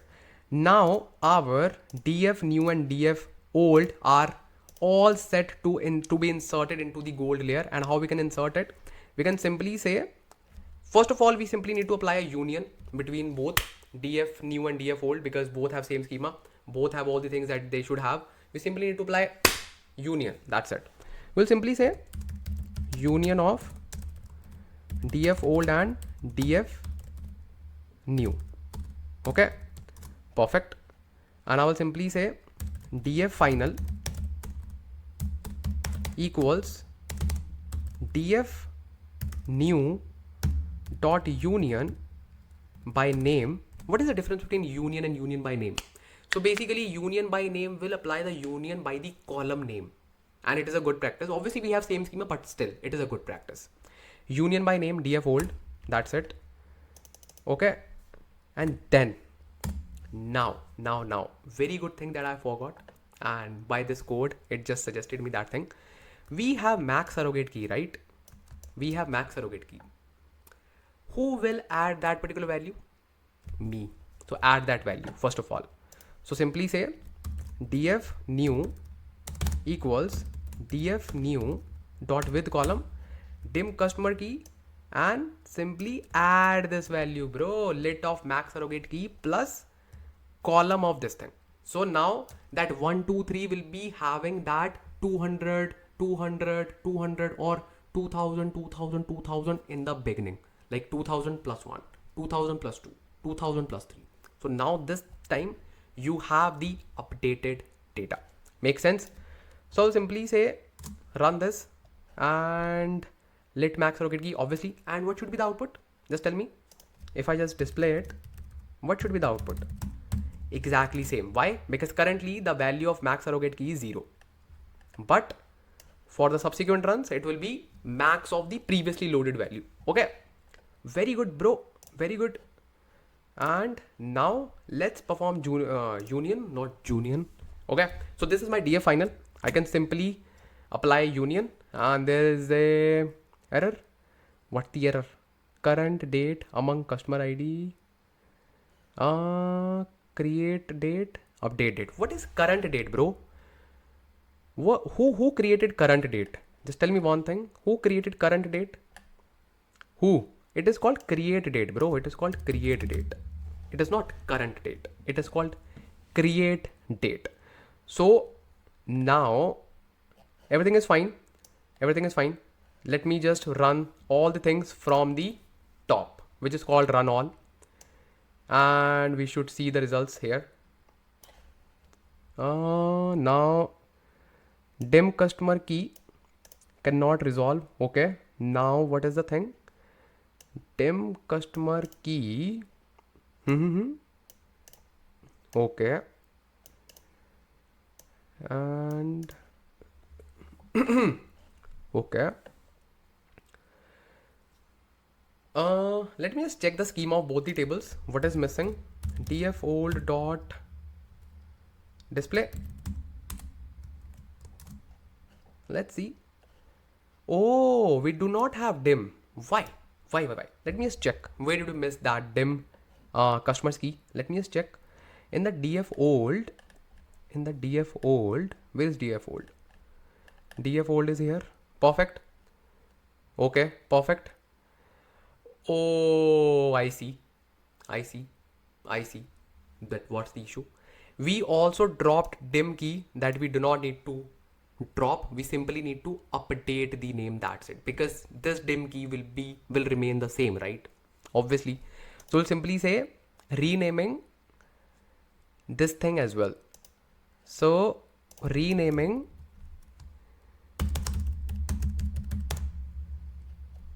old dim customer key to dim customer key. Make sense? Make sense, bro?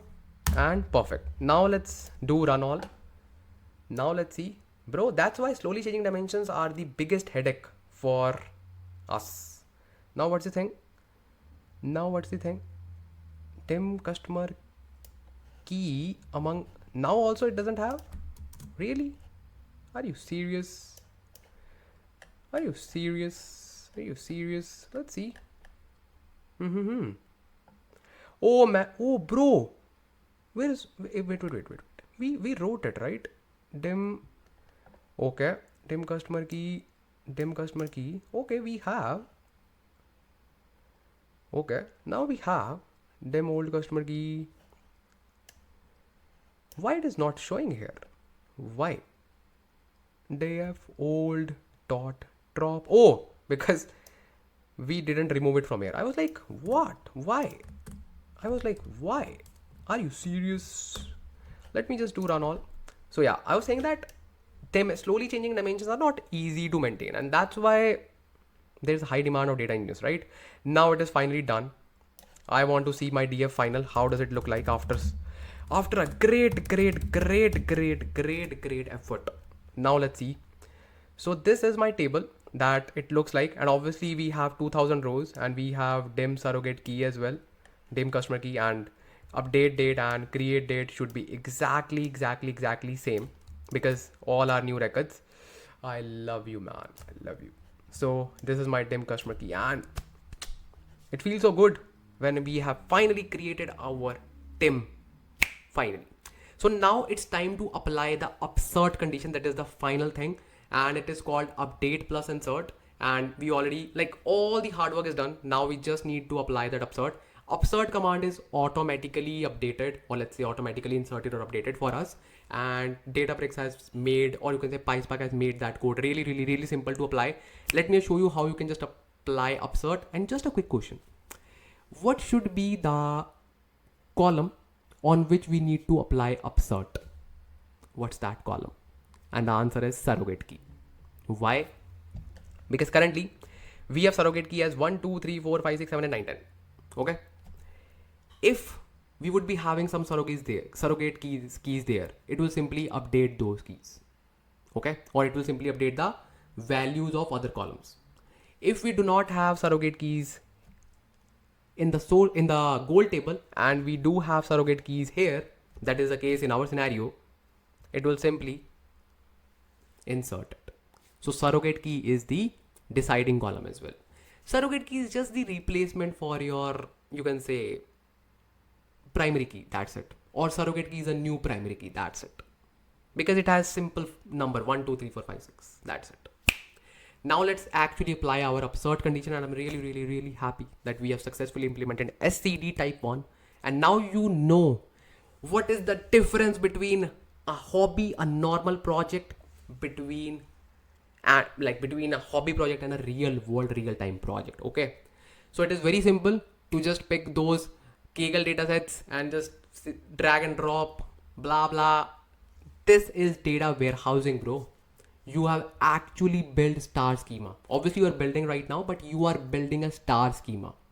Okay, so that is the real world project. So feel happy. Obviously these things take time, so now feel happy, and let's apply our upsert condition on our gold customers. Let's do it. So good morning to everyone. It's 10:30 a.m. bro here. So next day, and let's get started where we left off. So basically now we need to just apply the upsert condition, right? Upsert means update plus insert. Basically upsert is a very popular term that you should be aware of.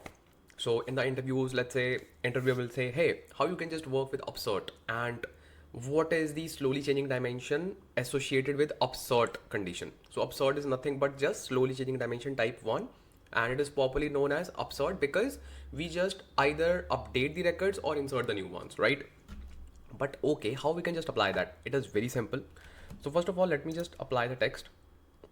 Okay, I will simply say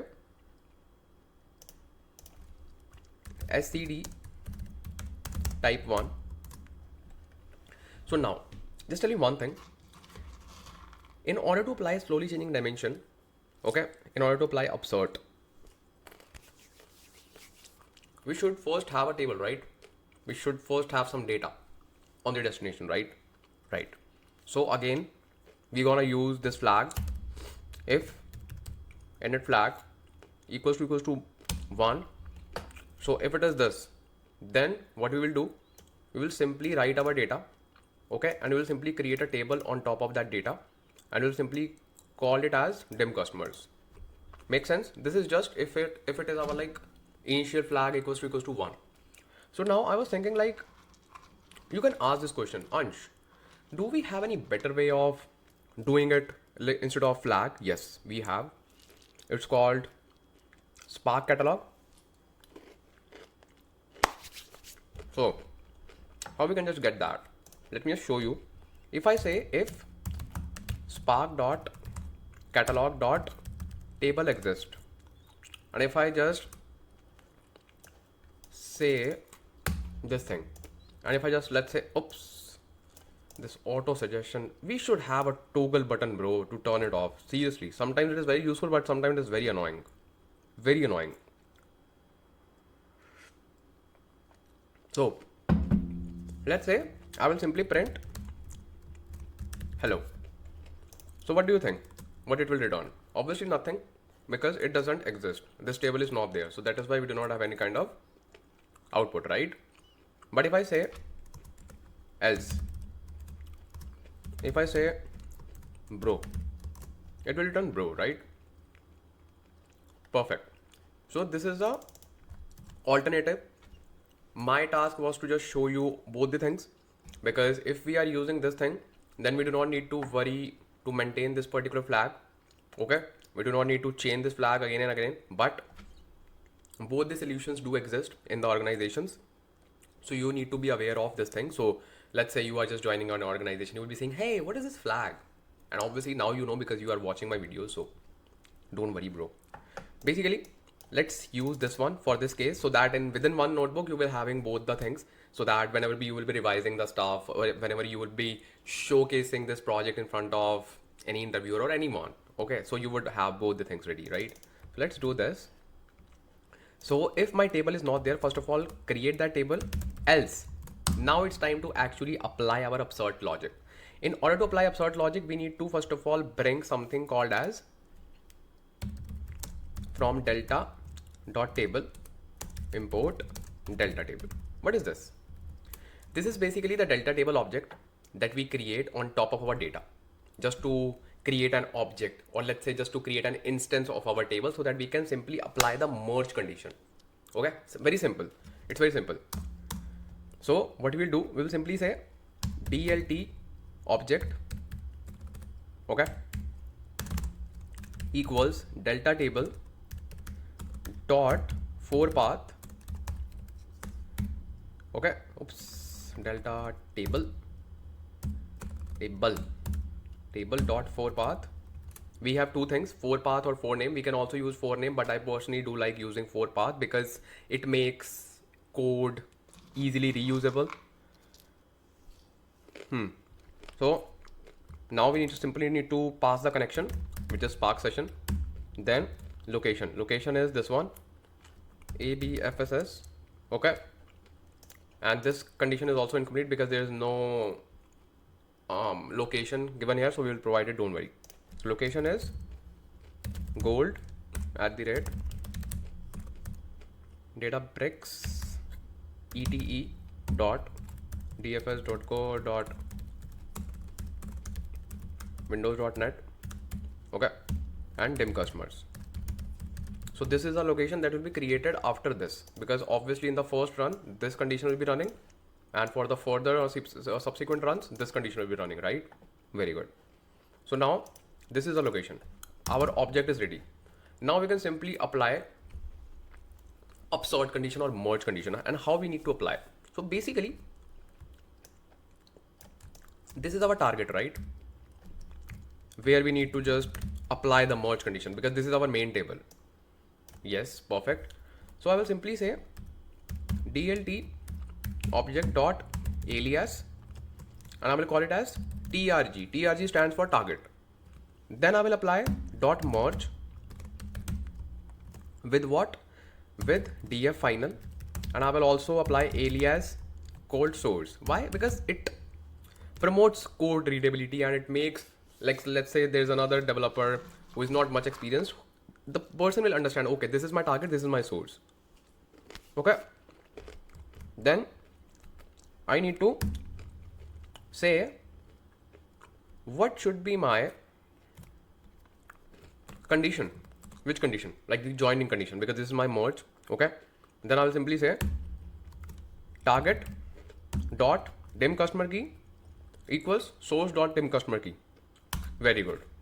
Just stop here because rest of the things I need to explain. Okay, so this is my condition, right? This is really annoying, man, this auto suggestion. So now we are good. Now when we need to say, okay, we have applied merge condition on a column, but Ansh, how will perform update and how will perform insert? So bro, this is a good news for you. Everything is already automated for you. So we have a function called dot when matched update all. What it will do? It will simply say if dim customer key of my source is matching with the dim customer key of my target, then we know that we need to update that record. So it will simply say update all. That means it will simply update all the columns of that particular record. Make sense? Very good.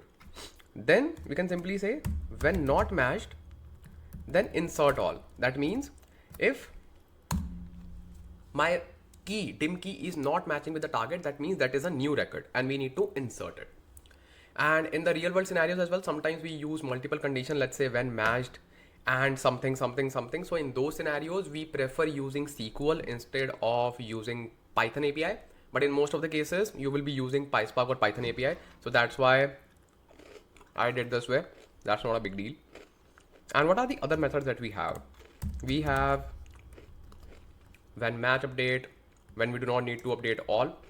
So what we do, we simply say when matched update, and we simply pass a subset. Subset equals to this. If we want to specify the columns that we want to update, that's it. And once it is done, we need to write execute, which is the most important thing to write at the end. Perfect. Makes sense? Let's provide the table location here as well. I will simply say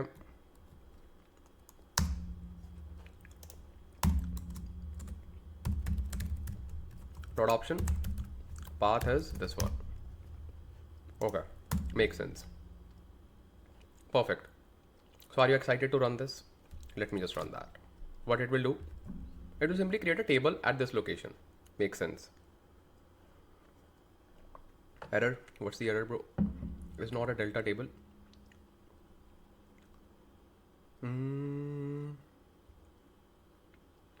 Okay. So by the way, it is running directly this command. Why? Why? Because you need to run this, bro. First of all. Oh, I see. Not really, because it is running this one. It's not a delta table. Okay. Because obviously if you are not defining any kind of format, it will basically take delta. That's for sure. Because that is optional thing. But it is not going here if you just see carefully. Okay, but why? But why? Let's say, let me just comment it out and let's confirm it because I think so. Let me add print testing. Let's see what command is running right now. See, it is directly going to else statement. I think if condition is not working, but why? Let me add a brace here because sometimes it doesn't work if my brace is not working. Let's see what it will do right now. I think still it printed this, right? Let me just change this value. Test. Let's see. Oh yeah, it is directly going here. Let's see. I'm saying that, but in the above cell, we tested it, right? It was going to else. Oh, makes sense. Oh man. So basically, we need to switch the code. Just use your IQ. So obviously, I'm just having some coffee. I think I need some more caffeine. So the thing is, just use your brain. If table is there, if it exists, then obviously we do not need to create the table first. We need to switch the code. So what I will do, I will simply copy this code. So it is working fine. We simply need to switch it. So what I will do, I will simply cut paste it here and we simply need to paste it here. Perfect. That's it. That's it. Perfect. So simply use your brain. Because obviously if our table is there, then obviously we need to observe, bro. And we need to create the table only and only if we do not have the table. Now it's good. Now let's run this. Now it should just create the table at this location. And now I will do one more thing.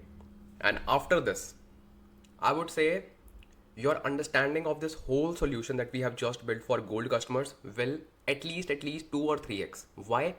Because now you will understand all the code that we have written. But why? Because now we have the data available in the destination. Earlier we were just imagining. Now we do not need to imagine. Now we will actually see it. Okay, let's see. So as we know that our initial flag load is 0 now because we have already loaded the data.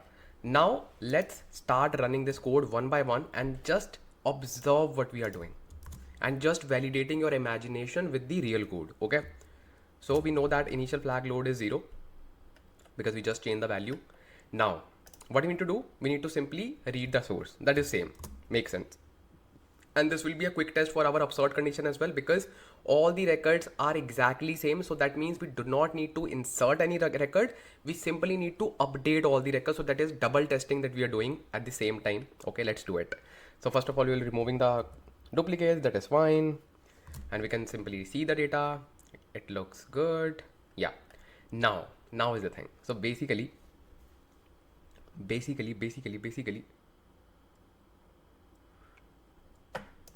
now this code will be running because initial flag load is 0. But why I'm seeing red here? Don't we have dim customers key? Do we have dim customer key or customers key? I think it is dim customer key. Dim customers key or customer key. Let me just check.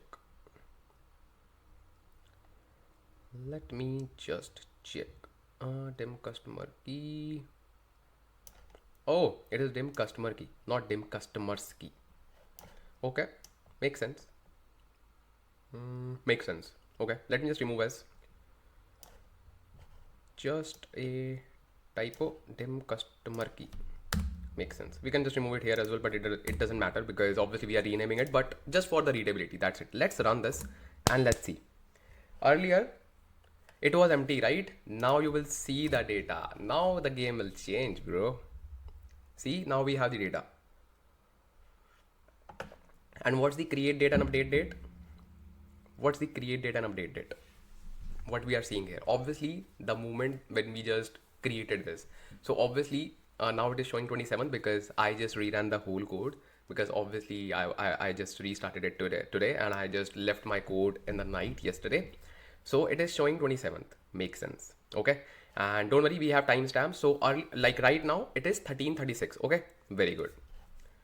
So now we have this data. Earlier we didn't have, so we were imagining. What we will do now, we will simply rename the columns.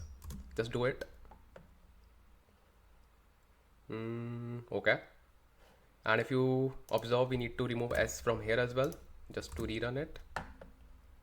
Perfect. So now we will apply join with the old records. Very good. Let's do it. And let's see the data. How does it look like after applying the join? So obviously we should see old customer ID, create date, update date. Makes sense. And this is the dim customer key old. Now you do not need to imagine anything. Now you are seeing everything in front of your eyes. Now what you will do, we have old dim customer key and all. Now we will simply filter down the records, right? New and old. Separating new versus old records. So obviously in our case, no record is new. All the records are old. Very good. Now what we need to do, this is really interesting. Preparing DF old. So what we are doing here, we are simply dropping these two columns. Okay. We are simply renaming customer key because we need to just sustain it. Then we are renaming create date with this one because we need to keep the create date as it is, because create date was 1336. Like date was obviously like today's date, but time was 1336, right? So we need to keep it as it is, but we need to simply update this timestamp, right? Let's do it. Let's do it. Now you will see the data here, and now you will see the magic. Create date will not change, only update date will be changed. Like not date, like exact timestamp. See, earlier it was 1336, now it is 1340. But in the above code, in the previous, in the source, like in the target source, like target from where we are pulling the data, it is 1336, right? Very good. Preparing DF new, obviously we do not have anything, so it will be empty. Very good. And this is my DF new. DF new is 0, and that's what we want. Okay. Now let's create the surrogate key. This is important step. This is important step. This is very important. Okay. Now let's see what it has done for us. Now we need to adding max surrogate key. This is a great test because we should add only and only, because obviously 2000 plus something and we do not have any records, so we should not see anything. Let's see if our data is fine. Okay. So far so good. Let's see DF final. Okay, let's see this. How does it look like? It has 2000 rows. Very good. Now is the time. Okay, let me just remove this. This is just a test for you. Okay, let me just, yeah, let's perform our delta load. And now what we need to do, we need to apply merge, right? And we should not see any more records more than 2000, and all the records should be processed like with the updated date, right? Let's do it. Let's do it. Okay, almost there, almost there. Very good. Now I will simply show you our results. Select asterisk from Databricks Kata dot gold dot dim customers. Very good. Let's see. Let's see. You should see new updated date. Earlier it was 1336, 1336. This time you should see 1336 and 1340. Okay. Very good. Let's see. So rows are 2000. That means it is working fine. And see, create date is 1336 and update date is 1342, because obviously it took 2 minutes as well, like while running it. So now it is 1342. Makes sense, makes sense, makes sense. So our dim customers is running absolutely fine. I'm really happy that we have just created this dim customers. And I have just shown you all the ways that you can just use, like you do not need to even manage this particular parameter, but yeah, you should know about this feature. Done. Very good. Now what we'll do, we'll simply go back to our workspace and I will just do a small fix. What's that fix? It's not basically a fix, but yeah, right way to just do the things. So I will simply go to my silver tables and I will simply perform overwrite instead of append, because we do not want to add new data. We every time need to overwrite the data. Okay, let's do the same stuff with other as well.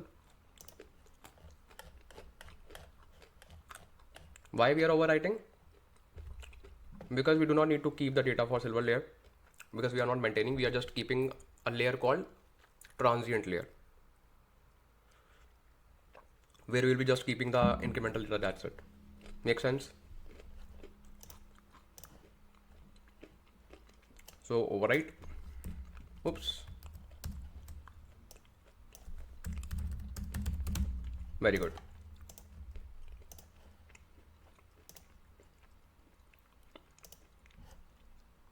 Silver products. And now I'm really excited to just show you how you can just work with delta live tables. And basically, before working with delta live tables, just listen to me carefully, because I have just talked about delta live tables in the past as well, and people do not hear to me like how they need to just configure the cluster. Then they just cry like why our clusters are not working and blah blah. Just listen to me. I told you like how to just configure cluster. So just watch that video carefully. Just watch those parts carefully. Do not skip it. So, and this is just for like those few people. I know, my data fam, you are really focused when you watch my videos. I know. I'm just talking about those new people, and you know what I mean. Okay, this is already override. Perfect. So now let's talk about delta live tables in brief. Let's talk about, let me just take you to documentation. It is very easy. Let me just give you a disclaimer. It is very easy, and it is built to make your life easy, bro. Okay, just tell me one thing.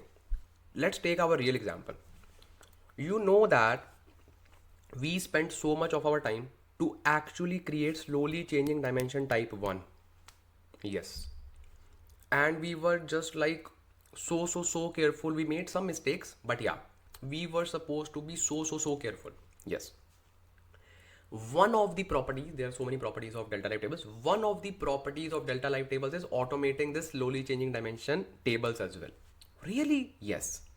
So delta live tables are like built to make your life easy. So do not treat it like, hey, what is this? What is this? We do not know how to work with this, bro. Take your time.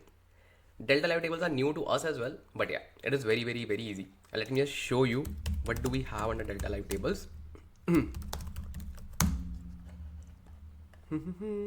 Okay. Basically, DLT stands for delta live tables. It is basically an ETL framework. Okay. And what is the best thing about that, and what is new in that particular ETL framework which is not available in other ETL frameworks. So this is a declarative ETL framework. What does it mean? So basically, in declarative framework, you do not need to worry about how we need to achieve that result. You just need to worry about what we need to achieve. That's it. How part will be taken care by Databricks, or you can say Delta Like tables. That is the definition, simplest definition of DLT. Okay. So let's say you want to create a storage dimension. You will simply tell, and don't worry, bro, I will just show you how you can just create Delta Live tables for slowly changing dimension, and we will be creating slowly changing dimension type 2. And bro, slowly changing dimension type 2 requires more focus and more coding in order to create that, okay? Because you need to maintain the history as well. So everything will be automated for you, and you're gonna love this, trust me. Okay, so basically, if I talk about the backbone of DLT, let me just take you to the developer code. What do we have here? Materialized views, blah blah blah. Let me just see. Hold on, bro. Hold on. DLT for Databricks equal. Okay, DLT. Okay. Maybe concepts. Yeah. These are the key concepts that I want to talk about. So first of all, these streaming tables, streaming materialized views. Yeah. So these are the basically the three pillars of Delta Live tables. Obviously these are two. Let me just talk about third as well. Don't worry. Streaming tables, materialized views, and there's one more that is called streaming views. Okay.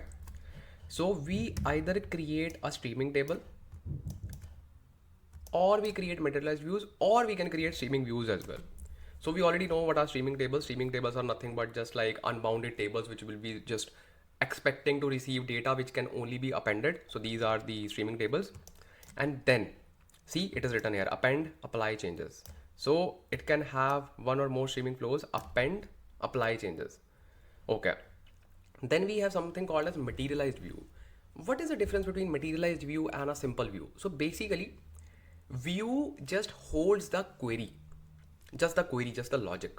And every time we call the view, it runs the query in the real time and it gives us the result. But mat view stores the result of that query as well. Oh, okay. So whatever we are just querying, whatever query we are writing, it is actually running that query and it is storing that data as well in the physical table. So that is the difference between materialized view and view. And streaming view is just simple view, but it will be built on top of a streaming source, which can be just appended incrementally, and it will give you the performance of exactly once as well. So that is why it is a great feature to just give you the exactly once capability or idempotency. And you already know about that, because in the view, it will every time run the whole query on the whole table. It will not run incrementally, but in the streaming views, it will run incrementally. And just for your reference, streaming views should only, it's not should, must only be built on top of streaming tables. So that it can, basically it needs a streaming source, right? It needs a streaming source. It should be built on streaming tables, not on materialized views. No. Only on streaming tables, or you can build streaming views directly on top of any Delta table as well. It is fine. Because obviously in the Delta table, we maintain the Delta logs and versions and all. So it knows like which version we need to read. So it is fine. Streaming views can be built on Delta tables as well, but not materialized views. Not at all. So this is just the high level overview of that. And let's actually go to our notebook and let's actually create something using DLT. And you can obviously read this documentation if you want. I also haven't read this documentation much, but yeah, I just did some kind of investigation when I was just learning these things, and then I just started building these things, and it's fine. Now let's go to Python language reference and let's go to overview. So this is the thing that we need to first import, which is called import DLT. Okay, and these are the API references. So these are basically the major APIs. Append flow, apply changes. So basically in order to create slowly changing dimension, we use apply changes API. Okay. Then we have create saying create streaming table, expectations. Expectations are very important. We will simply use it. What are expectations? So basically, whenever we create tables in production, okay, we need to apply some constraints, right? This is null. This is not null. This is unique. So these kinds of constraints can be applied on the table using expectations. Make sense? Very good. Then dataset definition function, let's go there. And this is the basic definition that it is creating. So what it is doing, it is simply creating a delta live table using a decorator. Now what is a decorator? As the name suggests, decorator just takes your function and does some decoration and returns some result. That is the basic definition of decorator, and decorator is not aligned with delta live table. Okay, decorator is something that you should know in Python as well. So these are just the fundamentals. So I think that particular time has come where fundamentals were always important, but nowadays fundamental knowledge is the most important thing that you should know. Most important thing. Everything is built on top of fundamentals right now. Decorators and all these things, everything. Okay. Then we have a function name. So whatever name, don't worry, this is just a theory. I will just show it practically as well. Don't worry. So this is a function name. So we can pick any function name. Let's say you will say def xyz. So whatever function name we will be picking, it will treat that function name as our table name. Okay. But if we just provide table name here in the dlt.table function, it can take that table name and it will ignore the function name. So that is up to you, whichever you want to pick. Then in the return query, you simply write whatever you want to return. That's it. This is your delta live table. Trust me, that's it. Okay. Then we have something called as apply changes. Okay. You can definitely go mummy. So you can definitely go through this because we will be just creating streaming table and all on these as well. Don't worry. And these are very simple. When you just see, whenever you read, and this is not like you are not alone in this. Whenever a person is seeing something for the first time, he or she will be like, what's this? It's fine. When I also saw this code for the first time, I was like, whoa, bro, wait. So it is fine. I know you are seeing @dlt.table functions, like what is going on? I know. Have some water, have some coffee and just chill. I'm here, bro. All these things are very easy. You do not need to worry at all. And I will just show you what you need to do. Okay? What you need to do. I will just tell you everything. Don't worry at all. So basically, now let's actually create our first streaming table that we can do. And you can simply see, create these three things. One is view, second is materialized view, third is table. So what is the difference between, you can say, mat, view and table? So whenever we use dlt.table and we use read, that is a materialized view. But when we use read stream, so basically it is not using stream, so it is also a mat view. So that is the difference between mat view and streaming table in terms of definition and in terms of implementation, you can say. But if we just want to create a streaming table, then we just use read stream. See, dlt.read stream, and it is saying dlt module includes dlt.read and dlt.read stream function that were introduced and blah. Okay, makes sense. So let's actually start with it and let's create our first streaming table or streaming view, and then we will be using that particular table as our source to create this thing. What is this thing? It is apply changes. Apply changes is your slowly changing dimension code, and it is very easy, and enough theory is given. Let me just show you some practical things. Let me just take you there. So let's go back to our notebook and let's create our new notebook, and we'll call it as gold products. And when you will be completing this notebook, you will actually say this thing like delta live tables are great and it is automating a lot of stuff. So now let me just tell you one thing. Obviously I can just turn this cluster on, which is Ansh Lamba's cluster. Okay, but in order to create our DLT pipelines, we cannot use all-purpose cluster. Why? Because they require job clusters to be running, or let's say to be debug. Okay, but why we are just turning on our all-purpose cluster? All-purpose cluster will tell you if there will be any syntactical error. Oh, okay. So yes, so what we will do, we will simply create the pipeline first. Okay, like the code for the pipeline, and then we cannot see it running. Then we will simply run it in the development mode, and then we can see that if anything is breaking, if anything is required or something like that. So we have to first build the notebook, and then we will be running it, and then we will be simply debugging the notebook. Okay, actually you do not even need to run this, because you can even use serverless as well, because obviously if you cannot see the output, what's the use of this? But why I turned it on, because this was the issue from a lot of you. So bro, listen to me carefully. What is written here? It is written 4 cores. Okay, very good. Just for your kind information, it's not about free trial, it's about paid account as well. I have a paid account, so I know about this. So basically, by default, in each region, okay, in each region, in each location, we get something called as 10 cores by default. Okay, this is our quota of cores. So it is using 4 cores, and in order to create a job cluster, we have to use at least how many cores? 8 cores, because in the job cluster we have to define a driver node and worker node, and each node will take at least 4 cores.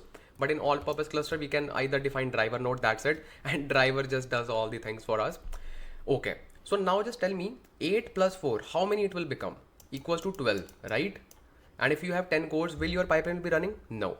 So that's why I told you guys, whenever you want to run your job cluster, whenever you want to run your DLT pipeline, shut down this cluster.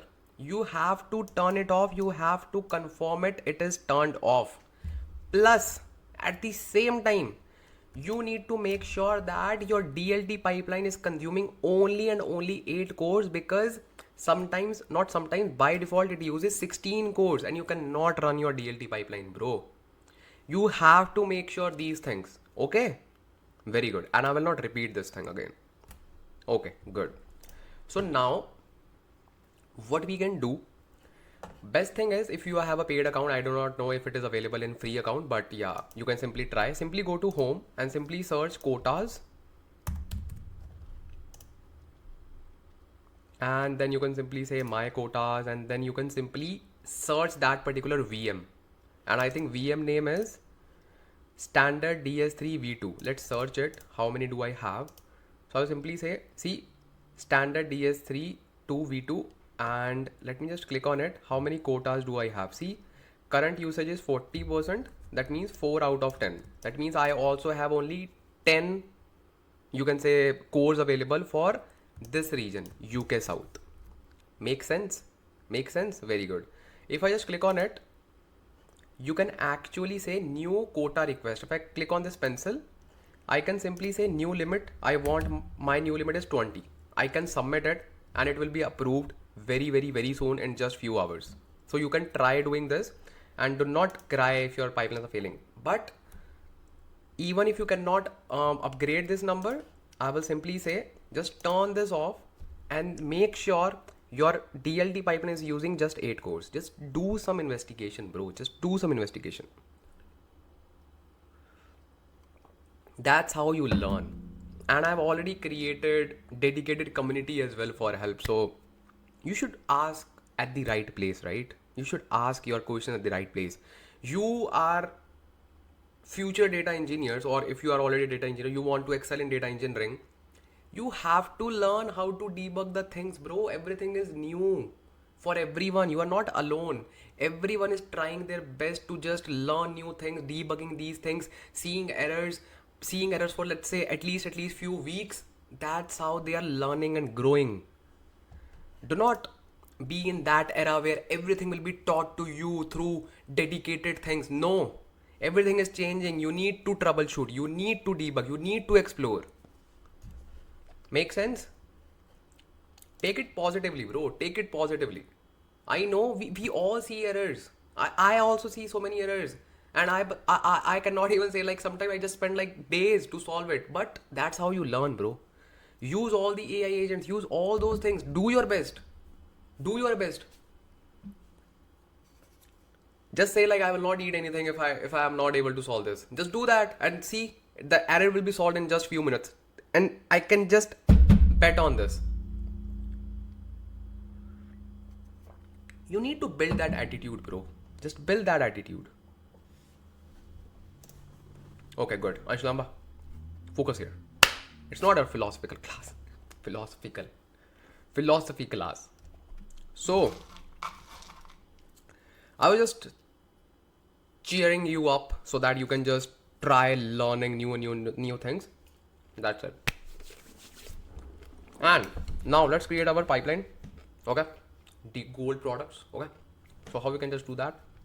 Let me simply create a text box. I'll simply say DLT pipeline. Okay, makes sense. Now I will simply create, first thing, streaming table. Okay, how we can create a streaming table? So basically, we will create a streaming table on a source. What is our source? Silver.products. So far so good, very good. So I will simply say @ dlt.table. Okay, this is a decorator. Very good. Now in this particular decorator, I can give the name. Let's say name equals, I want to give name to my table is dim products. Make sense?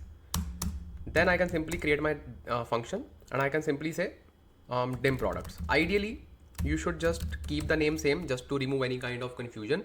But now I just mentioned that if you provide name here, then it doesn't matter whatever you write here. Okay. But if you remove this, let's say you are removing this, then it will take the table name as this one. Simple. Very good. Now in this particular function, what we need to do? We need to simply create a data frame. Let me just take you to the documentation so that you can actually see what we are doing step by step. So we are creating this thing. Let me just go above. We are creating this thing. So it is saying streaming read on a table because we want to stream read on a table. Basically, we want to create a streaming table on top of our data or on top of our table. Make sense? Very good. I will simply say df equals spark.read stream, okay, dot table, because I have a table. And what's the table name? It's Databricks dot kata, Databricks kata dot silver dot products. Make sense? I think this is the table name. Let me just confirm. Customer silver. Oh, sorry, product silver. Okay. Very good. Let me just reconfirm product silver. Yes, product silver. So this is my DF. Now, if I just want to perform any kind of transformation, I can simply say df equals to with column and blah blah blah. I can do that. Really? Yes. So but now I am not doing that because I do not need to perform any kind of transformation. I will simply say return df. So what it will do, it will simply return the data frame to me, and it will simply create a streaming table on top of this data frame. That's it. And see, this is a declarative framework, so you are not writing something called as save as table. You are not defining any kind of format. You're not defining any kind of mode. Everything is managed by Delta Live table. And obviously we need to import DLT. So I will simply say import DLT, and let's import some other libraries as well from PySpark.sql.functions, import districts. Okay, very good. Yeah, very good. So now our streaming table is ready. Now I want to create my streaming view on top of it, let's say. So you can do that. It's very simple. I will simply call it as streaming view. So this time I'm creating streaming view on top of this table, which is called dim customers. By the way, it should not be called as dim customers because this is not our dim table. It is not our final table. We have just pulled or ingested the silver table. So I will simply say dim products stage. Make sense? Okay, very good. Because this is a kind of staging table for it. And I will simply say @ dlt.view, because we are creating a view, and I will simply say def dim products, and this is my view, so just a view. Then what I will do now, I can do anything, and obviously we will simply create a data frame first of all. So I'll simply say spark dot read stream dot table. Okay, now you will say, Ansh, Lamba, this table is not created yet because we have not ran our pipeline. How we can just refer this table? So we have a keyword called live. Okay, and then we can simply say live dot dim product stage. That's it. That's how we refer to the tables in the delta live tables, because obviously these tables are not created right now because these will be running in the separate pipeline. Okay, makes sense. Then I will simply say return df. That's it. Now it's time to create the dimension table. And do we have any error?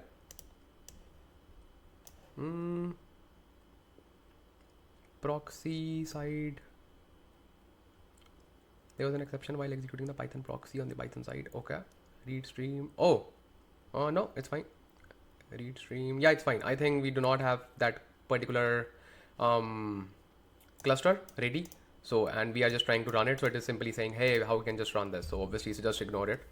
So now we'll simply say, and even if you see any errors, just ignore it, because obviously you cannot debug it till the time you are just turning it on. So just ignore it. I'll simply say dim products. Okay, let's create it. So now in order to create a dimension, we need to use an API called apply changes. Okay, and how we can just use it? First of all, we need to use something called as DLT dot create streaming table. So what it will do, it will simply create a streaming table for us, empty streaming table, and we will call it as dim products. Okay, this is our streaming table. Okay, let's run this. Perfect. So this is our streaming table, this one. Create streaming table, this one. This is our streaming table. Okay, which is empty right now. Now we will use apply changes API, and how we can just use it? We'll simply say DLT dot apply changes. And this time we need to bring all those parameters. So simply go to apply changes API.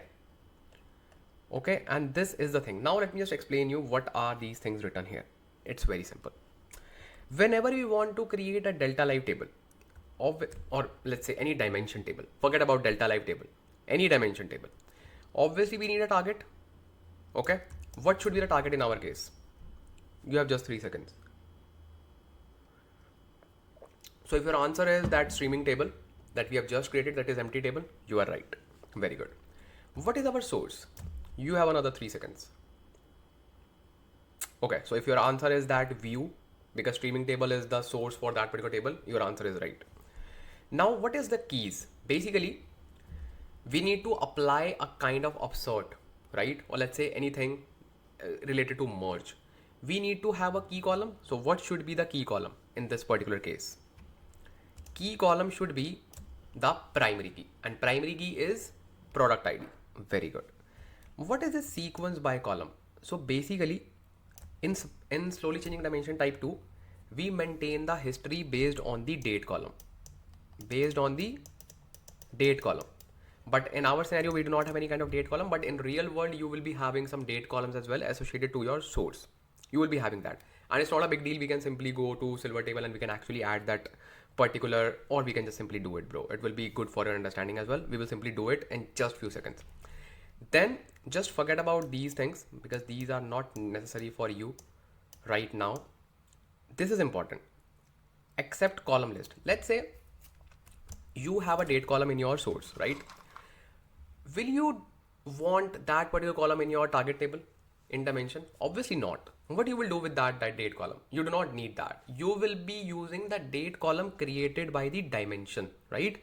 Not the date column of the source. So we can simply remove it using this particular feature. It's called except column list.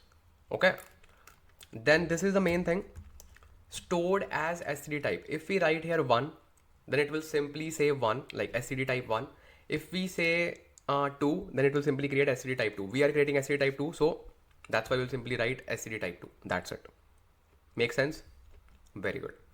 Then you do not need to worry about this track history column list, track history except column list. It is fine. So now let's copy these parameters and let's fill these one by one. So target is this one, or let's say you can simply write dim products. It's not a big deal. Okay, and data source is live dot dim products view. Very good. Now what is key column? Key column is our product ID, and I hope it is called product ID. Let me just check. Yeah, product ID. Very good. Sequence by column, it should be a date column here, but we do not have any kind of date column, so we can simply pick, let's say, product ID. It's fine because it will simply apply the sequence on that particular column. It's fine because you will be feeling confused what we are doing. So just to keep things simple in the beginning, that's why. So we can simply remove these, and we can simply remove this as well because we do not have any date column. Then remove last two as well. This is important. SCD type as 2. That's it. Simply run this and it will create the slowly changing dimension type 2 for you. Now again, same thing. Okay. Same error. It is saying, hey, how we can just do that, this. So now it's time to actually create our pipeline. So can you just imagine, we have created our slowly changing dimension type 2 in just few blocks of code. Hardly we have written like 10 or 15 lines of code. And in other case, we just created a long notebook to just create slowly changing dimension type 1, not even type 2, just type 1. So see how easy it is to work with delta live tables and how quickly you can just create these objects without need to worry at all. Okay. So now what do we need to do? We need to simply kill our cluster, terminate. Okay. And just wait for it to be terminated. And it should be terminated like quickly. Okay, it is terminated. Now let's go to our pipelines. Let's create a pipeline. Create pipeline, and we have ETL pipeline, sample ETL pipelines, ingest pipeline, ingest data from external sources in just few clicks, and you already aware about this. Simply click on this and you know about this thing, right? We have already performed this. So you can even perform these things from here as well. This time I'll simply say ETL pipelines. So this is my pipeline name. I'll simply say gold products. Make sense? Okay. Then this is serverless. It is fine. Product addition advanced. It is fine. Then pipeline mode triggered. It is fine. Then path. We need to simply pick the notebook, and it should be here in the gold products. Yep, here. Very good. And don't worry, we will simply perform a lot of things right now because I want to show you expectations as well, because it is very, very, very important. Okay. Expectations. Yep. So this is the thing, Unity catalog. We will simply use Unity catalog. Default catalog is this one. Default schema is gold. Then compute. Now is the thing. Cluster mode is enhanced auto scaling. Simply say fixed size. Number of workers just one. Okay. And then add configuration. It is very important. Then channel current. It's fine. Worker type is your VM that you're using. Simply pick this one with 4 cores. I know people would be using this one 8 cores. You do not need to use it. 4 cores. That's it. Then driver type. Simply pick this and pick 4 cores extensively. Okay. Simply say create. So your job cluster is ready, and you can see it is in the development mode. And if we just click on start, it will be started, but we are not going to start it right now because I need to add one more thing, which is called expectation. So simply let me just take you to the documentation. Here, if you will see the expectations, here it is. What are expectations? As I just told you, I am just looking for that cute diagram. expectations. Let me just search. That diagram is very, very, very good. Expectations in delta light tables. Oh yeah, this is a diagram. This is very good. This is very good. So basically, you create your table. Makes sense. And in this case, our table is our dimension table. If we pass some expectations, what are those expectations? Expectations are basically the constraints that we want to apply on our table. Let's say I want to say product ID should not be null. And if it is null, throw the error or fail the pipeline or give some warning. So basically there are three types of things that we can perform. First is warning, second is drop, and fail flow. So let's say this expectation is pass, then obviously it will simply go to continue processing. It is fine. But if it fails, then we have three actions. Either we can ask DLT to give me the warning, okay, or simply drop those records, or simply fail the pipeline. See, so we have basically three kinds of actions that we can perform on expectation failure. And then let me just scroll down. Then you will see, let's say I want to apply multiple expectations on top of my table. You can simply do that. And in the real world, we simply perform multiple expectations. So this is a diagram for this. Let's say you are performing three expectations on table. Let's say you are saying product ID is not null, price is greater than 0, and one more thing, three things. So all should be passed, then it will be going there. If any of the expectations fail, then again three things: warn, drop, and fail flow. That's it. And how we can just perform this kind of expectation is very, very, very easy. We simply need to create a dictionary in which we will be creating our rules like rule 1, rule 2, rule 3. Then we have a decorator called dlt.expect, which is by default providing you action as warning. Then we have dlt.expect or warn, in which you can just simply write, okay, just send me the warnings. Third, we have dlt.expect underscore or underscore fail, simply fail the flow. And you can simply see the thing here. This is my dictionary for all the rules. Then I simply say dlt.expect all. Yeah, we also need to use expect all, because if we are using multiple expectations, we simply say dlt.expect all or drop, because all word is for multiple rules. Let's perform this. It is very, very important, and it makes your DLT pipeline much more, you can say, efficient in the production environment. Okay, let's go to the Gold Products notebook and let's perform some expectations. So I'll simply say this is dlt.apply changes. Okay, so okay, makes sense. So what I will do now, I will simply say, because this is my table which I need to just take care of, or let's say I want to just perform all these things in the beginning of the stage, because that makes sense, because you do not need to worry about any of those things, because you wouldn't want like the data should travel till the end and then it should fail. Block that data in the beginning. So I will simply say expectations. So I will simply add it here. And how you can just do that? First, you should just prepare the rules, and I will simply say expectations.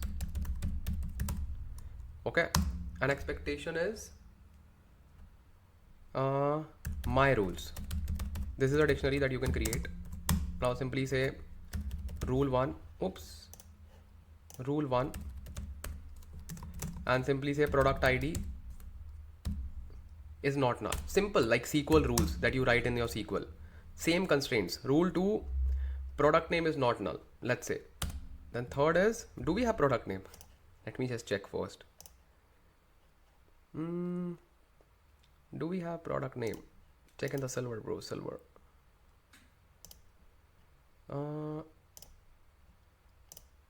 Yeah, and I will simply say, yeah, these two things, these two rules are fine. Okay, and let me just run this, and I can simply attach this cluster as well, serverless, or I can simply attach this cluster now as well, because this is also created. So I can simply create this delta live table pipeline, click on connect. So now it is saying you are now connected to a DLT pipeline and blah, blah, blah. It is very good. And currently we do not have any kind of, you can say, cluster. So it is saying cancel current execution. Do you want to cancel cell? No. So let's wait. So now it is validating. It will take some time. It will take a lot of time to turn this cluster on, because it is a kind of job cluster and it takes at least I think 6 to 7 minutes to create this. But you should wait, because it's always good to debug your notebook first before taking it to the pipeline zone and then run it and then see the errors. That's not a good deal. Simply turn it on from here.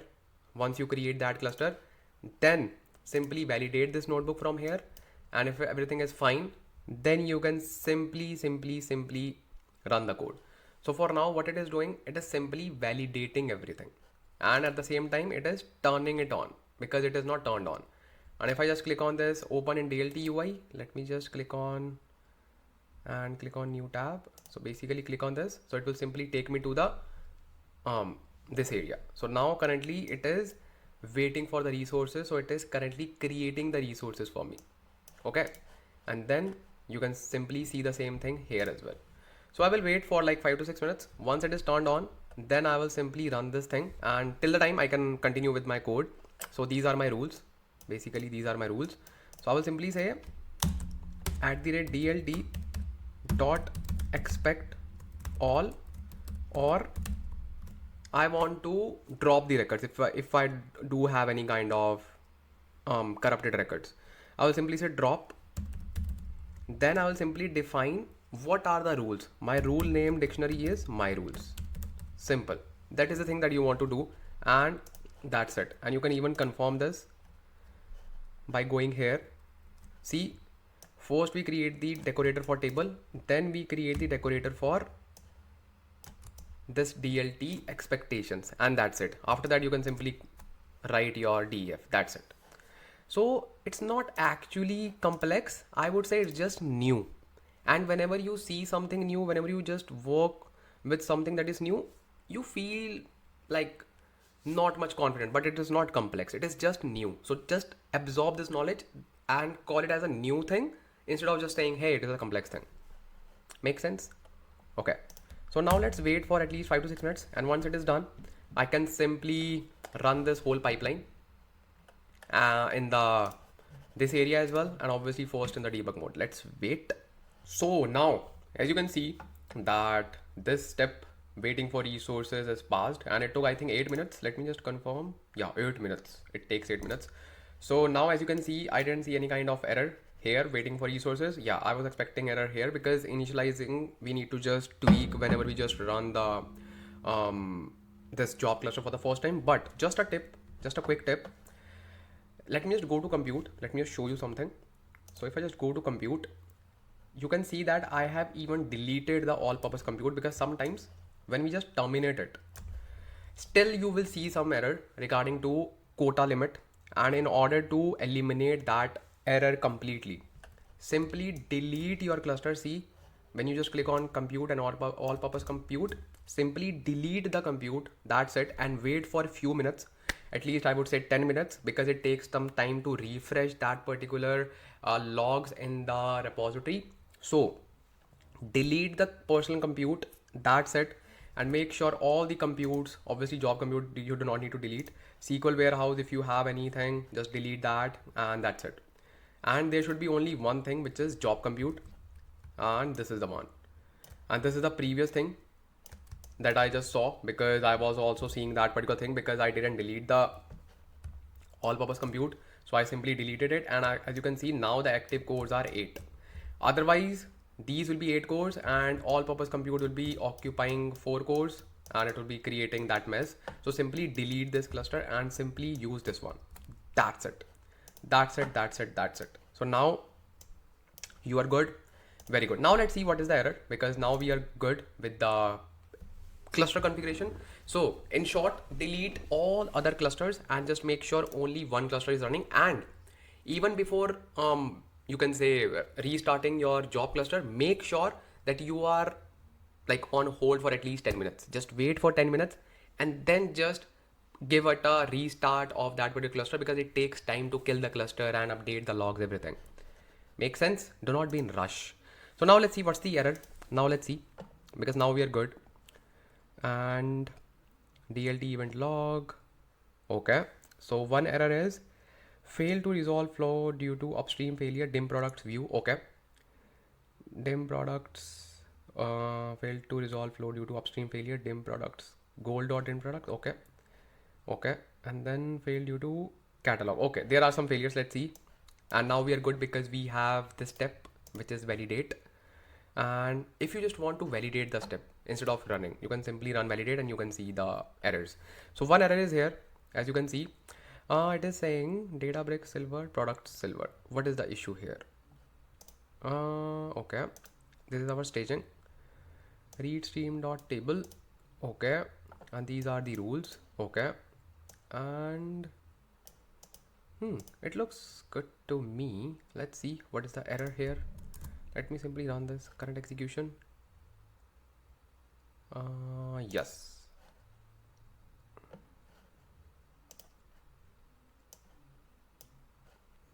So it is simply stopping the flow, I guess. So warning info all, DLT graph initializing. Okay, so it was here and it threw some errors and we simply stopped it. Not a big deal. You can simply see this here. Failed to resolve flow due to upstream failure, which is dim products view. Obviously that failed. Failed to resolve flow due to upstream failure, which is this one, Databricks kata.gold.dim products. Which is this table? Because we are not using or referring this table, Databricks kata.gold.products. I think this is the issue. Let's see where we have used this. Where we have used this. Databricks dot. We haven't used anywhere. What error you are giving, bro? We are not using any kind of gold thing. Let me see validate. So now I'm simply validating my code again, and this time you do not need to wait, see, because you already have some resources available. So we will simply go directly to the error, and this is the event log. Okay. Okay, so now it is giving me error for this thing, fail to resolve flow stage. Okay, it is saying failed to analyze flow Databricks kata dot gold dot dim product stage. But what is this one, bro? Because we are not using this thing anywhere else, anywhere. What code you are referring? Let me just check. We are calling silver. Okay, in the streaming it is giving me warning because fail to read dataset dim gold stage. Hey, wait. Dim product stage. Okay, it is saying okay, fail to read dataset Databricks kata dot gold dot. Oh, I see. I got it. So what is the thing here? So basically it is trying to create this particular table, which is dim product stage in the gold, because obviously whenever we just use live, so it uses this original schema, which is gold. And in our case, we picked the schema as gold. So it is simply saying, hey, we cannot read this table. Okay, makes sense. So actual error is here and something is wrong with this particular thing. So here the thing is, if you closely observe, we didn't use silver dot, we simply use silver underscore. So this is the root cause. Let me simply say validate for one more time. I was like, what, bro? What gold table? I haven't written gold keyword in the whole notebook. And let's see if we do have anything else. Fail to resolve Databricks kata. Okay. Databricks kata gold stage. Failed to analyze flow gold stage. Okay. Is there anything else wrong? Databricks kata. Oh, spelling. Wow. Validate for one more time. Now it should be good.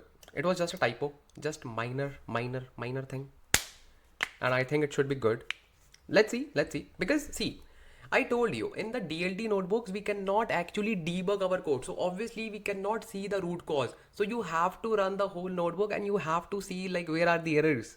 That's the pain for now, but yeah, they'll be improving it. Don't worry. So they should just allow running DLT with the all-purpose job cluster as well. Like they should just do this thing. Obviously they'll be doing it because this is very new feature. Everything is fine. And let me just click on DLT graph and it should give me the graph very good looking like a wow and very good. Dim product stage, dim products view and dim products. Very good. So now in order to run this, I can simply click on start and now it will simply run the whole flow for me. And earlier we simply validated it if we have any errors or not. That's it. Now it is simply running our pipeline and let's see if it is running fine. Let's hope. And I will simply show you the end table as well. Don't worry. And once it is done, then we need to create our fact table. And fact table creation is a task because you will learn how to apply joins, how to just bring that dimension keys and ignore rest of the stuff. You will learn all those things. Don't worry. And we'll be creating our fact table notebook after this. Okay, so this is our DLT pipeline. It started running. And dim product stage, dim products view and dim products. So this is done. As you can see, it brought 500 records. Okay. Now this is a view. Obviously it will simply bring the new records and all our new records. And here you should see 500 for one more time. Okay. And it is following all the constraints as well. That is the best part without any error. We didn't have any error for constraints. So that was a good thing. So now it is creating a dimension table for us. Everything automatic, and it works exactly fine with the exactly once criteria. Let me just click on start for one more time. And this time you should see it should not process any record in the whole pipeline. Why? Because there's no data. There's no new data. And can you imagine like it is handling exactly once, it is handling upsert, it is handling slowly changing dimension, it is handling constraints, it is handling all your keeping the history of the records, everything within just few lines of code, and that's it. See, this time it brought 0 records. It wrote 0 records. Perfect. That is the concept of exactly once. Very good. Very good. So now what we need to do, we simply need to maybe productionize it, or we can simply say start. It is fine. Now we need to simply create a new notebook, which is our fact table. And what we will do in fact table, because our dimension is there in gold layer, our second dimension is there in gold layer, only fact table is missing. Let's bring it. Okay, simply go to workspace and click on create and click on notebook and simply say gold orders. Perfect. Very good. And which cluster we'll be using? We'll be using serverless. Make sense? Very good. Because we do not need to create another job cluster, because we actually do not need here. Okay. So I will simply say data reading, or I will simply first create a fact table.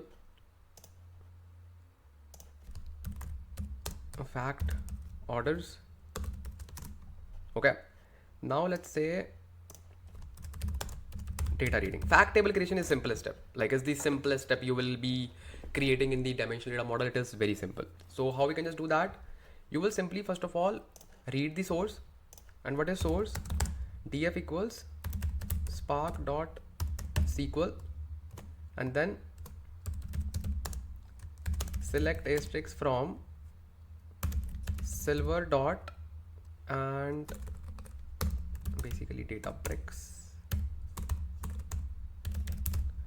Databricks dot silver dot order silver. Make sense? Very good. Very good. Let's see what do we have here.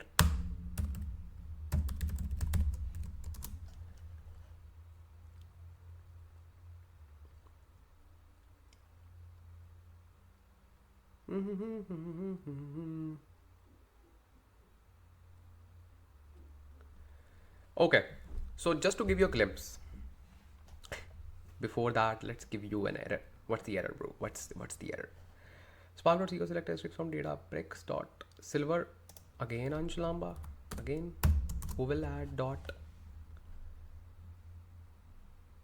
and Databricks ETL.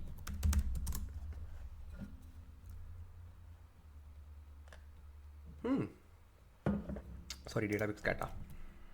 Yeah, you are right, Databricks Kata.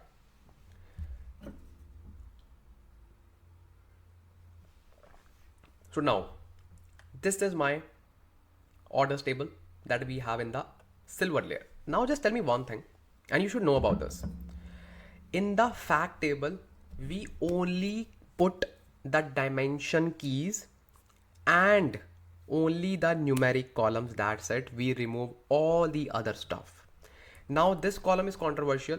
That should we just keep date column in the fact table? So let me just tell you, in some solutions, yes, we can keep date column in fact table, but ideally, according to the rule of thumb, according to the definition, we should not keep the date column in the fact table, but there is no harm. There is no harm. Let me just tell you, yes, there is no harm. So how we can just deal with the date columns we do not want to keep it in fact table? Simply create a dimension table on top of it. That's it. That's it. So for now, we can just keep it as it is. No worries. But yeah, ideally you should not. But in some solutions, yes, developers do keep date columns in the fact table. That's not a big deal or disaster. Don't worry. Okay. So now we need to remove these columns, or basically not remove, replace this column or this column and this column. Basically not order ID. This is my primary key. So this column and this column, by the way, I can just remove this column as well. Not a big deal, because obviously we will be having the combination of these two. So for now, we will just keep it because this is just ID, not any contextual column, not any kind of, you can say string column, nothing. So now we will simply replace customer ID and product ID with dim customer key and product customer key. That's it. That's what you want to do. And how we can just do that? We will simply apply a join. So let's create df fact. Okay, df fact, and I'll simply say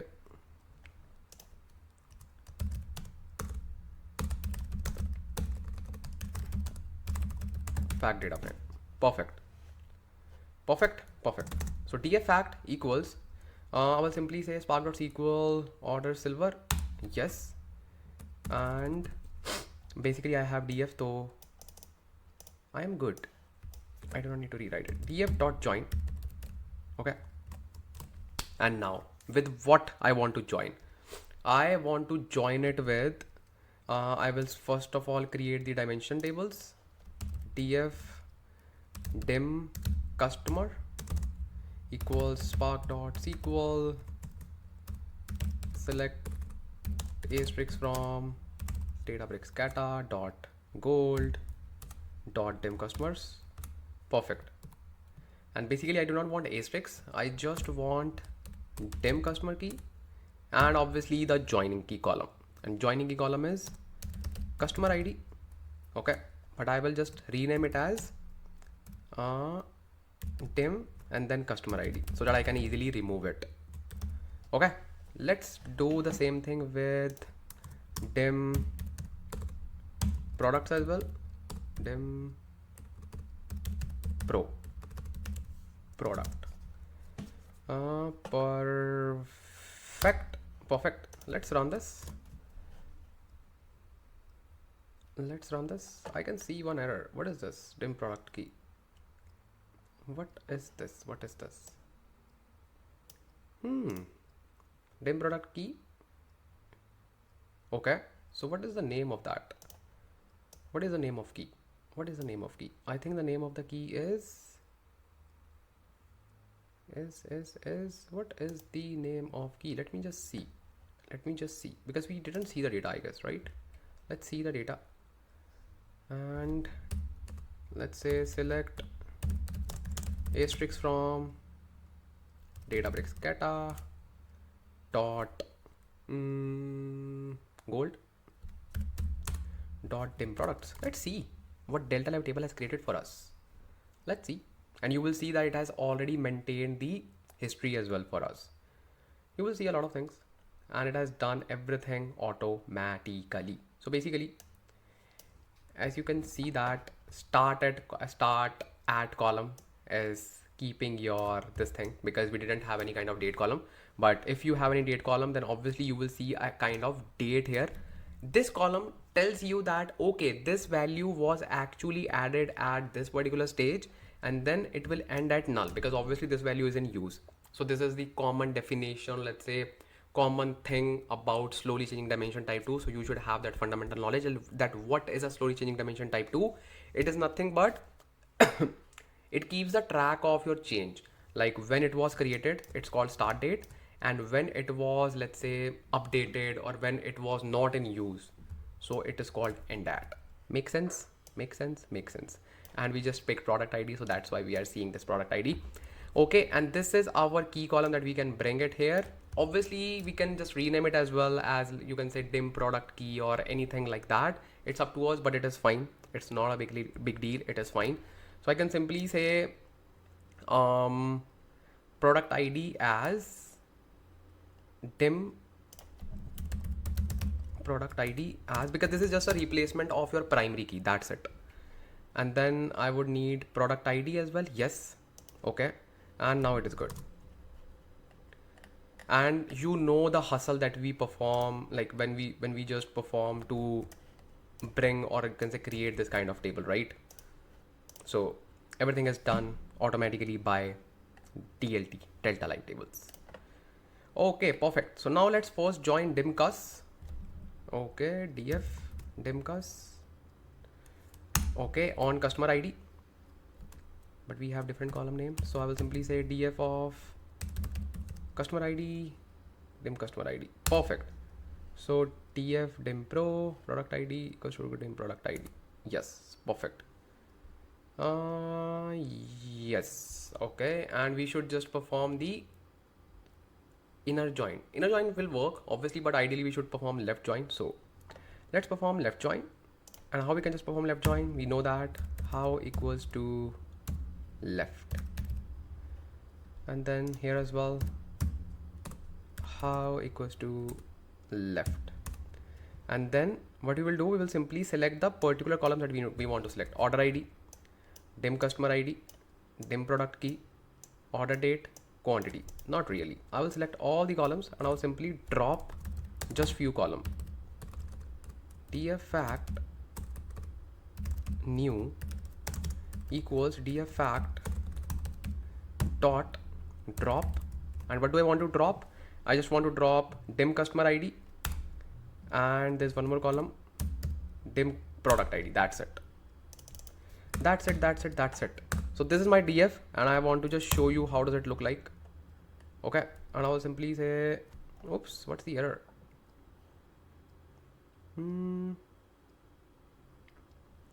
String object has no attribute session. What do you mean by session, bro? What do you mean by session?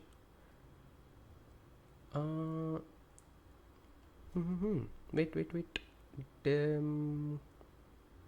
Oh. Really? Yeah, I think we just need to remove this. That's why I do not trust this auto suggestion every time. It just creates a mess sometimes. So yeah, see. But yeah, sometimes it is really quick, sometimes it is really annoying. Let's see what do we have in df fact new. So we are all good. Yes, we are all good. So now what we need to do, we will simply write this data in our gold layer, but you know with which, oh, okay. So now we have customer ID as well and dim product key. And if you want, you can actually drop the customer IDs as well, like this one, because we actually do not need that. Why? This can be your interview question, next interview question. Why? Because it doesn't make any sense to keep customer ID, because now we have dim customer key, which is the joining key with the whole dimension. So why do we need to just keep these IDs? Why? Obviously no, there's no need. So I will simply remove this as well. Customer ID. Okay, and then product ID as well. Let's rerun this and let's see what do we have. Perfect. Now our fact table is looking like a wow. Perfect. Only dim customer keys and numerical columns, and that's it. Now let's try to apply upsert condition on fact table as well. Why? Because obviously, bro, fact table needs to be upserted, right? If your fact table is small, you can simply do override, but ideally it is not the case. We need to just apply the upsert condition on fact as well. So I will simply say upsert on fact. Upsert on fact table. Perfect. I will simply say import delta dot tables from delta dot tables, import delta table. Perfect. Same thing. Now you know the steps. So let's perform the if condition. If spark dot catalog dot table exist. Perfect. And table exist. And what's the table name? It's called Databricks cata dot gold dot fact orders. If it is there, then we'll simply perform our upsert operation. And for now, let's write pass. Else df fact new dot write dot format delta. Perfect. Dot option. Path is this one.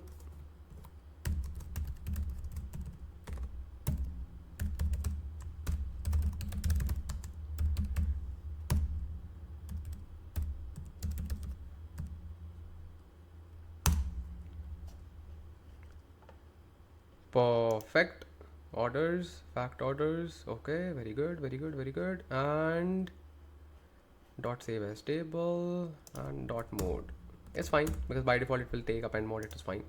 Now let's write our logic for upsert when we all know that's so easy. Delta table dot for name. This time let's use for name. Okay, just to show you both the ways. So this time we simply need to give the name of the table, and then we will simply apply the merge operation dot alias. This is my target dot merge d fact new dot alias source, and go away man. Order id equals to order id. So basically now you will ask me this thing, what should be the primary key? So if we do have natural primary key in our fact table, it is good, but ideally it's not it's not, you can say, rule of thumb that we have to have a primary key in fact table. Ansh, Lamba, what you are saying, we should have a fact table, like primary key in the fact table, right? Not as the native column, but ideally fact table's primary key is the combination of all the dimension keys, like this, like all the dimensions. If we have like dim order as well, then we will take simply combination of all the three. So if you have natural primary key, it is good, but if it is not, it's not a problem, because the primary key of the fact table is the combination of all the dimension keys. So in this case, I will treat this as our dimension as well, dim orders. Then I will simply say, and let's keep it capital, and trg dot dim customer key equals source dot dim customer key, and perfect. When match, update all, as we all know, and then obviously dot when not matched, insert all, then execute. Perfect. Let's run this and let's see what do we get. We should see at least, I think, 10,000 records, because in the orders table we have 10,000 records. Let's query it. Asterisk from gold dot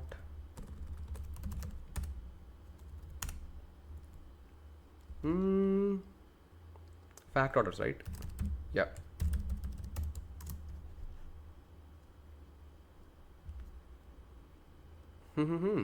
Okay, 10,000 rows. Perfect. Very well done. Now let's rerun this and let's see if it still returns 10,000 rows with upsert, with idempotency, with everything. It's a double test again. Let's see. Fingers crossed. Let's see. Perfect. Mission successful. Project is successfully built. Okay, very well done. We have created our star schema.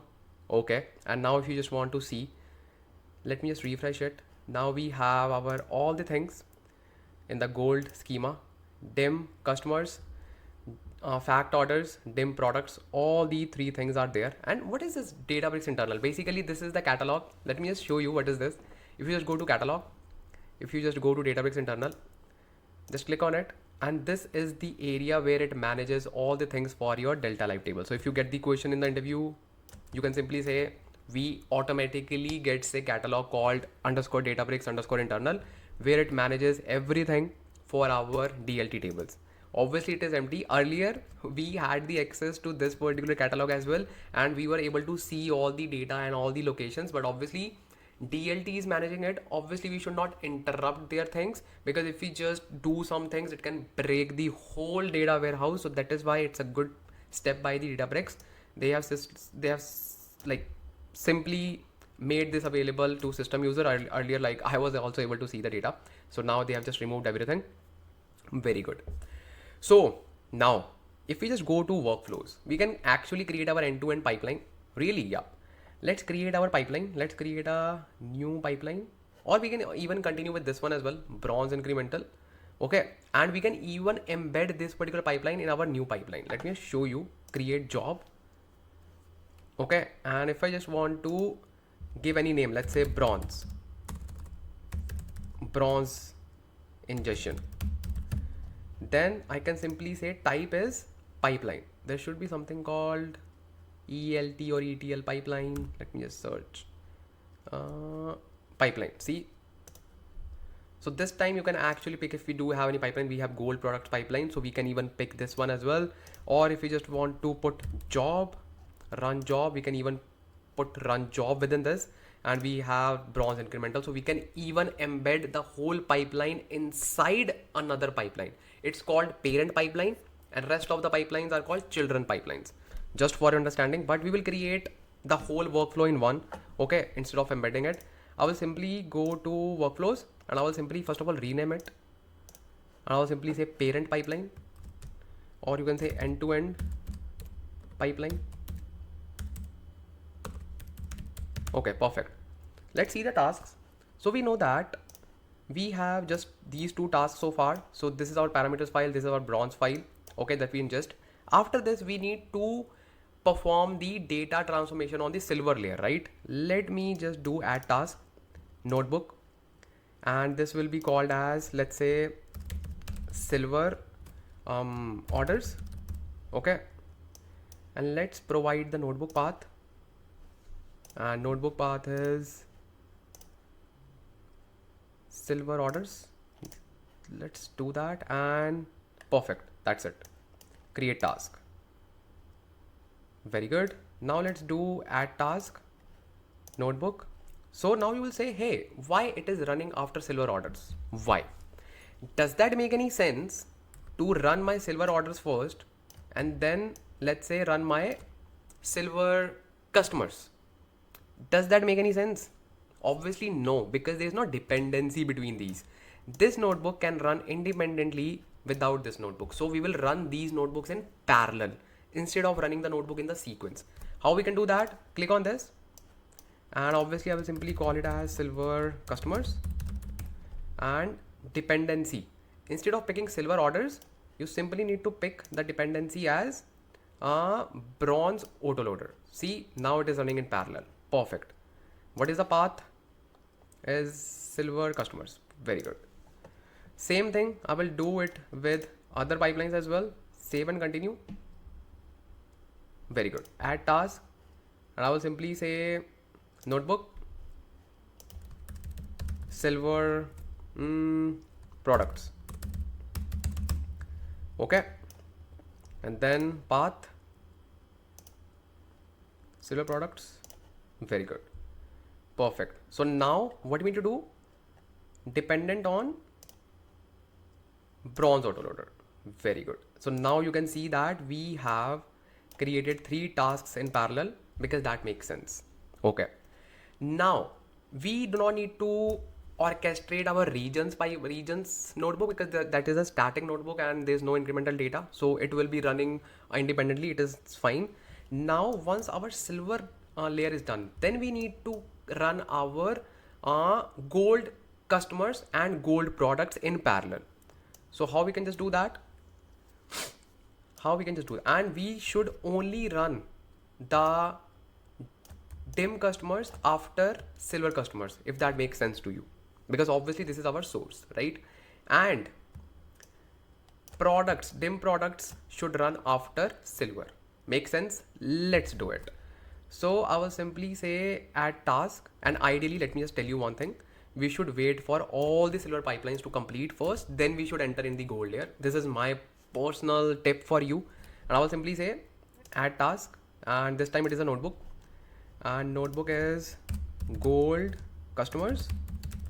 Okay, and then path is this one, gold customers. Very good. And depends on all the silver orders and silver products. See, now this pipeline will be running once all the three pipelines are completed. This way we can just build pipelines like this. Make any sense? Very good.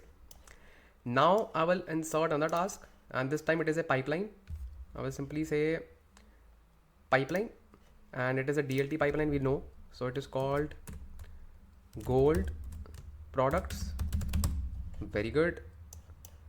And this is a pipeline.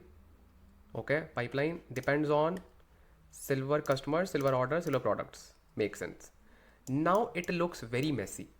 See, I know, but yeah, it is what it is, because you need to just do all this, because you need to run both the dimensions in parallel and there is no dependency. So in order to optimize your jobs, you have to do it. But you can anytime click on it and you will see the flow, like what is doing here, like what are we doing here. So it is fine. Okay. Do not feel like, hey, there are so many threads, how we can just interpret it. Simply hover over this and you will see the blue colors highlighted. See? So it is fine. Now in order to run this particular, you can say, activity, we need to define a specific cluster. What's that? So basically we will simply go here, and pipeline is this, as we know, this is the pipeline, gold products, and depends on this, it is fine.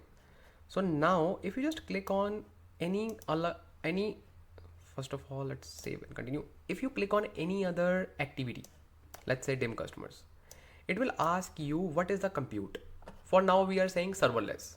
Okay, makes sense, because serverless is already there, and this is the job cluster. But we can even ask it to run through job clusters, because obviously our DLT pipeline will be running on the job cluster. So we should pick job cluster for all the tasks, because we are scheduling these tasks, right? So simply say job cluster, and then job cluster. Or you can even pick serverless, not a big deal, because serverless compute can also work, but I'm just telling you for the better deployment. And you can say best practices, job cluster. Obviously it will take some time to run this pipeline, but that's how we should run this. And this should work on job cluster. Perfect. And the last one is this one, parameters. Very good. Now we need to just add our fact. Okay. So in order to add fact, we have to wait till both the pipelines are completed, because, or let's say both the activities are completed, because we are referring both the dimensions in our fact table. Common sense. Very good. Let's say notebook and fact table, fact orders, and path is this one. I know this is the best part of the project, where we just orchestrate all the things. I know. And this will also be running this, depends on gold products and gold customers. Very good. So finally, congratulations, you have created this beautiful flow. See, all the things are done for you. First of all, it will read the parameters file, incrementally load the data, silver, gold customers, gold products. This is like slow changing dimension type 1, type 2, and this is our fact table. Very well done. This is your end-to-end flow that we can simply click on run now. And obviously it will take a lot of time. You can simply run it on your own machine and see the output. And if there are some errors, you can simply debug it. It's not a big deal, because this is just a flow. This is just an orchestration that we are performing. That's it, nothing else. And it's time to sum up everything. But before summing up, let me just tell you one thing. Now let's say your data warehouse is done. So if you simply go to SQL warehouse, okay, and obviously we do not have any kind of SQL warehouse, you can simply create it. If you create a SQL warehouse, you will see cluster size extra large. You can simply pick 2x small and simply create it. then you will be able to see all your tables and warehouses, and you can actually query that particular table. So let me just create it for you. Let's say 2x small. uh, Click on create. Let's say Ansh cluster, Ansh SQL cluster. So it will simply create a cluster for you, and manage permission is honor. Yeah, perfect. So it will take some time to create it, and it is turned on. So now what you can do, click on this SQL warehouse, and then simply go to the maybe only my, okay, this is a good option, only MySQL warehouses. So this way I can simply see only MySQL warehouses. But this is the cluster that you can see, it is turned on and the size is 2x small. And this is the cluster that is designed specially to run your SQL workloads, and it will simply eliminate rest of the stuff, and it is built specifically to run your SQL queries on top of your warehouse. Make sense? So now let me just show you one more thing. If you just go to SQL editor, you will see everything here. See, and this time it is attached to SQL cluster, not the all purpose cluster. And here is our catalog. If I just run anything, let's say I want to run select asterisk from gold Databricks cata.gold dot, let's say fact orders, run now. So I will see the same stuff that I see in the SQL workbenches, or you can say SQL Server Management Studios. See, perfect. So this time I can actually feel that I'm building SQL scripts, and this is the latest update, you can say advancement that they have done in Databricks. This way you can run SQL workloads efficiently. And let's say you want to share your gold schema with data analyst, data you can say report builders, business analysts. They can simply use this schema, okay, and they can simply run the queries here using Databricks cluster or any kind of SQL Server workbench. And let me just show you another feature of it. If you just go here and just go to the queries, so this is the area where you can just simply create the query same way that you have done recently, but this time you can actually save the queries. See, you can actually save this query. If you just go here and you can simply say, oops, if you just click on it, you can simply say query 1, that's it. So it will be saved here, and you can just refer it later if you want. If you just go to queries and you can simply say refresh, let me just refresh. So basically if you just go to SQL editor, and we should just need to make sure that it is saved. So yeah, I knew it. So as you can see that query 1 is unsaved, so that is why it is not being shown there. You can simply say control S, and oops, you can simply say control S, and then it will simply say where you want to save this query. You can simply say save it here, then your query will be saved there as well. Okay, perfect. Now one more thing, we have an amazing feature. What's that? If you just click on this plus button, you will see that visualization. What's that? Click on this. It will simply create visualizations on top of your queries, and you can simply say save. And obviously you need to pick some column. Let's say on X bar, I just need to pick order date, and on the Y bar, I want to pick, let's say, quantity, and I want to create a line chart just to see the trend. Okay, so it is just showing the quantity. Why it is straight line? Because obviously the axis is timestamp, and it is recording records on seconds basis. Okay, and you can even select anything else. Let's say I want to pick year, and if I just pick quantity, then what I will do, I will simply pick quantity, and I will this time I'll simply create pie chart, and I will apply, wait, X column is this group by on year. Okay, and X axis will be my quantity. I'm not an expert in building charts, so you can just play with it. Okay, and is only supported in the legacy. This I think I just need to populate a lot of things as well. Like you can just simply play with it, bro. I haven't built like much charts and all, so you can simply build a lot of visualization from here, and I can simply pick any other visualization, let's say bar chart. Yeah, so this time you can see like in 2023 we had these quantities, this quantity, these quantity, these here. So you can simply play with it. I just wanted to show you that we have visualization feature available as well in Databricks, and you can actually create a dashboard as well. Dashboard, Ideally, we just create dashboard in Power BI. Yes, but Databricks has launched a just launched a new feature in which you can create dashboard directly in Databricks as well. So how you can just do that? Simply go to Partner Connect. Where is Partner Connect? Maybe in the marketplace. Here, yeah, Partner Connect. So as you can see that we have Power BI desktop. Okay, we have Tableau desktop. We have obviously DBT cloud and 5 you already know. So basically, let's say you want to create a dashboard in Power BI, and how you can just do that. You will say, hey, we need to configure all the connections, all the data warehouse, everything. No, really. So you can simply click on this and you can click on connect. Okay, and what it will do, it will simply download the connection file for you. And this connection file, basically this is a PBIX file, which is your Power BI file. It will have all the connections already filled for you, so you do not need to actually do that hard work. That is why it is called Partner Connect integration. So there are like so many things that are there in Databricks, and obviously a lot of improvements and updates that are coming every single month. So let's try to say that our project is done, because obviously like there are so many features. Obviously you can just play and explore and learn a lot of things. So just to sum up, let's go back to our workflows and let's see our beautiful pipeline, which is end-to-end pipeline. So this is the pipeline that we have created, and I'm really happy that you learned a lot in this project. And yes, now it's time to actually flex in front of everyone that you have created this project, because this project actually is a rare project, which is end-to-end project, handling incremental loading, slowly changing dimensions, star schema, your constraints, DLT, all the latest things, everything. So just create this project, complete this project, and I know you have completed this project now.